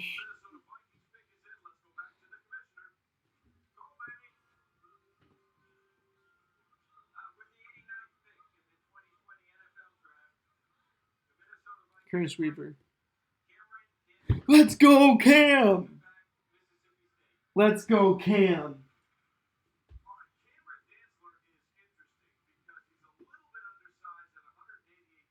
I'm really excited for this boy. Yeah, mention that LSU tape.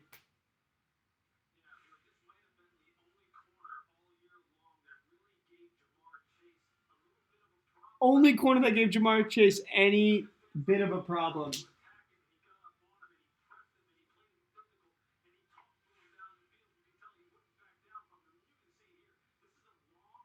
Cam's Island, bro. Look up the video, Cameron Dantzler versus Savage LSU offense. Shout out Verified DBs. You make some sick edits. This is a sick little 3-minute video of Cameron Dantzler not letting LSU out their way. He's, like they said, he's the only one who was able to do that. They already had Gladney, but I think Dantzler could develop into a high end number 2, like a Brandon Browner type, or even a low end number 1.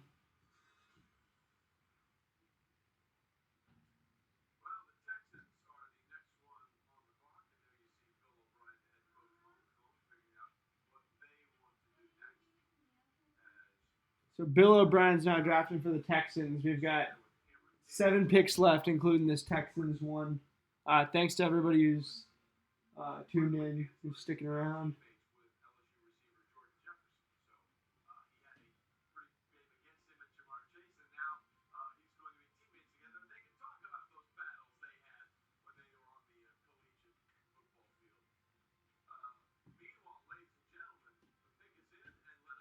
All right.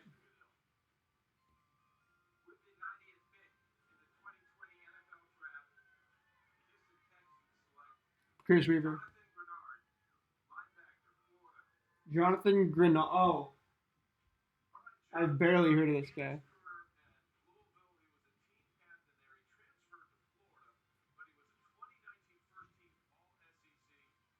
First team All SEC this year.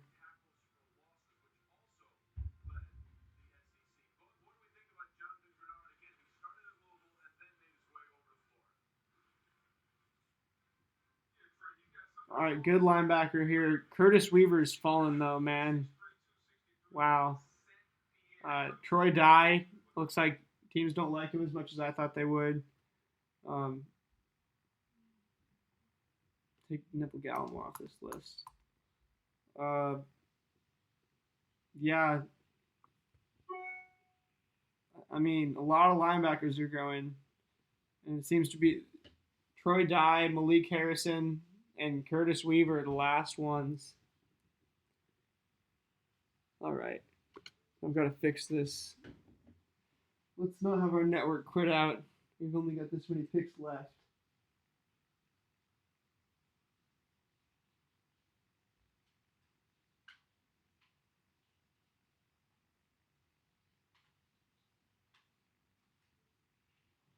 I'm sure you guys know what I'm going through right now.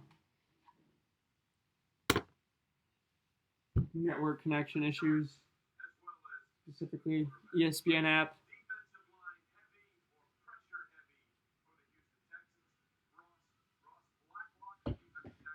All right, so pressure heavy Texans, Ross Blacklock, and Jonathan Greenard. So they don't have DeAndre Hopkins replacement yet. I guess they are just going to roll without him. That's not going to help Deshaun Watson. You got to think he might be a little bit upset with all that.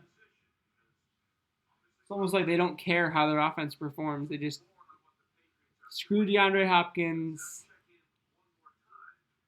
Yeah, I mean, David Johnson's definitely going to step in and help, but all right.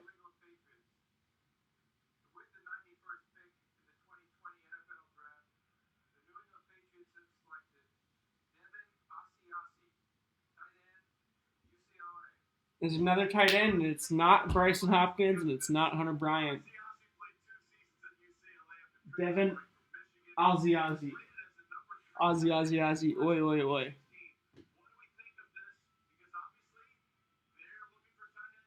So, I mean, you know that the Patriots like their tight ends. You know, I don't know what type. We don't know what's going on with the Patriots offense this year. It looks like this guy Ozzy is going to be part of it though. Thrown to by Brian Hoyer, Jarrett Stidham. We'll just have to wait and see, I guess. It's hard to see. It's not hard to see why the Pats like this guy, but why they took him over Bryson Hopkins. I mean, I guess he reminds you a little bit of Martellus Bennett, but I know that Pac-12 film isn't as useful as it once was. That USC film, especially.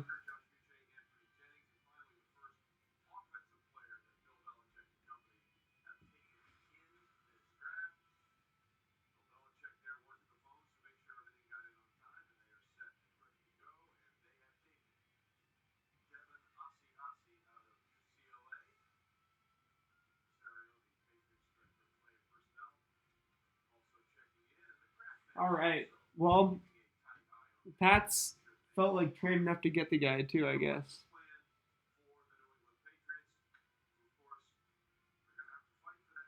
The Ravens are on the clock. They've got Patrick Queen, J.K. Dobbins, Neville Gallimore.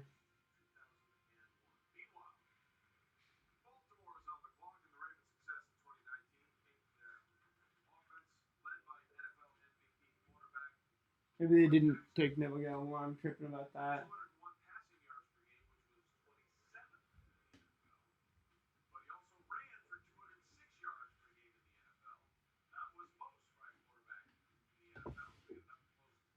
Quarterback in the NFL. You just said that like 20 times.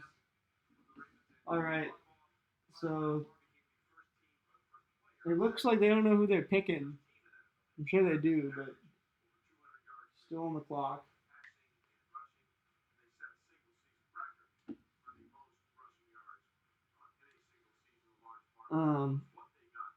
So I guess the big board: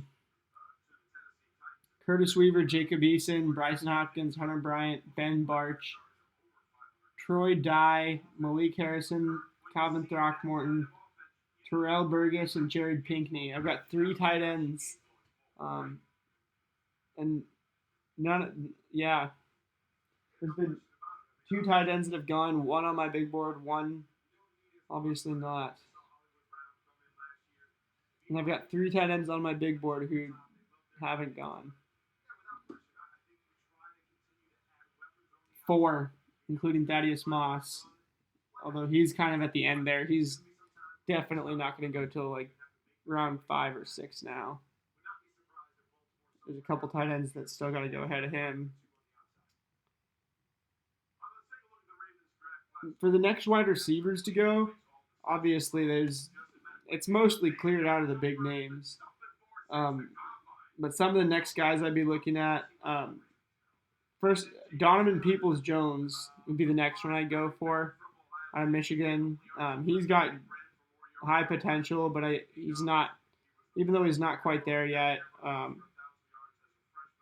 don't know. I think if you put him in the right system where you can use his speed, where he doesn't have to get pushed around by physical corners and stuff.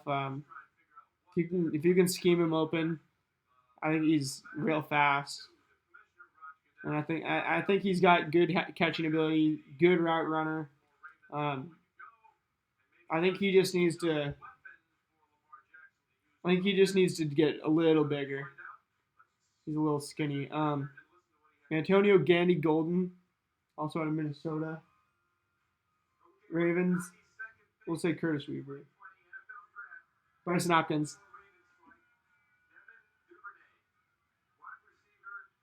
Devin Duvernay out of Texas. Here's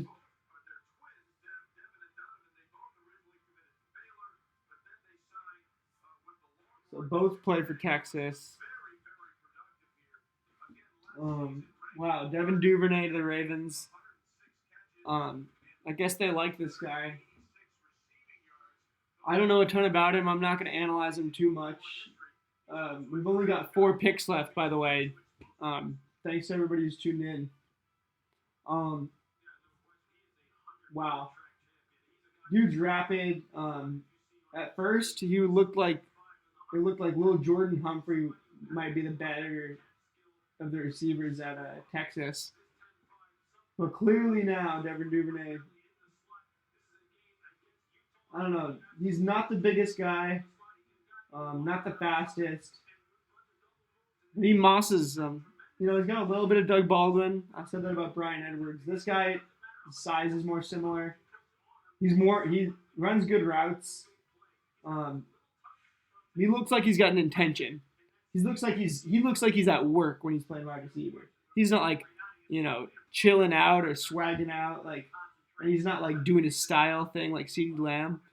It's like he's at work, getting down the fucking field, catching the ball, and anybody that's in his way is gonna be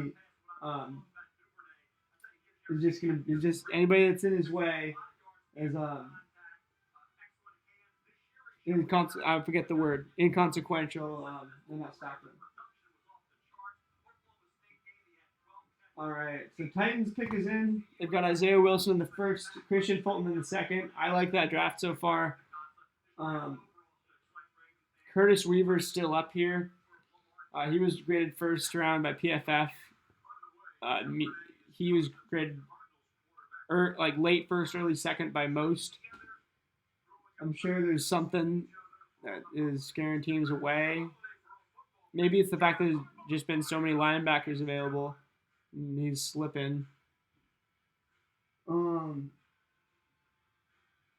right, they're gonna do one more commercial break.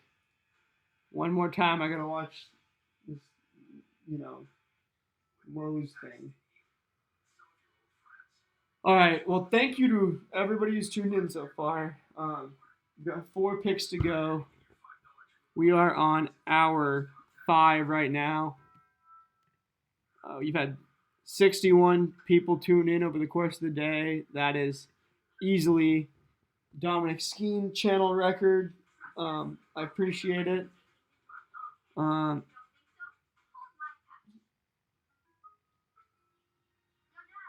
Titans pick is in. I mean, they had those 2 insane playoff upsets. They brought in Vic Beasley, who led the NFL in sacks a couple years ago.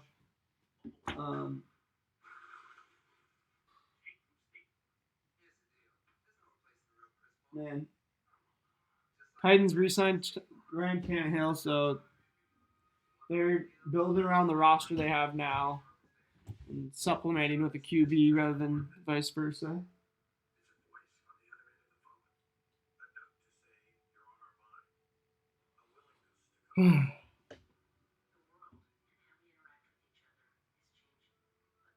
So as of right now, I'm leaning towards not covering the entirety of day 3 of the draft.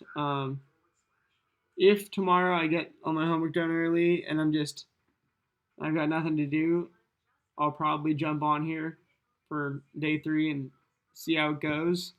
I may even, what I was thinking of doing, maybe during day 3, I'll like play some Madden in the background. I was thinking I could do like a rebuild with Tua and the Dolphins or Burrow and the Bengals.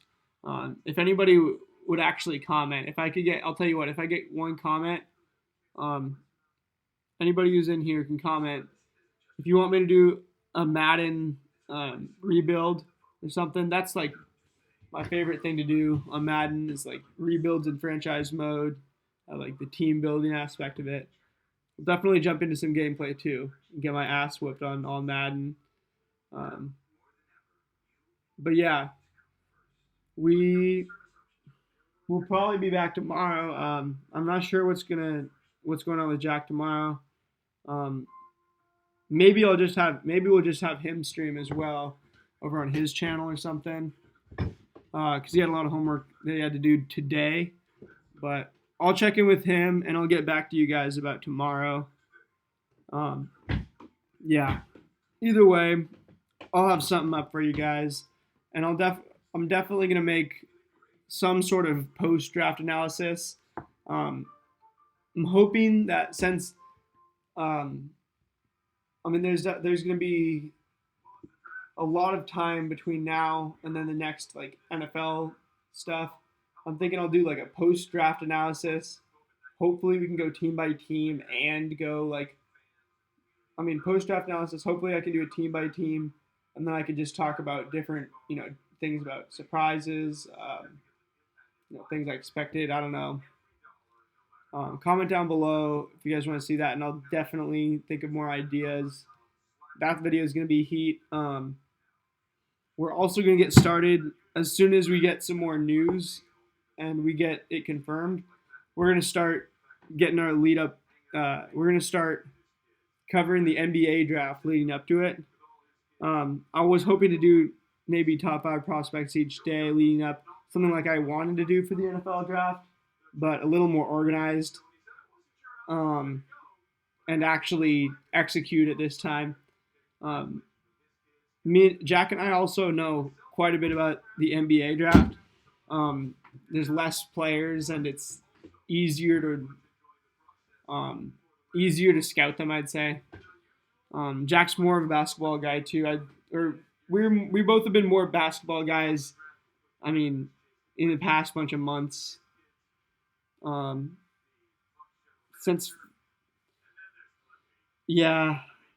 We just have both been more basketball guys, definitely for months. We've seen these guys through. Basketball guys you kind of see through high school these days, and then you see them play at college for a year, so you're pretty sure you have a pretty good idea about who they are as a prospect. In the NBA, obviously, who they are as a player can be very different than who they are as a prospect. But we will be covering the NBA draft as soon as we get information that it's happening. Titans, I'm going to Curtis Weaver.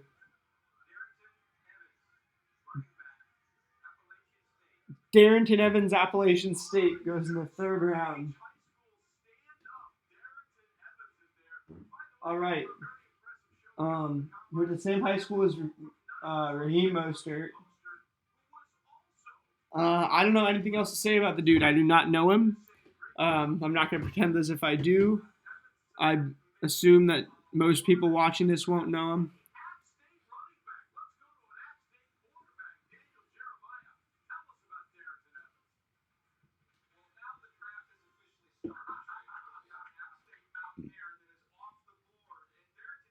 So there's some Appalachian State joke that I don't get, but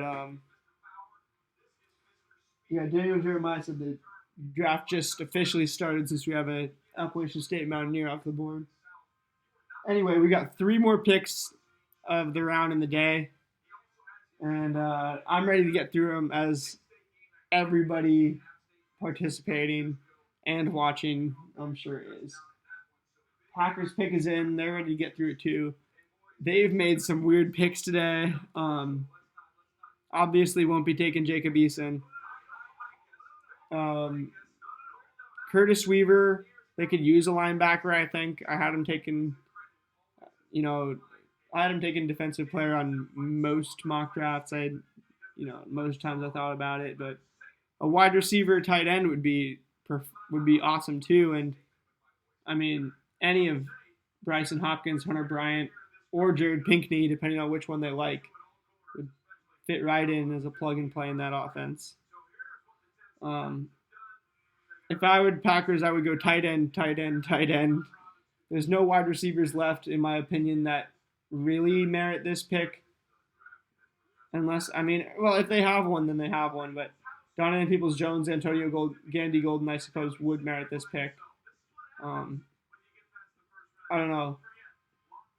But as you can see, NFL teams do more homework than guys on YouTube that are criticizing them.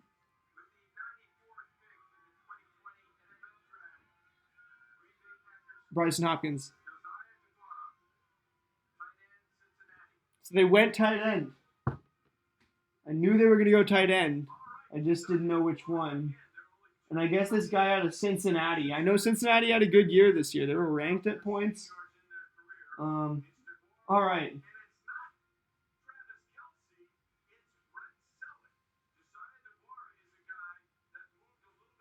All right. Josiah DeGuara. I guess Aaron Rodgers finally gets a weapon in the 3rd round. All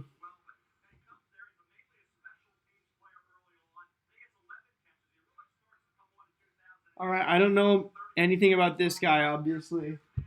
I would have taken a different tight end.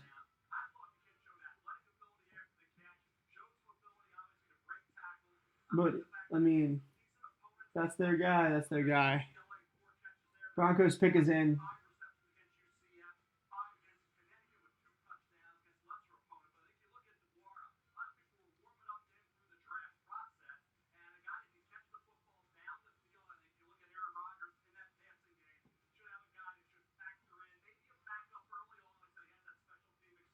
All right. Well, I'm going to give that a good pick. I'll give the Packers so far after Jordan Love, A.J. Dillon, Josiah DeGuara. I've got to give him, since those all 3 have to be considered reaches in the trade up. Well, after the 1st round, I'd give him a D. After the 2nd round, I'd be more in the C's range. We'll give him a C. We'll give him a C. We'll give him a C minus because they drafted a quarterback 1st round and traded up to do it, and they didn't have to. That's just, you can't excuse that. Not until Jordan Love starts winning that team football games will anybody excuse that. And the Packers front office better have known that when they did that. Like, even if Jordan Love is the next Brady, it's going to be a bad pick until he wins you a game. Like, you could have got a lot of different players there. A lot of those guys did fall in the 2nd round.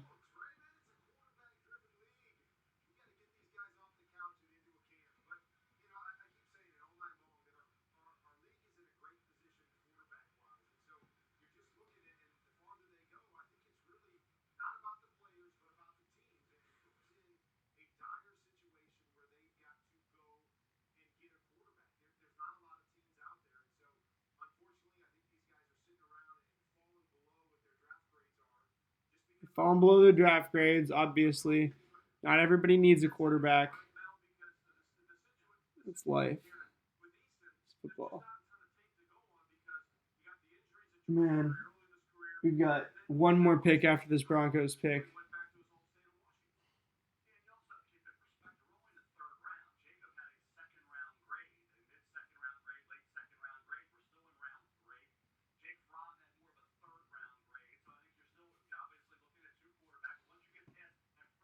All right. Well, everybody who's not taking a quarterback, you guys are smart. You guys are normal.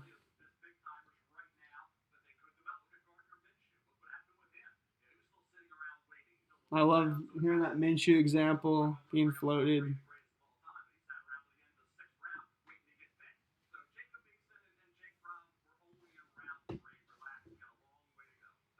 Said nobody's calling Minshew the greatest of all time. I have to beg to differ. I'd like to call Gardner the GOAT. Definitely at Wazoo, I'll hear people calling him that. And for the Broncos, well, let's say Curtis Weaver. I said it for the last pick too. Curtis Weaver. McTelvin Ajim. Wow. Funny thing about McTelvin Ajim, he was last on my big board.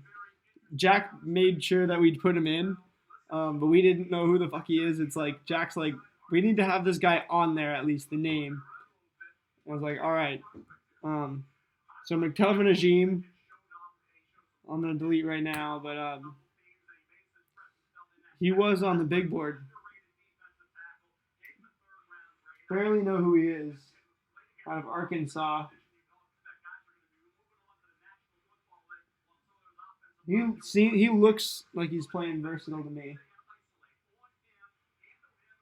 It's a nasty swim move. He's quick. Yeah, good pick, Broncos. So the only reason he was last on my big board is because I didn't scout him, but I knew he should be on there. And we've got one more pick. Chiefs. All right, let's say that they take a second tight end just for fun. I mean, Curtis Weaver is really good. Let's just say they're taking Bryson Hopkins. You know, dude's usually a first rounder in Madden, and it always pays off. So I don't trust that.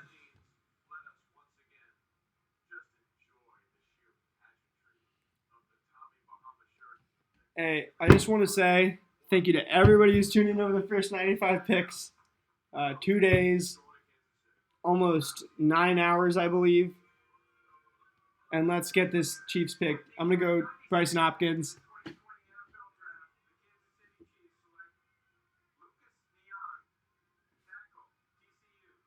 This is somebody I forgot to put on my big board, but I know who he is. And he's actually pretty good.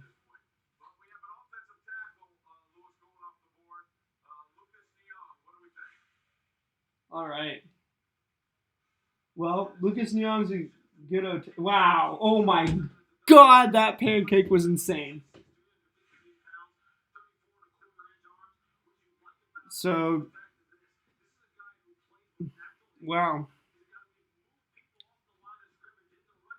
All right. Well, good pick by the Chiefs. Seems like they got a good tackle. Everybody and their mother forgot about him. Okay. Now I'm going to tell you guys my big board going into day 3. Curtis Weaver, Jacob Eason, Bryson Hopkins, Hunter Bryant, Ben Barch, Troy Dye, Malik Harrison, Calvin Throckmorton, Terrell Burgess, Jared Pinkney, Natane Moody, Darnay Holmes, Bryce Hall, Trey Adams, Shane Lemieux, Prince Tega, Jake Fromm, Jack Driscoll, Tyler Biadasz, Anthony Gordon, Sadiq Charles, Troy Pride, Colby Parkinson, John Simpson, Rashard Lawrence, Donovan Peoples-Jones, Antonio Gandy-Golden, and Thaddeus Moss. Wow. And I guess, oh yeah, I forgot about the the compensatory third round picks. So we've got a couple more. That's my bad. Anyway, we're basically closed out here.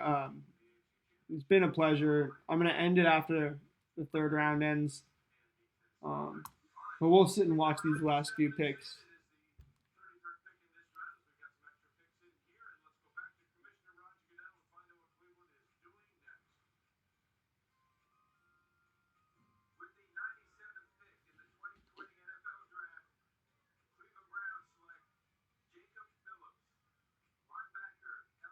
This is a real good pick, Jacob Phillips out of LSU. I would have had him on my big board too.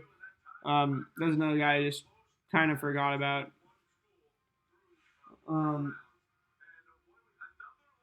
Yeah, good pick. He was playing well on LSU this entire year. Not this entire. I think he might have been the guy that went in for Michael Divinity once Divinity couldn't play.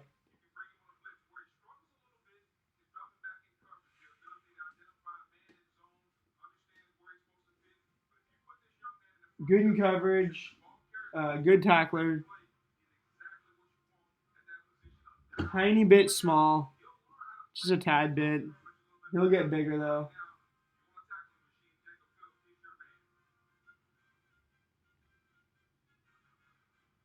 He's a tackling machine already.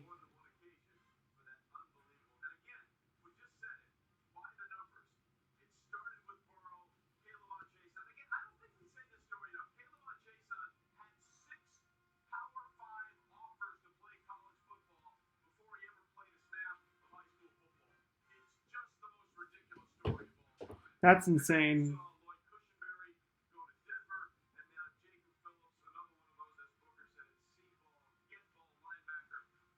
See ball, get ball linebacker, Jacob Phillips. All right, Ravens pick is in. We've got a couple more.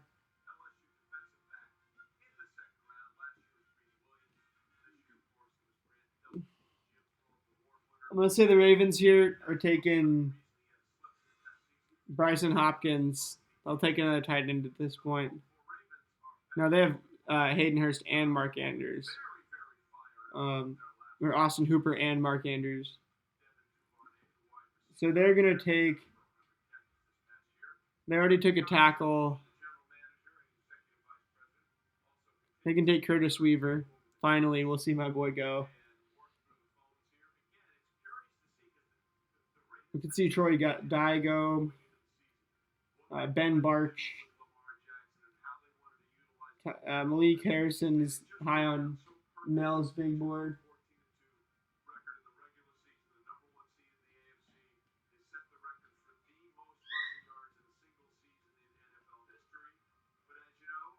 So they also added J.K. Dobbins.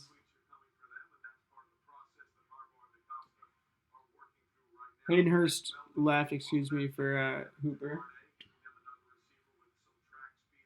They had the fewest receiving yards. Yeah. Fewest receiving yards in the league last year. Most rushing yards, obviously.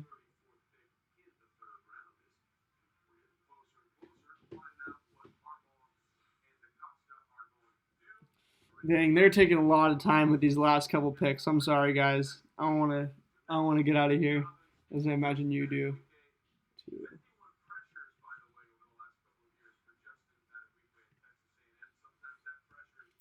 Man. I'm just gonna give you. Let's see. Shout out to my one viewer. Shout out to the 62 viewers we've had all day.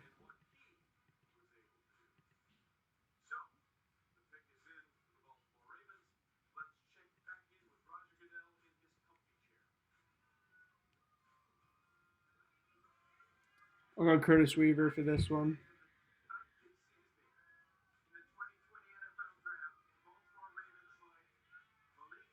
Malik Harrison goes. They need a linebacker. All right, now Troy Dye and Curtis Weaver are clearly the only two linebackers left worth a crap to me, other than Troy Pride Jr.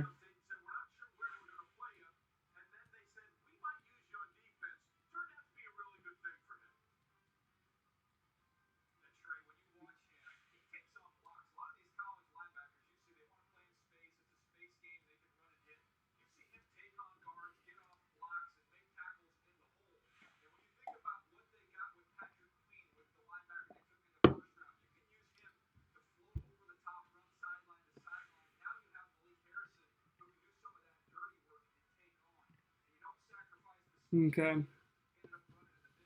The Giants pick is in at 99. Um, Curtis Weaver, I'm going to call it. No, they could use a second tight end for Evan Ingram. They'll take Bryson Hopkins. But Curtis Weaver would be a really good pick for them. That's like a real it's a real linebacker in the end of the third round.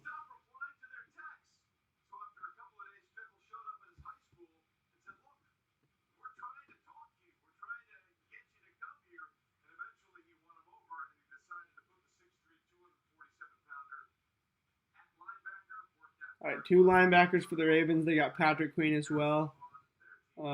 They're bolstered in that way real well.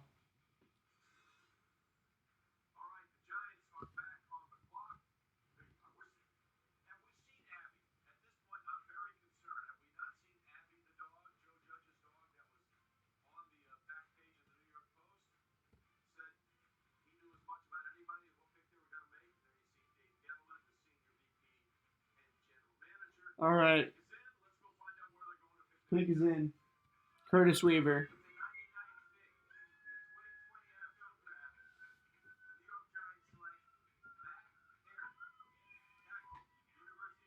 Matt Peart. They get another tackle. He's huge. 6'6" and 5'8". 318, 313 pounds. Incredibly long arms. Started football in high school.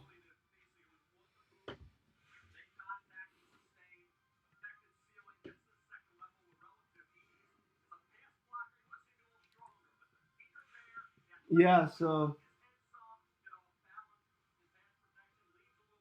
Raiders here, they've got what? 3 receivers so far.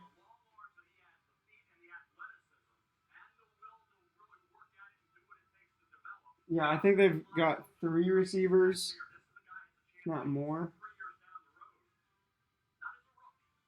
Wow. Wow, guys. We just want this to be over, bro. It's taking a long time.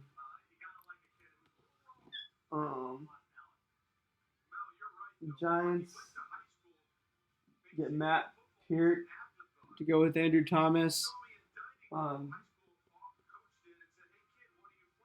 Xavier McKinney. I'd give that 2-3 rounds. I'd give those 3 selections a Andrew Thomas, Xavier McKinney, Matt Peart.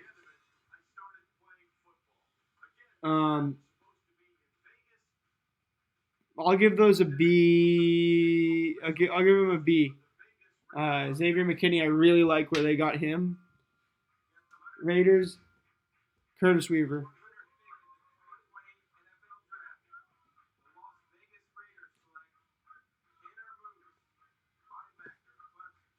Tanner Moose out of Clemson. I almost thought I was going to hear Curtis Weaver.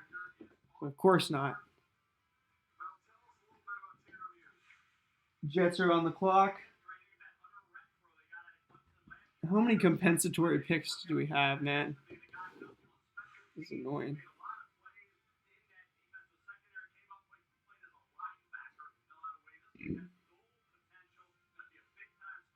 All right. I'm looking at how many picks are still up here. All right.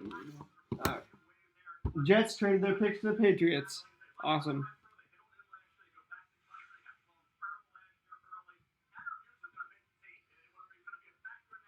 There's quite a few compensatory picks here.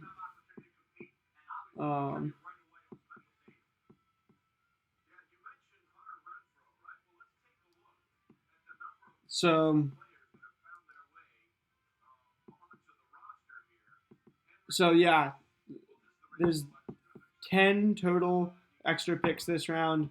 The Pats are on the clock right now. Then the Steelers. After that, the Eagles, the Rams, the Vikings, and the Ravens have 1 more. Then we'll be done with the 3rd round in day 2. I appreciate all you guys that have tuned in and hung out for a while here. But one of you that's staying, biggest shout out of all, of course.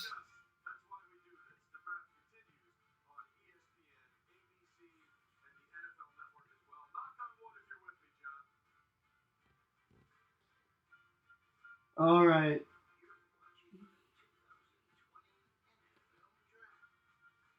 It's obviously getting a little stale. I know this is getting stale, but I want to finish it, partly because of principle, um, partly because it's just a good exercise for myself. Um, yeah, there's a lot of teams. I mean, imagine the GM who's picking last. He has to shit bricks for fucking hours, hoping his players don't get taken. And then once it's finally, I mean, if you've ever done a fantasy draft, you know how it is. It's, oh God, I have to wait for everybody else to make their pick. And then once you have your time and you've got your whatever, in fantasy, it's 90 seconds or so. But in real life, you got your 10 minutes on the clock. Like, and then it doesn't feel like any time at all. I mean, a lot of the time, even if we know what pick we're going to make, like, in fantasy, it feels big, right? Because you're going to have them for the whole season. These guys, this is like their job, and like, man, it's scary making a decision that could be just totally wrong, even though everything that everything you see, hear, smell, taste, and touch and feel, tells you that it is one way. For some reason it just could totally go the other way in real life. And guys get fired, guys lose their jobs. They lose, like, guys can work their whole careers to build up, a profile to get hired by some position where they even have, the chance to scout and, just the chance to contribute to a team's draft board or a team's war room. And if you are responsible for vouching for a guy that ends up fucking up, like, for example, whoever vouched for Johnny Manziel, I guarantee you they're not part of the Cleveland Browns anymore.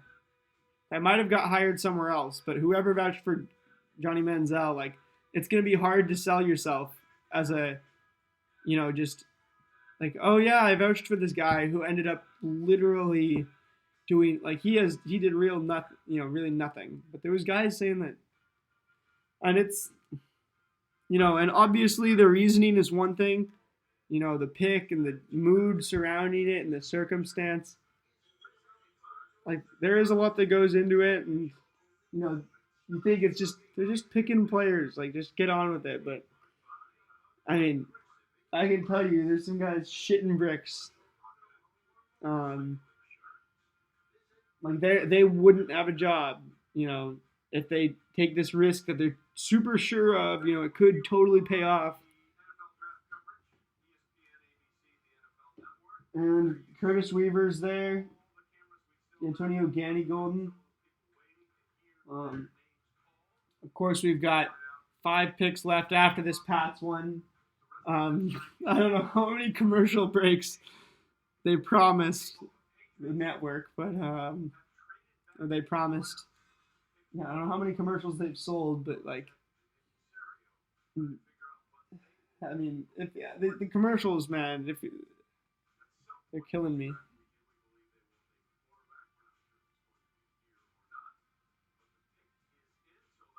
All right, Pat's pick is in. I'm going to say Curtis Weaver. They already took a linebacker.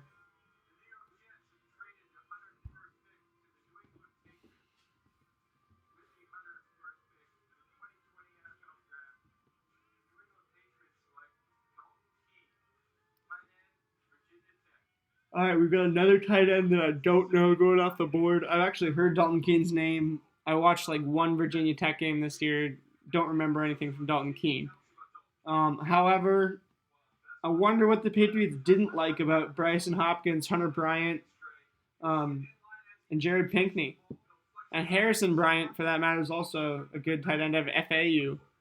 Not to be confused with Hunter Bryant from UW. And the Steelers pick is already in. I'm gonna go to the bathroom real quick. I'll be right back and I'll analyze this pick for you.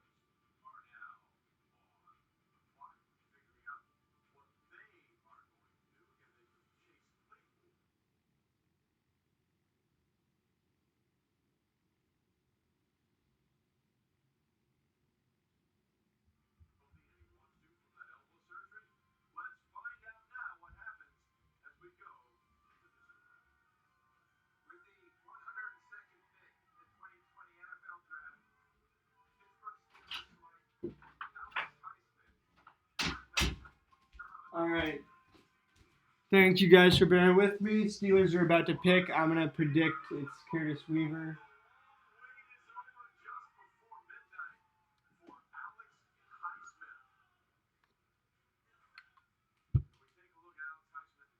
Alex Highsmith. They just took. My TV froze. Sorry about that, guys. My TV froze. They took Alex Highsmith. I don't know who that is. He's an edge player from Charlotte. Wow. So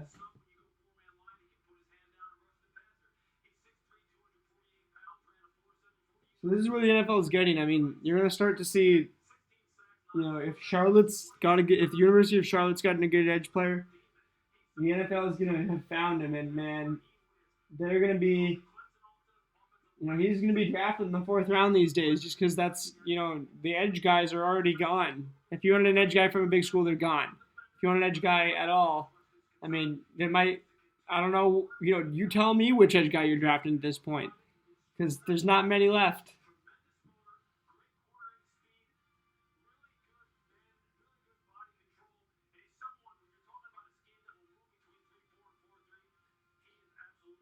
All right, so the Steelers have taken Chase Claypool and now Alex Highsmith. Wow.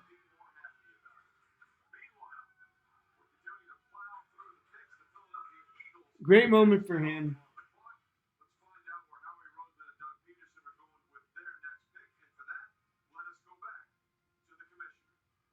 Eagles. Bryson Hopkins.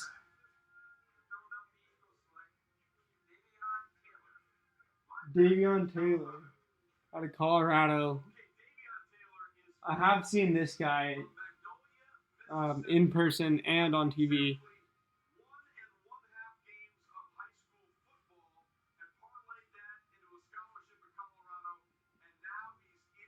I had no idea he would be drafted in the third round when I did watch him.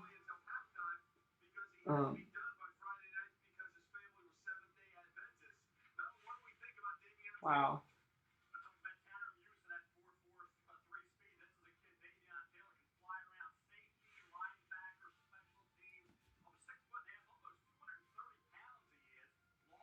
So he's got a frame, 6 foot something, 230 ish. Real fast. Can play safety or linebacker. But he played for Colorado for a reason. Clearly, he doesn't have plus instincts. His first step is not the right. It's like he looks like he's not sure of what he's doing on a football field. Clearly, somebody that needs some NFL coaching, NFL training. Eagles look like they're getting an athlete though. We'll see how that pans out.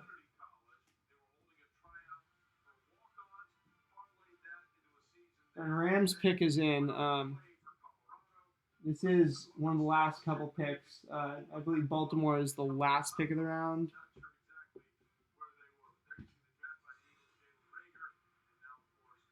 Actually, I think New Orleans has. Huh.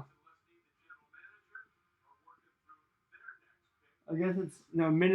Minnesota traded that pick. New Orleans, I think. Or no, I think New Orleans traded that pick to Minnesota. My bad. Curtis Weaver. Curtis Weaver.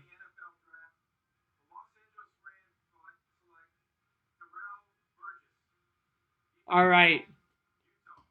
So the third Utah defensive back to go today, Terrell Burgess. I had the pleasure of watching this guy too. A little shorter. He's a beast. Yeah, look at those hips, man. Super loose hips. He's just flying around. I mean, he can change. He can turn on a dime. Good slot cover. He can make a good career as a slot corner. Good against the run. And yeah, the Vikings traded their pick to the Saints, not Saints to the Vikings. I suppose. Let's see who the Saints wanted. We've got Cesar Ruiz, Zach Bond. I'll give the Saints. Saints took what they needed.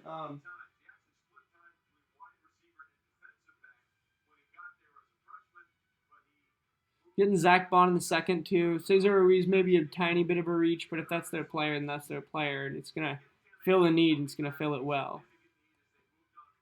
I'll give the Saints a B minus. I would give them a B, but I feel like I'm giving everybody a B.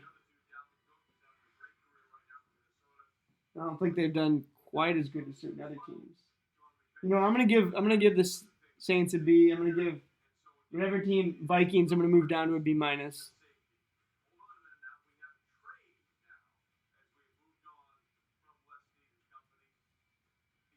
All right, moving on from the Rams.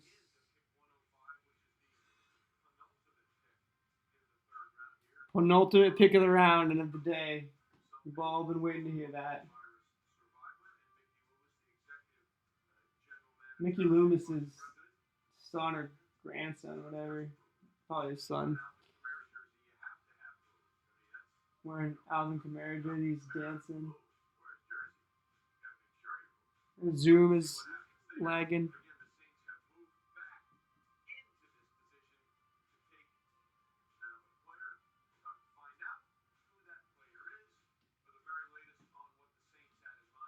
All right. Saints time. I'm going to predict that the Saints are taking Bryson Hopkins.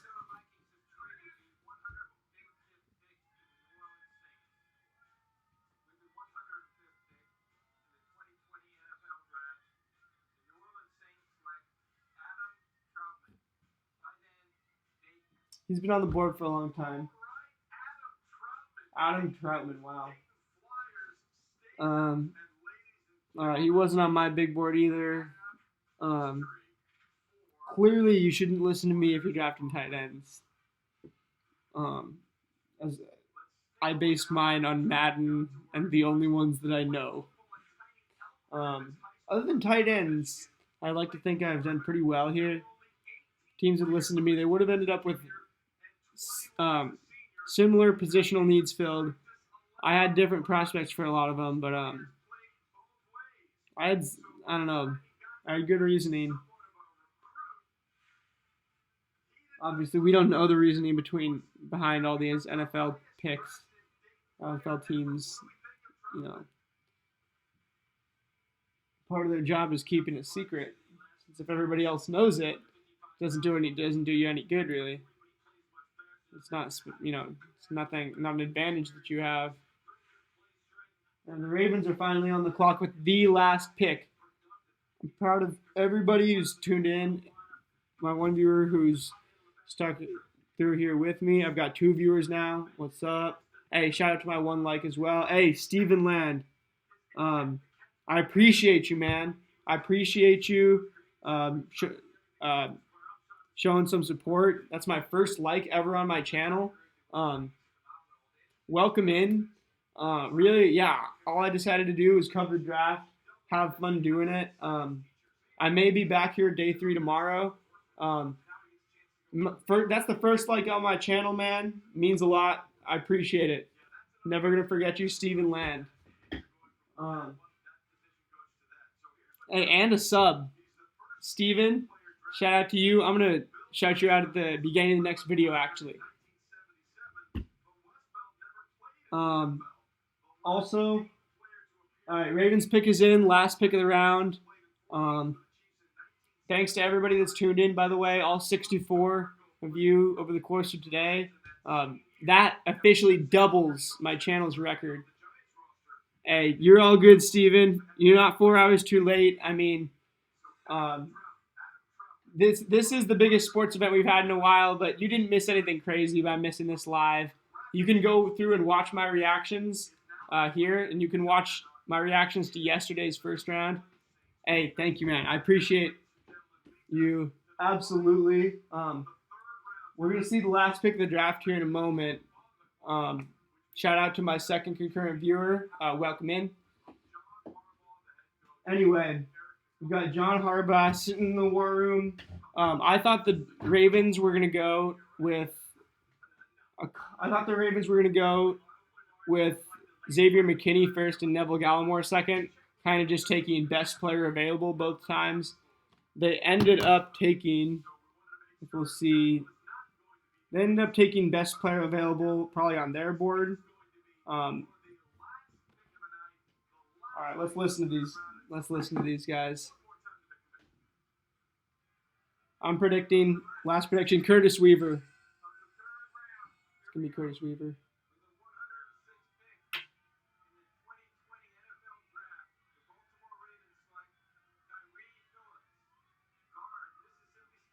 Tyree Phillips out of Miss State.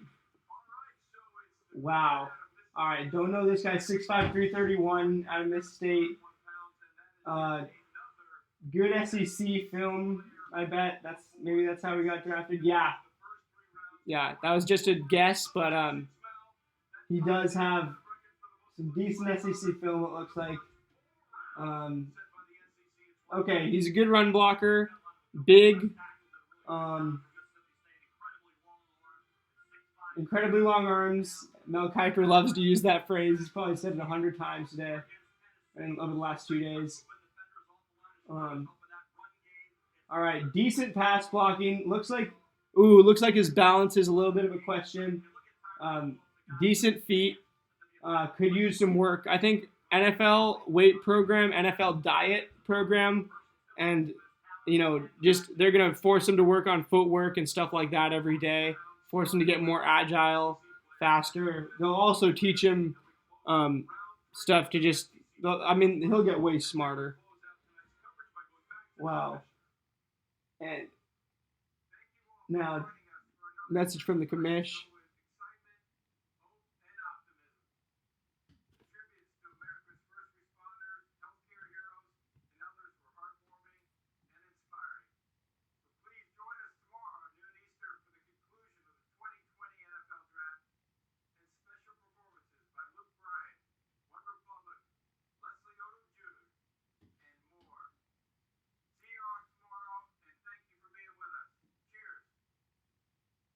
All right.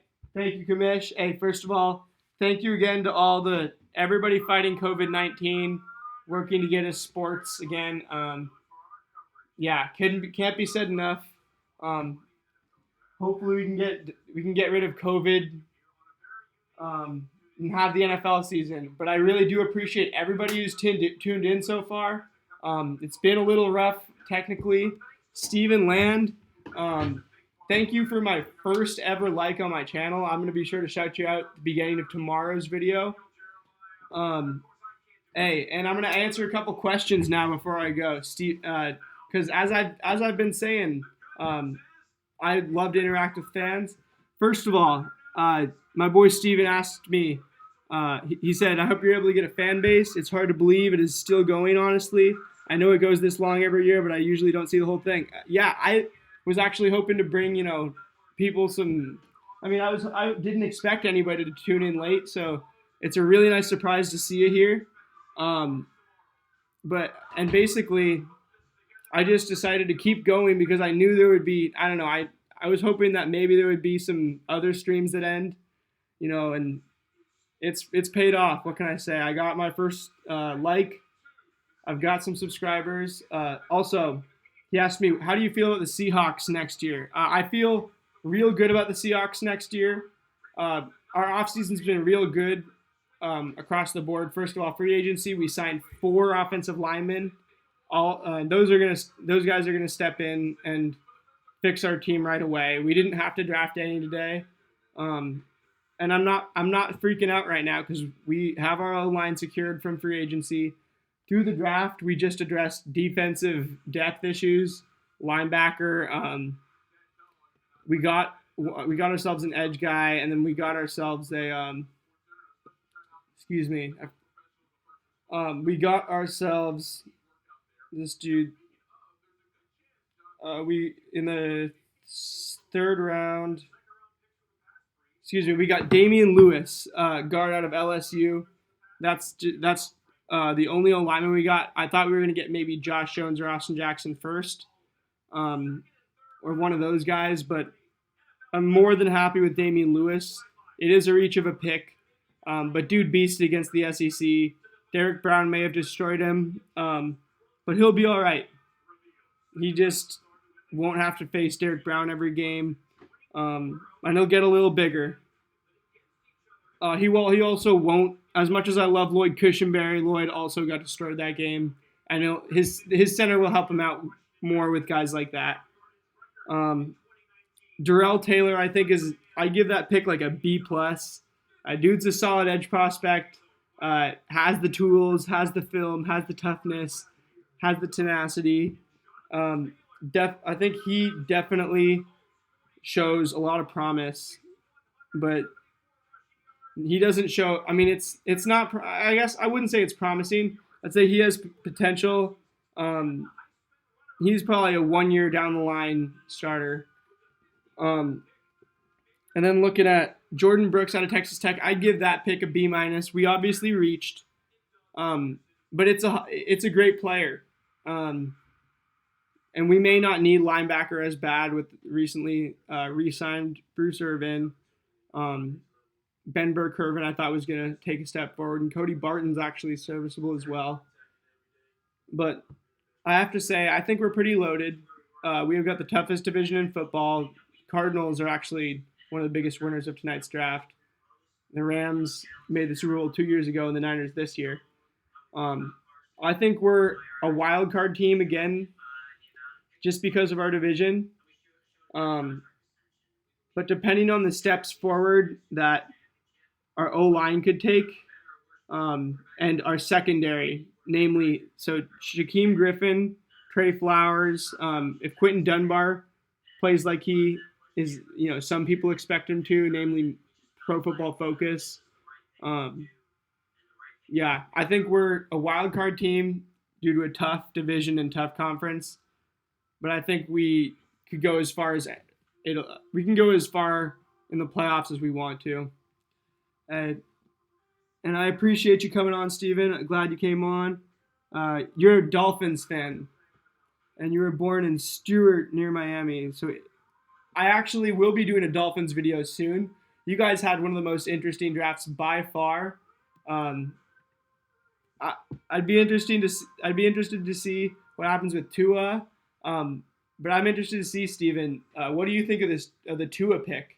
First of all, I myself am a fan of the Tua pick. I thought he's far better than Herbert. Especially like if you watch him, Tua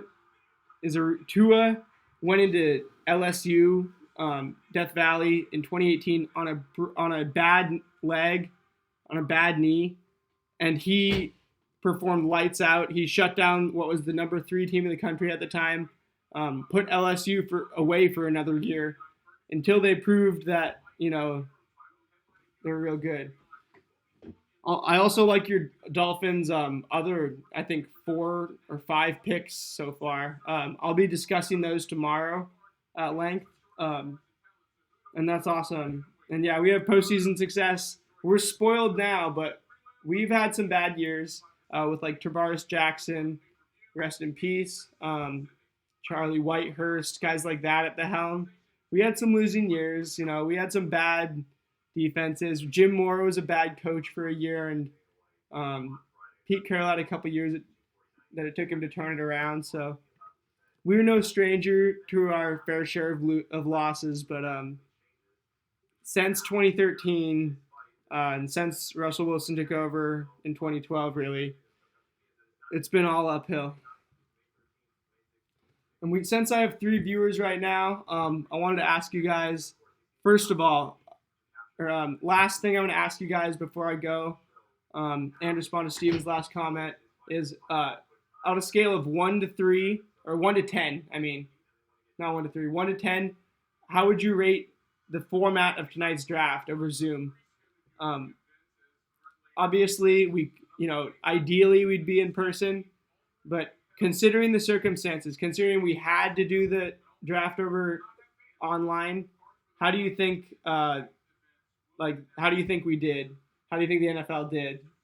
I'd give him. I'd probably give him a. I'd probably give him a 4. Um. Anyway, Lem So he's a great guy. I wanted to focus on the O line, but I wish the best for him. I hope he's able to make a comeback and achieve success in the NFL. Yeah, I'd agree. I understand you wanted to focus on the O line. I thought that all those tackles. What's his name? Andrew Thomas, Jedrick Wills, Tristan Wirfs, Mekhi Becton, even Josh Jones. I mean, I thought all 5 of those tackles were pretty. I thought Wirfs, Wills, and Thomas were the top tier, and Becton and Jones were kind of the second tier. You guys made out with Austin Jackson at 18, a little bit of a reach. But I think with Tua at 5, you've got your quarterback for the future. I don't think you were going to have a chance to get Tua or anything close to Tua for a long time. I think you would have regretted it. Even if he only had he has 1 or 2 good years and gets injured, you're going to regret it. If he performs and he's not on your team. Yeah, Austin Jackson, you guys got at 18. I thought you guys were going to take Josh Jones at 27, but you ended up you guys traded down actually and got Noah Igbinoghene, which he's a super tough guy, 5'11", 200 pounds out of Auburn, playing corner. He made a couple super fearless plays against LSU that make me think he's going to develop into a real good number 2 corner. Yeah, but I think he will do great with the right weapons. Yeah, I'm glad to see you going uphill. I think it was interesting, so probably a 6. Yeah, thank you, first of all. We love, go Hawks. And I'm actually excited to see your Dolphins do good for once. You guys have had sick uniforms forever, and it would be cool to see them in the playoffs for once. But I think we'll do great with it. Yeah, and I think Tua will do good with the right offense around him. Obviously, he's a smaller guy. Obviously, he's got. As a lefty, it's gonna take some real protection on the right side of the line, and it's gonna be interesting to see. Obviously, they couldn't tell. Nobody can truly tell whether he's gonna get injured or not. The best you can do, like you said, is build a good O line. And I think you're on the way to doing that. And I think you got the right. You're on the way to getting the right weapons as well. Could go with 5 for so, but it was interesting. Yeah, the trade was good. I think we did well as we got another pick as well. Oh yeah, thanks, man. Do you have any jerseys as well? Seahawks have great colors. First of all, yeah, I could agree with your 5. I was about to go with a 5. Then I ended up going with a 4, just because I don't know. I really hate the virtual booing, Roger Goodell. I thought that was cheesy, and I don't know. It just lacked the kind of the excitement of the draft. It felt like just another thing that we're doing over Zoom. And the draft usually feels like a special day. Um, I guess it's obviously lesser so in the second and third days, but yeah, they missed the opportunity to have the big spectacle on the first day, I feel like. And we just kind of got another Zoom event as society is turning into a bunch of those right now. Um, Again, shout out to everybody who's tuned in. Um, I'm actually getting the most traffic I have right now, 5 hours in. I'm going to end this stream soon. Shout out to my boy Steven awakening the chat on my channel. And yeah, I do have jerseys actually. Steven, tomorrow during my draft coverage, I will be going live tomorrow at 12 noon. I'll cover at least. I haven't planned this out necessarily. I was going to play it by ear, but I'm going to cover at least the first couple picks of the fourth round, and I'm going to discuss my analysis of the first couple of rounds, kind of my, post, first three rounds thoughts. Probably won't be a super long video, an hour or less. But yeah, I'll be going live at 12 tomorrow.